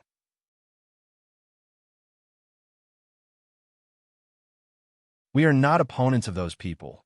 Lin Yi didn't say anything more. He sent the document sent by Sun Jingyi to Falbert and then went back to the room to rest. Back in the room, Lin Yi couldn't wait to open the Jade Pendant Condensation method. This was the version that Lin Yi had copied. The original version was left in the West Star Mountain Village. Now, there was pure topaz, but there was no news of color steel and blue crystal powder. Before, Lin Yi didn't study this condensation method carefully, but now that the pure topaz was in his hands, Lin Yi was naturally a little excited. He began to carefully study the condensation method of the jade pendant. However, what made Lin Yi puzzled was that this condensation method didn't specify how much pure topaz, blue crystal powder, and color steel was needed. Without the quantity, how could Lin Yi collect the materials? Thinking of this, Lin Yi couldn't help but wonder, Jiao Lao, how many materials do you need to condense this jade pendant? As much as you have, Jiao Lao said faintly. As much as you have? What do you mean? Lin Yi didn't understand what Jiao Yazi meant. The more materials, the larger the condensed storage space. What's there to understand? Jiao Yazi explained faintly. Ugh, if that's the case, then can it only be condensed once? Lin Yi asked. No, you can condense as many times as you want. Every time you collect the materials, you can continue condensing. Lin Yi said. So that's how it is. Lin Yi was enlightened. Doesn't that mean that the storage space of this jade pendant can be condensed into an infinite size? In theory, yes. Didn't you notice that the space inside the jade pendant is actually an infinite fourth-dimensional space? Jiao Yazi said matter-of-factly. It's just that at present, these spaces can only store all-purpose energy and can't store other items. That means that the condensation of the jade pendant space actually turns a part of the jade pendant space that can only store all-purpose energy into a storage space? Lin Yi asked. You can understand it that way. But the four-dimensional space in the jade pendant space is theoretically infinite, Jiao Yazi said. Lin Yi was speechless after listening to Jiao Yazi's explanation. Previously, Lin Yi thought that his jade pendant was an ancient product, but as he learned more about the functions of the jade pendant, why did he feel that it was more and more high-tech? Even the four-dimensional space appeared. Of course, Lin Yi was too lazy to ask Jiao Yazi about these things, because Jiao Yazi didn't know. He was just a phantom. To put it bluntly, he was like a computer. There was a limit to what he knew, so it was useless to ask. After putting away the pure yellow jade, Lin Yi continued practicing the art of dragon mastery. Before he gathered the other two materials, Lin Yi couldn't make the jade space, so he could only put it aside for now.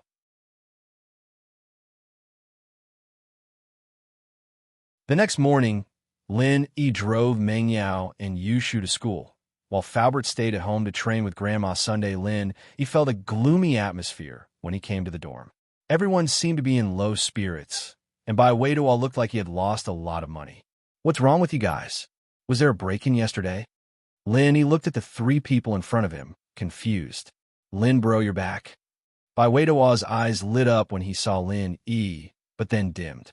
As far as he was concerned, Lin Yi might be good at other things, but he wouldn't be of much help in the freshman party. Otherwise, Lin Yi wouldn't be absent from the class rehearsals. It was obvious that he wasn't good at these things. I'm back, what's wrong with you guys? Lin Yi didn't know what was going on. Geez, Lin bro, I'm really done for this time. Bai Wei-Duo said with a sad face. That Zhang Duopan kid, it's just as you said, he actually played dirty.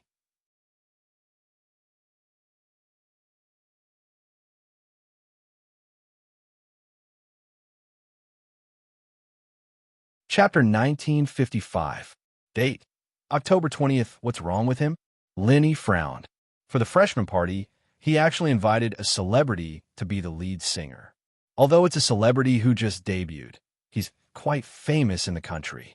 With a celebrity as the host, I'm afraid the student council will have to give him some face no matter what and rank their performance.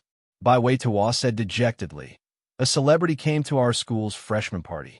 If we don't rank them, it'll be too disrespectful. So what if he's a celebrity? Even if he doesn't sing well, he can still get a rank? Lin Yi wasn't too interested in celebrities and said disapprovingly. Su Shirhan was nothing in front of him. In Lin Yi's eyes, she was just a pretty girl who could sing and dance. She wasn't even as attractive as Miss and Shu, let alone a celebrity who wasn't that famous. Let's not talk about the fact that Zhang Duopan's class is singing the celebrity's famous song. They already have an advantage. It's just the student council. They won't offend a celebrity over such a small matter.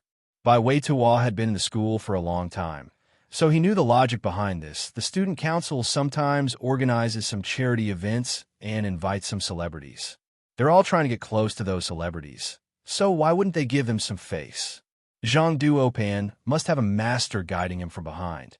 That's why he came up with such a trick. Let's not talk about how my singing is just so. Even if I sing well, I'm still no match for a celebrity. Oh, so you're saying that as long as it's a celebrity, they can get a rank? Lenny understood what Bai Weito meant. Of course, it can't be too bad, Bai Weito said. Forget about those celebrities who are famous for disgusting people. Then why don't we invite a celebrity too? Lenny said. I say, brother, it's not that easy to invite a celebrity. Zhang Duopan is a rich second generation. His family has a lot of money, his dad is a big boss, and his social connections are great. It's not a big deal to find a celebrity, but Bai Weituo shook his head. We might not be able to invite one even with money. Oh, leave it to me. I'll try. Lenny thought for a moment and asked, if we invite a celebrity who is more famous than Zhang Duopan, will our ranking be higher? That's for sure. When the time comes, all the members of the student union will be in charge of voting and scoring. Although there is a celebrity effect, whoever is popular will have the highest number of votes. Bai Weituo said, I understand. Lin nodded. Boss, are you really going to invite a celebrity? Bai Weituo looked at Lin in surprise. He didn't expect Lin to invite him just like that. He had a matter-of-fact look on his face, as if it was easy to invite a celebrity. Are you ready to give up on Himeiwa? Lin asked. Of course not. Bai Weituo shook his head and replied without thinking. That's it. If I don't invite you, you lose, right? Lin said. Can you really invite him? Bai Weituo looked at Lin doubtfully.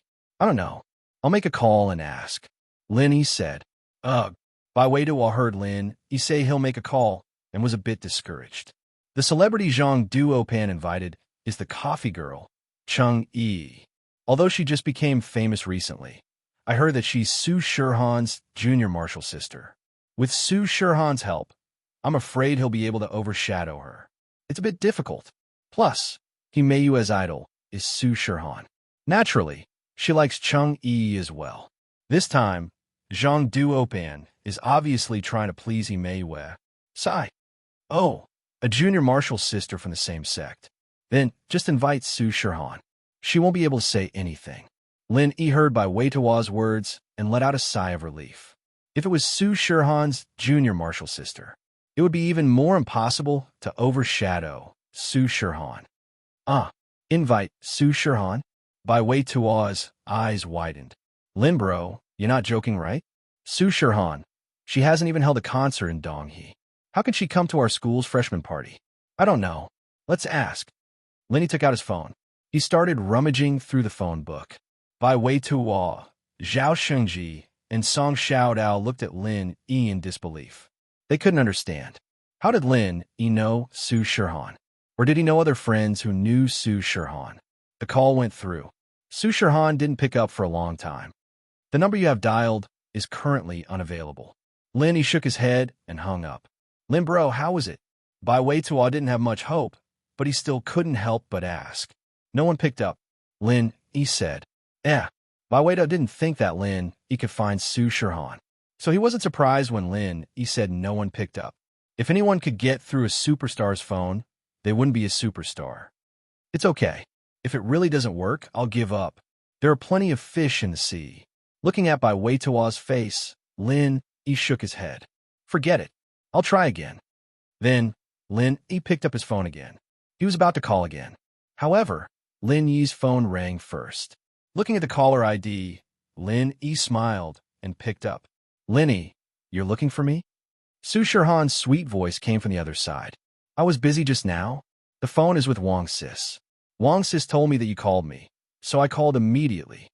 Oh, I was about to call you again. Lin said faintly. Su Shirhan's enthusiasm was exchanged with a few indifferent words from Lin. She was a superstar. What she said just now was to take credit from Lin. If it was someone else, Su Shirhan wouldn't even bother to call back. But Lin didn't seem to be flattered at all. But thinking about every time she went to his house, Lin basically just greeted her and went back to his room. He didn't say anything. This made Su Shirhan feel that her charm had decreased every time she saw Lin Yi.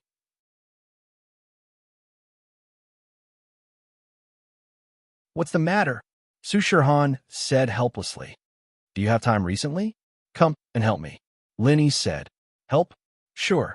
Even if I don't have time, you can find me. Su Shirhan was very grateful to Lin Yi. It was him who cured her headache. It was also him who saw through Yao Wang's plot. Otherwise, if she really took Yao Wang's medicine, the consequences would be unimaginable. Oh, there's a freshman party in our school. Come over and bring our classmates to perform. That's it, Lin Yi said. To be continued. Recommendation votes, monthly votes.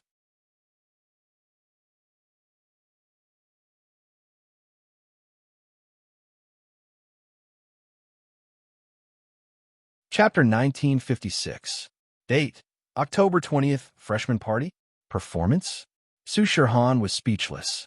What did Lin Yi find for her? She was a top star in Asia, yet she was attending a freshman party. However, since Lin Yi invited her, she couldn't refuse. She said, I've rejected all the other people who asked me to hold a concert, but I promise you that I will attend the freshman party. Huh. Thank you, Lin Yi said. No need to thank me. Who told you to cure my headache? I should be the one thanking you, Su Shirhan said. When is it? Wait, let me ask, Lin Yi said and turned to Bai Wei Tu. When is the freshman party? The night after tomorrow. Bai Wei Tu said subconsciously. The night after tomorrow, Lin Yi said to Su Shirhan. Where are you? Songshan? Su Shirhan remembered the time and asked.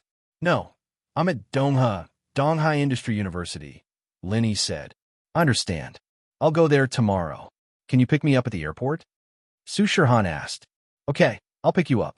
Lin Yi didn't mind being a chauffeur since he needed someone to do something for him. Su Shirhan was attending the event on her own, so the organizer wouldn't prepare a car. Then I'll see you tomorrow, Su Shirhan said. However, as soon as Su Shirhan finished speaking, Wang Si's voice came from the other side. Han, didn't we agree to shoot the cover of the new album tomorrow? Oh, I'll do it in a few days, Su Shirhan said carelessly. What's up? Lin Yi asked. Nothing, I dropped it, Su Shirhan said. Huh, then I'm really flattered. You have quite a lot of face, Lin Yi joked. You finally know how big your face is? I thought you didn't know. Su Shirhan snorted and hung up the phone. Lin Yi shook his head helplessly, but when he raised his head, he saw the three guys in the dormitory looking at him in disbelief. Big brother Lin, you really know Su Shirhan? Bai Wei Tu asked in disbelief. Yes, she agreed. Lin Yi nodded. It can't be. Bai Wei Tu pinched his face hard. Am I dreaming? Big brother Lin, you're too awesome. It feels so good to turn defeat into victory.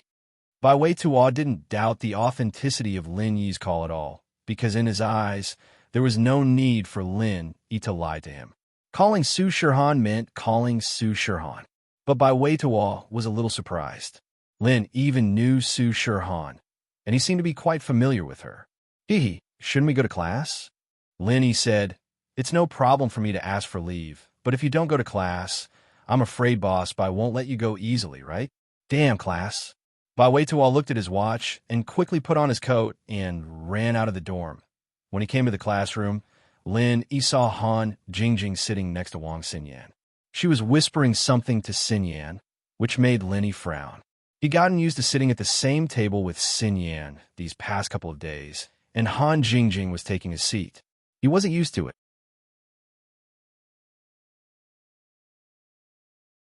However, when Han Jingjing saw Lin, she stood up and sat behind him, giving the seat to Lin Yi.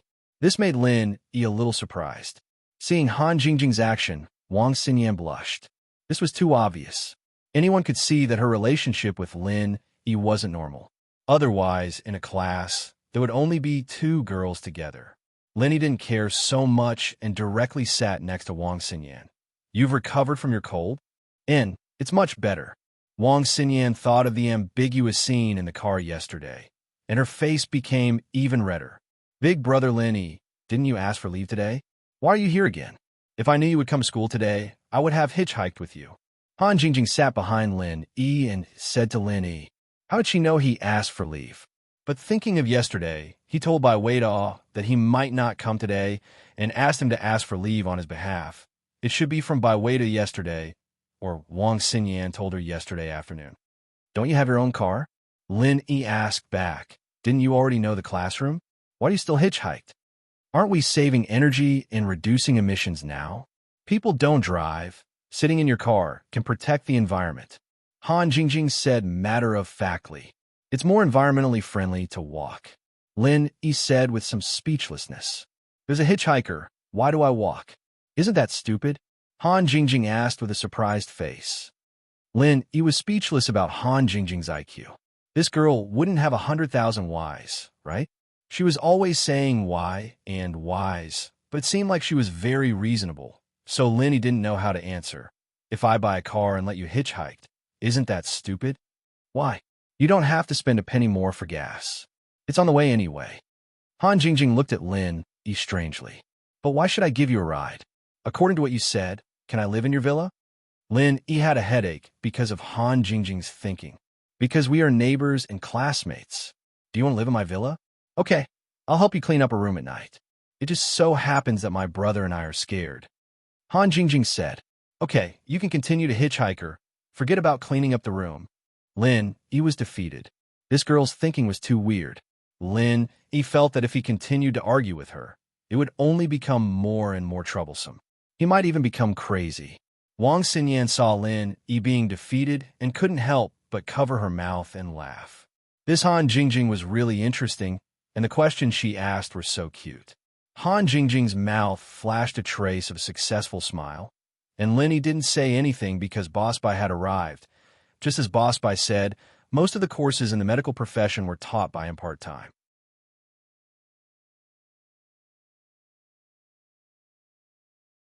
Lin Yi's medical skills, under the training of old Lin since he was young, was already at the top level. But unexpectedly, some of Boss Bai's theories gave Lin Yi a refreshing feeling. It was clearly some of the most basic pharmacology knowledge, but it gave Lin Yi a lot of inspiration. Lin Yi glanced at Tiger Right, noticing that the two followers beside him were doing nothing, while Tiger Right, on the other hand, was focused on Boss Bai's explanation. This discovery also proved that Boss Bai was extraordinary. To be continued, cast recommendation votes, monthly votes, etc. You're tuning in to the Romance Rendezvous YouTube channel. We're so grateful for your support, and don't forget to subscribe to join us on this incredible journey through captivating stories. Your generosity through donations truly makes a world of difference, as it's the primary source of revenue that allows me to expand and enhance this channel for you. Thank you from the bottom of my heart for being a part of this adventure.